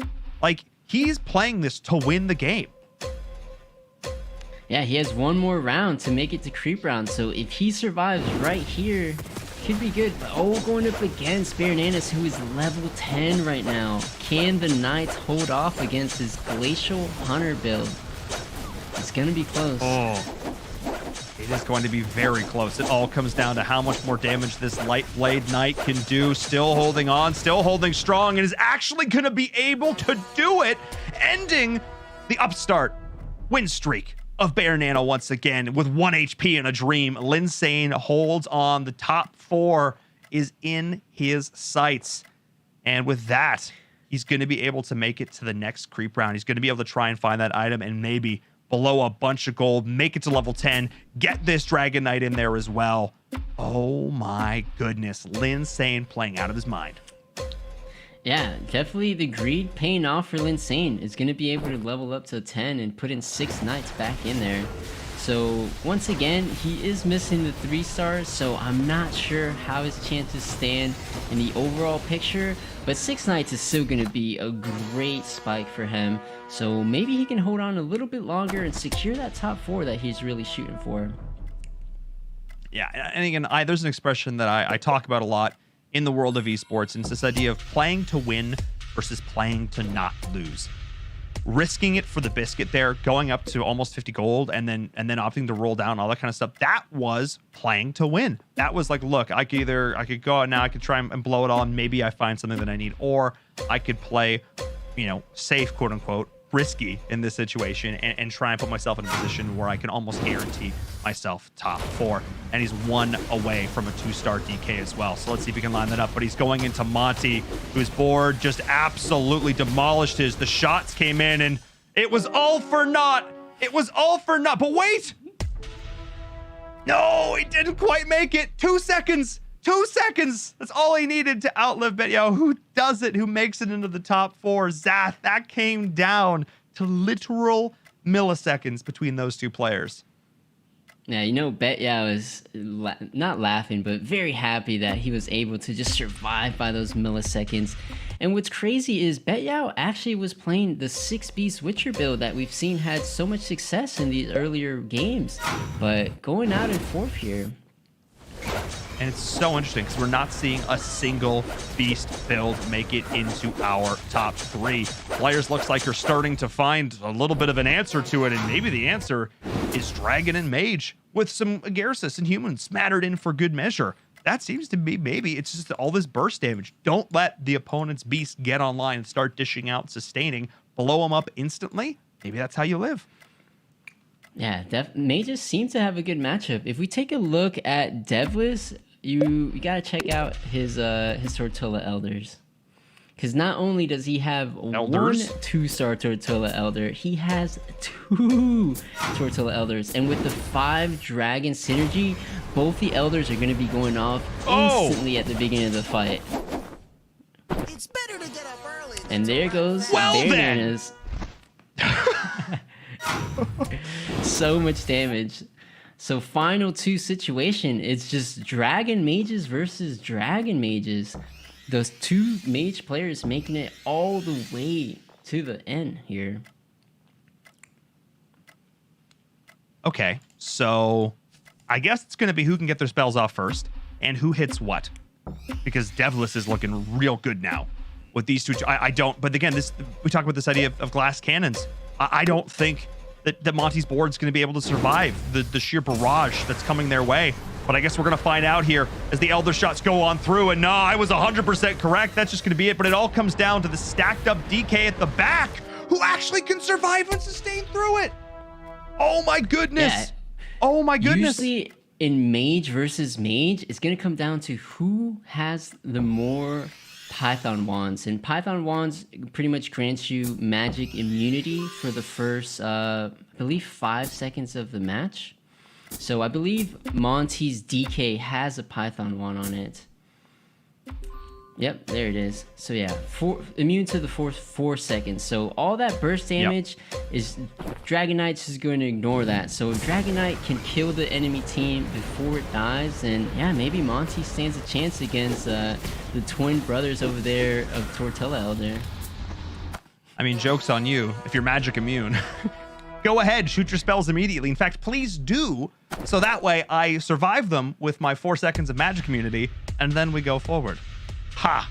Victory. There's the Tortolo. Oh, that'll be nice. Oh, that'll be real nice. Okay, so now he's got a 2-star of his own.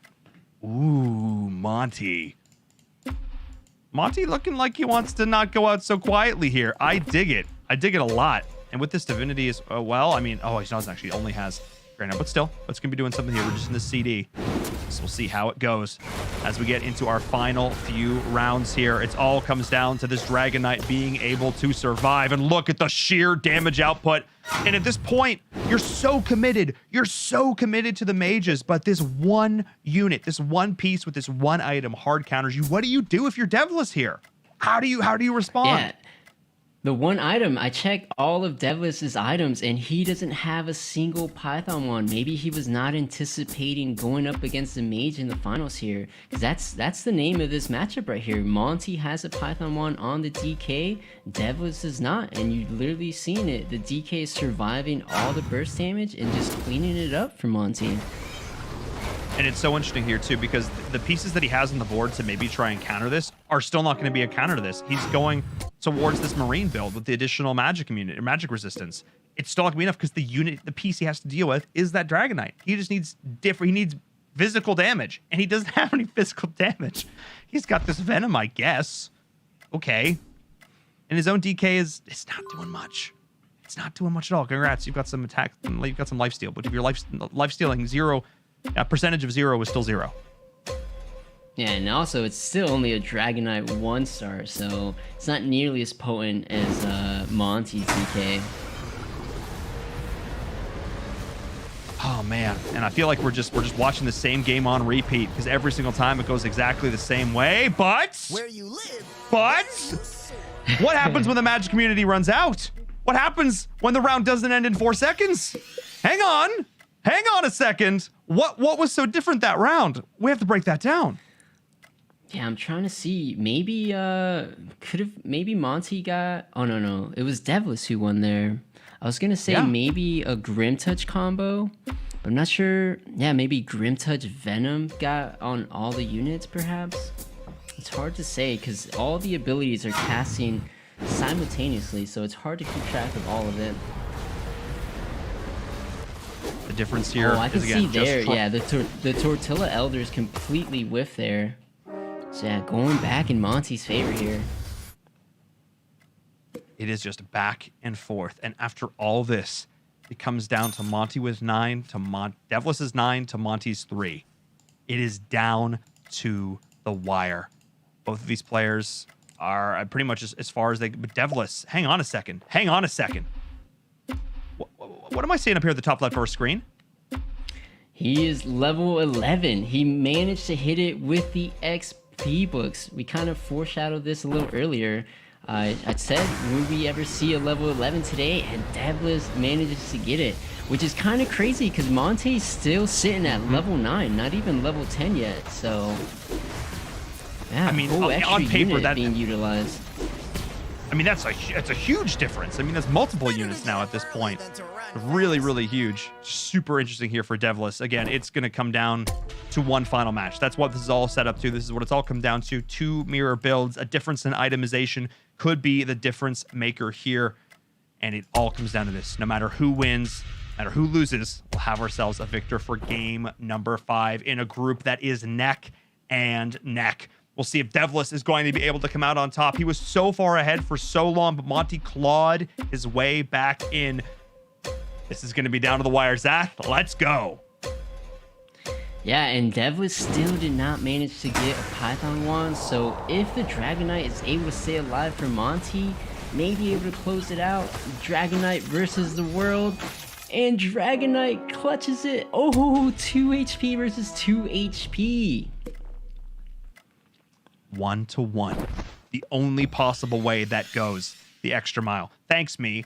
You're welcome, everybody.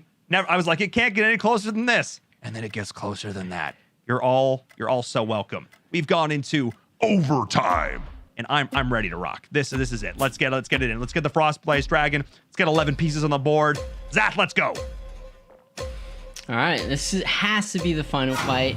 It's just 1 HP versus 1 HP. 5 dragons versus 5 dragons.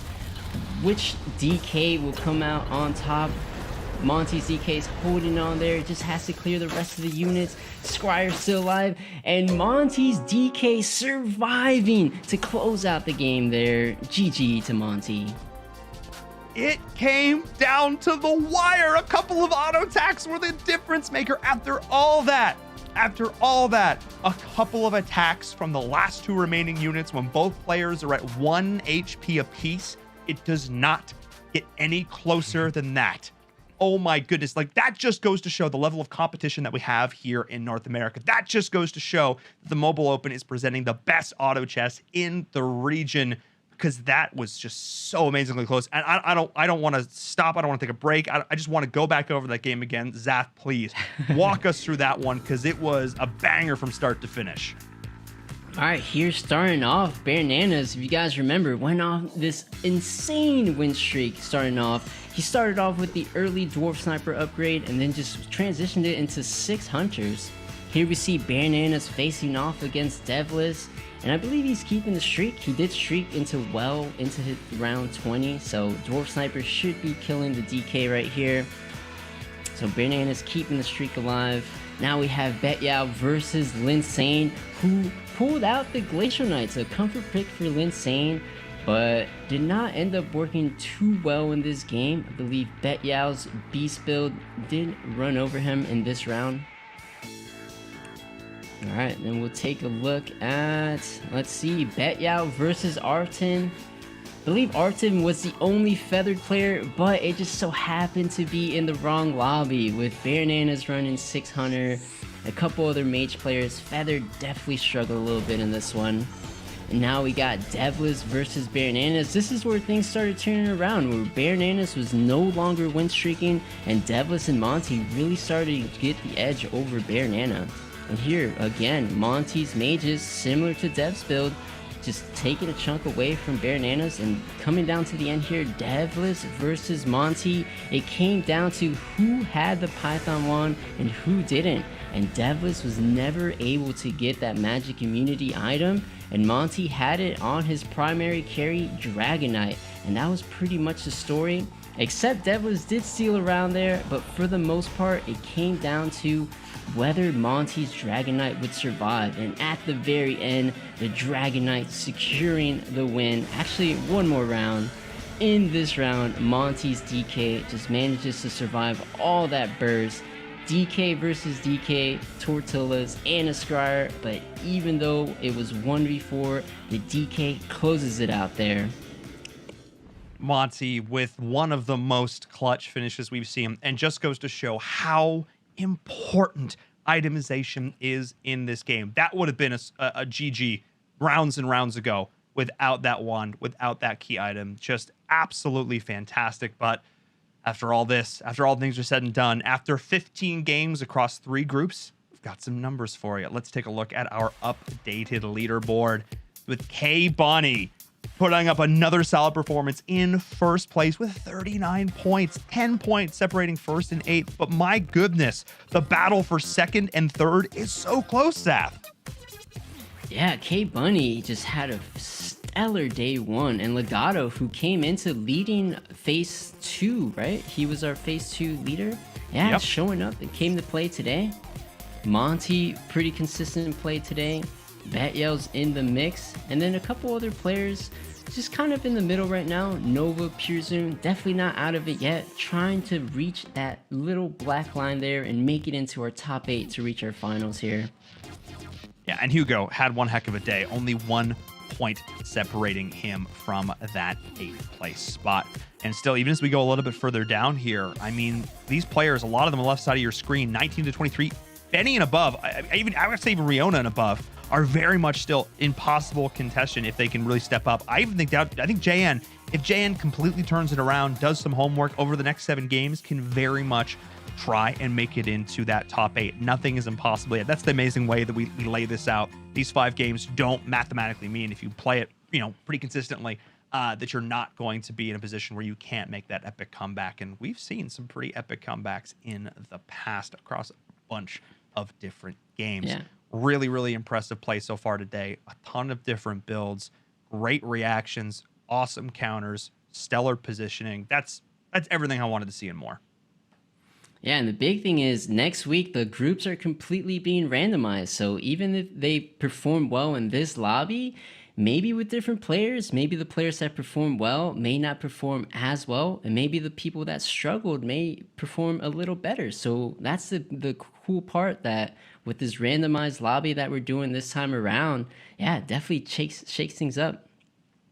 Which is just, it's so cool to see. And of course, again, you've been in this position. You made it to our finals last season, coming out of day 1 for the players who maybe didn't do quite so well. What is as a final thought for today, what is some of your advice to them? Should they go back and review VODs? Should they look to do scrims? What are some of the things that you did preparing for the playoffs last season? Yeah, absolutely. Definitely take a look back at this entire stream. Just watch the games, see what comps made it to top 3 most consistently. And yeah, just practice those builds. Practice this. The early game is probably the most important when it comes down to these high-level games. You just got to work on the early game. I know part of it is luck and the high rolling is involved, but there are little things you can do to help with your early to mid game. All right, you heard it there. Zach, thank you so much for joining me here on this very first day. Epic games from start to finish. We'll say goodbye to you for now. Go take a break, relax, take it easy. We'll come back next week, of course, for more amazing auto chess action. But before we say goodbye, before we say goodnight, I have to give a huge shout out to the presenting partner of the ESL Mobile Open. Of course, I'm talking about AT&T. These epic games, that epic finale would not have been possible without their ongoing support. So thank you so much to them supporting us here in the grassroots of mobile esports across multiple games and titles, helping to raise up the next generations of stars for these games. So thank you so much to AT&T. And of course, for you at home, if you're not following us yet, on Twitter, on Instagram, go do that thing. ! Social in the chat. We have a brand new Twitter account. Gives you all the updates across all the different games. Definitely be sure to go check that out. And of course, if you like sweet treats, I'm talking about donuts, I'm also talking about in-game currency. If you want to win some free in-game currency, be sure to go use the ! Giveaway in the chat. Learn all about it. We're giving away $200 worth. Who doesn't love free stuff? Definitely go get involved in that right now. Oh my goodness, what a day. What a day of games. Fantastic from start to finish. But that's the end of the show for tonight. We've got more amazing action coming up later this week in Clash of Clans and PUBG Mobile. More auto chess. Be sure to be following the channel here on YouTube and Twitch as well, so you always stay up to date, or over on Twitter. For myself and Barum from the cast and crew, see you next time.